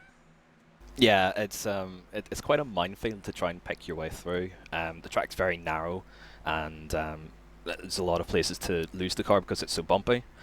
So whenever you're trying to overtake a GT car, you have to always give just a little bit of extra room to make sure that if something was to go wrong, that you've got a chance to bail out of it. But in that particular case, sometimes you have to bank on them spinning in a particular direction because you're that close to the rear end of the car head. But that time it didn't quite work out. But thankfully, no major extra damage on top of what we already had, so I was able to bring the car home from there. And then we'll shift over to the third place running car as well to kind of round out this interview. Ray, tell me about that third place running car's day. It seemed like when we checked in, it was kind of just quiet running for the most part for that number 90. We were so focused on other fights that third place car was not one we spent a whole lot of time talking about. But tell me about your trip over the last 10 hours around Road Atlanta. Oh boy, if I could tell you how many cars I had to dodge during my first couple of stints, I'd be running out of hands. I'd be running out of fingers on my hands. Basically, when I got out of the car after my 4 stints in the middle of the afternoon, I was just glad that the car was intact, without damage, and I was able to build enough of a gap that my teammates were able to just basically coast in and secure a podium. Well, first things first, Jamie, I'll give it to you. Who gets it done for Evolution Racing Team and that number 91 who helped you to victory today? Yeah, massive thanks to everyone in ART and ART on the work on the setup. I contributed almost nothing to this. Just got the car. Who are you, me? Maybe. But yeah, the guys did an excellent job on the set. Got the car working tremendously in both hot and cold conditions. So big shout out to them, and also like to thank our sponsors, Logitech G, Simputers, Speedcaf, SDK Gaming, and West Ham Mazda. Ray, your turn. Yeah, I'd also like to appreciate and acknowledge everybody for working on the setup and working as hard as they did over the week. This track combo is not easy. It guarantees itself to a bunch of different setups. Like some guys were trimmed out, some guys were running higher downforce, so it made an interesting mix of setups the way it is. But the traffic here today was tough, and I want to thank everybody on the team for hanging out in there, and I would like to thank our sponsors like Jamie mentioned, Logitech, Speed Cafe, SDK, Simputers, and everyone at Apex and Evolution Racing for their hard work. So there he was, Mr. Renato Yerna, as well as Jamie Fluke, finishing third and first respectively in their categories. We'll move it on now to, I'll give you an easy interview, Connery. You can talk to, who was I going to give you? Did he just disconnect? Oh, no, it was Valtteri Alander from the Vendaval number 24. GT3 we'll get ourselves, Valtteri Alander, who participated in that number 24 team here today, taking the race win in your slowest class here today in those GT3 cars. And Valtteri, of course, you won the race here today. You ran about 138 laps of the total here today as well. So just take me through, tell me how you're feeling and, how much this means to Vendaval. Well, this was my first special event victory, so of course it means a lot, and first with Vendaval, so really big thanks to Matti and Hayden for making awesome job today, so just unbelievable feeling. Yeah, absolutely. The first special event you win is definitely one to remember. And, of course, you had your teammates around you to be able to do so as well. It was Hayden Burns coming home with the race win. Just, in those final couple of laps there, even though you had basically a lap advantage over that Williams gym car, were you still quite nervous for the end of the race, knowing that at this track anything can happen? Of course, there was so much happening like at the beginning, and every time I watched other cars, there was something always happening. So you're never sure what's gonna happen. So of course, nothing is done until you cross the finish line. So it was really nervous, but really good feeling, like after crossing the finish line and win the race. Yeah, it was an absolutely brilliant effort from both you and your team here today. And of course, coming into this one, Vendaval tend in recent times to do very well in the slower classes. So, we're talking these exact GT3 machines. It seems like Vendaval have been very, very good with that AMG Mercedes. And with the amount of Mercedes in that field, it's quite understandable why it was so popular. But, when you pick a car for this race, do you go with the stability that the Mercedes offers, or do you just try to make it a decision amongst the team about, basically which is the best car for each person? We were taking Audi first, but after there came some pop changes, so after that we decided to take the Merc. So that was just like the decision from all of us to just take Mercedes. It was the best car to look. Yeah, and it definitely did look like the best car out there today because, with the gap that you're able to pull out over that Williams Gym car. But, before we get on to a couple of other drivers just waiting for an interview, is there anything you want to say before we move on? Just want to give a big shout out to our team, because we did an amazing job today and just unbelievable feeling. So thanks to team and sponsor and everybody involved today.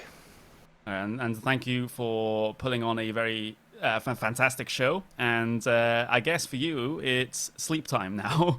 yeah, it's sleep time. It's 3 a.m., so I'm quite tired. Yeah, it's about 1 a.m. Here right now, so I'm getting tired as well, and my voice is getting tired. But just get yourself off to sleep now, and that could be said for many of the European drivers here today. But thank you very much for coming, and we wish you the best of luck in your future races. Yeah, thank you. So there he was. Oh, there we go. Oh, sorry, Connery. I was just going to say, there we go. That was Valtteri Alander as part of that 24 race-winning GT3 machine. Yep, and now it's time for a big old party interview because we have 4 of them, and by God, we're going to do them all at once. We're going to start with the GTE duo, but we'll get to the GT3 ones in a moment. Mr. I dragged in the wrong one. Jürgen Frank, you're not for Altus Esports. We'll talk through you in a minute, but nice strategy, lol. First things first, though, to Tumo Statella and Yannick Lampchin. Yannick, big race win for you guys. Tell me about your guys' day in that Ferrari GTE car. Also, Yannick, put yourself on Twitch and talk, my lord. Hello, guys.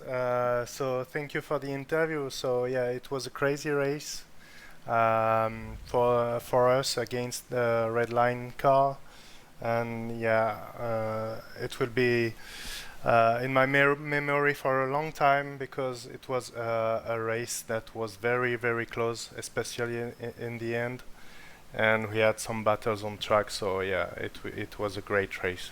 And Tumos, how did that feel for you? I mean, you got to kind of go out there, get running, and in that final hour, you got to have, even though you guys weren't wheel to wheel, you got to have that fight with Max Verstappen there, holding him off.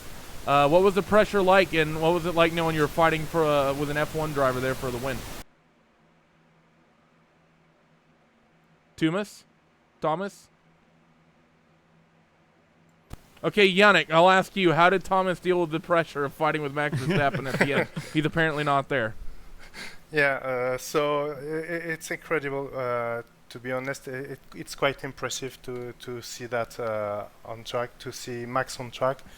But you have to be very careful not to have it in mind too much, because you can lose your skills very quickly. So you have to get out. You have to get it out of your head really, really fast to to be doing good. So yeah. We had some battles on track, and we had an action where he spun because we touched each other. I was on fresh tires and he was on used tires, so he was trying to block me a little bit because it was better for him in the race to block me. But in the end, I think it's a 50-50 action in this one. I was going on the outside on the left-hander, and yeah, he closed the door a little bit, in my opinion. But I think it's the race. So yeah, he has lost like 6 seconds or so, and in the end, they are 6 seconds behind us. So yeah. This has a role play for sure in this race. Well, before we get to the sponsor plugs, Connery, you can have a chat with Josh Thompson and Zach Hanlon. They finished third in that in the GT3 car. Yeah, and well, of course, we'll come to you first, Josh. Of course, as part of that Altus Esports team in that GT3 we can move machine. him out for a moment. Of course, being the slowest class here today, it comes with its unique challenges. It has to be said here, Josh. So just take me through how you were dealing with the various situations that came your way, especially when you have Daytona prototypes that want to get by, when you have GTEs that want to get by. What was the strategy that you were employing to do so safely? I think more than anything, like you can't really plan for these races as much as you try and say, okay, we'll do this plan, maybe go with this strategy, maybe box on this lap, or go with how the traffic flow is. It was just so thrown up in the air with how like erratic it was, I'd say. Like you couldn't predict what was going to happen when you're in traffic and managing it. Every lap, having maybe 2 or 3 DPs go past you, then GTEs having to lift off down the straight to let the GTEs pass, because obviously the Mercedes in a straight line was faster than the GTE cars. Having to play all that into mine, it's just, yeah, very chaotic and very stressful. It wasn't a particularly easy race, I'd say, but nice to get through. Yeah, and just to bring the discussion to Zach now, you know, that GT3 event, it was one of attrition, mostly because of the whole lapping situation that you guys had to deal with, and also, you know, the gaps became pretty spread out towards the end of that event. So, you know, do you treat the race any differently when there are large gaps in between drivers? Do you treat it more as you against the track rather than against other drivers? Just take me through your mindset there. Yeah, that'd definitely be something we were thinking about throughout the entire race. You know, possibly if we had been battling with another car on that final stint, we might have not done a tyre change or something like that to try and save some time. But we just wanted to really get the car to the end. We also used up quite a few incidents. It's very difficult around here trying to keep it on track when you can gain so much from just cutting some of those curbs really finitely. So yeah, we were just basically managing the incidents and the pace throughout the race. We knew we couldn't really get caught from behind, so it was very difficult to be catching the Williams gym car, and the Vendaval car just had great pace all day. We also suffered a little bit of damage pretty much in the first stint, so we carried damage the whole race until it finally cleared for the last 37 minutes. But yeah, it was more of a race against the track today, as you said, a lot of attrition. But that's kind of what Road Atlanta's like. It's one of those old school tracks, and it only takes, as Yannick said, you know, one small lapse in concentration, which can go so fast, and you can have a very big accident here. So unfortunate to see so many cars not finishing, but yeah, good for us to start off 7th and work our way up onto the podium. With that Altus Esports team, though, Zach, you know, you're starting to make a habit out of placing well and even winning these events. You know, because your sister car won in GTEs here today. You got yourself a podium finish in GT3s. Surely that sets you up quite nicely heading into things like the Neo Endurance Series and the Sports Car Open. Yeah, definitely. I mean, even myself personally, I've picked up a win, 2 seconds, and a third in all of the North American and special events this year. So that's, you know, something I'm really unbelievably grateful to be working with a team that can bring me those sorts of results. And I just want to thank as well Josh for coming in, because he's a bit of a hired gun for us. We actually had a different lineup for this car, which we had to change very late notice, unfortunately. So Josh and I have only been really working on the car together for the last couple of days. I mean, he's been a great help in setting up the car and moving us forward this race as well. But yeah, carrying a lot of momentum, as we've only just gone past our 1 year anniversary back in June. And as you said, we've now got 2, or technically 3 class wins in special events, and a handful of podiums as well. And we've had great results in the VRS GT World Championship, great results in Neo and the Sports Car Open as well. And the guys are looking really handy in the TCR car. So I think there's a lot to look forward to in the next season of racing. And it's good to see that there are a lot of really good events being put on and coming up for us to be a part of as well. You know, for a team that's, like you said, just over a year old, you've done so much, and that is definitely something to be appreciated. It seems like there's a lot of effort that goes in behind the scenes of that team, and you know, you've already thanked a couple of people. Zach, is there anyone else before we move on to Jürgen Frank and his pit stop memes? Yeah, absolutely. Look, we've obviously got great support with the team, and also want to thank Simon Feigl, our team manager. He just puts a relentless amount of work into the team and makes sure that we have all the resources that we need, and you know, has built the team up from where it was in the structure that we've all got going in the work ethic behind everything. So I just want to thank him and all the guys who have put in the effort, and also to our sponsors, of course, Logitech G, our naming sponsor, and Astro Gaming, Modem Simulation, Cube Controls, the Confederation of Australian Motorsport, and also iLiveries for all their continued support and for making our car look so beautiful as well. Yeah, absolutely. So absolutely fantastic effort there from Alta C Sports. Again, it's, you know, at least in GTEs, another special event win, Randy, another special event podium. They've got all the momentum behind them now. Yeah, they really do. But it was a great drive from both organizations. The win in a third place is nothing to shake away. I mean, they're basically Evolution Racing Team. They had a win in a third place as well. But there is one more interview we have on hand, and I want him solo, just in case he thinks this strategy in this interview is top secret. It's Mr. Jürgen Frank from SimRC.de Titan. First question that goes to you, Jürgen. What in the world were you guys doing exactly? We were able, I think, to piece together the bulk of it, but tell us what in the world was going on. Yeah, at first, good evening to everyone. Yes, I think we had the best strategy today. As you all know, the circuit has many right-hand corners, so we decided to change the right tires less than the left tires. So we had 3 tire changes on the right side, and I think it was 6 tire changes on the left side. So you were triple stinning the right. So you're triple stinning the right side tires, and what would that be? Double stinning the lefts? At first, when the track was still warm. You wouldn't have been double stinning the lefts at first. That's right. Sorry. Yeah.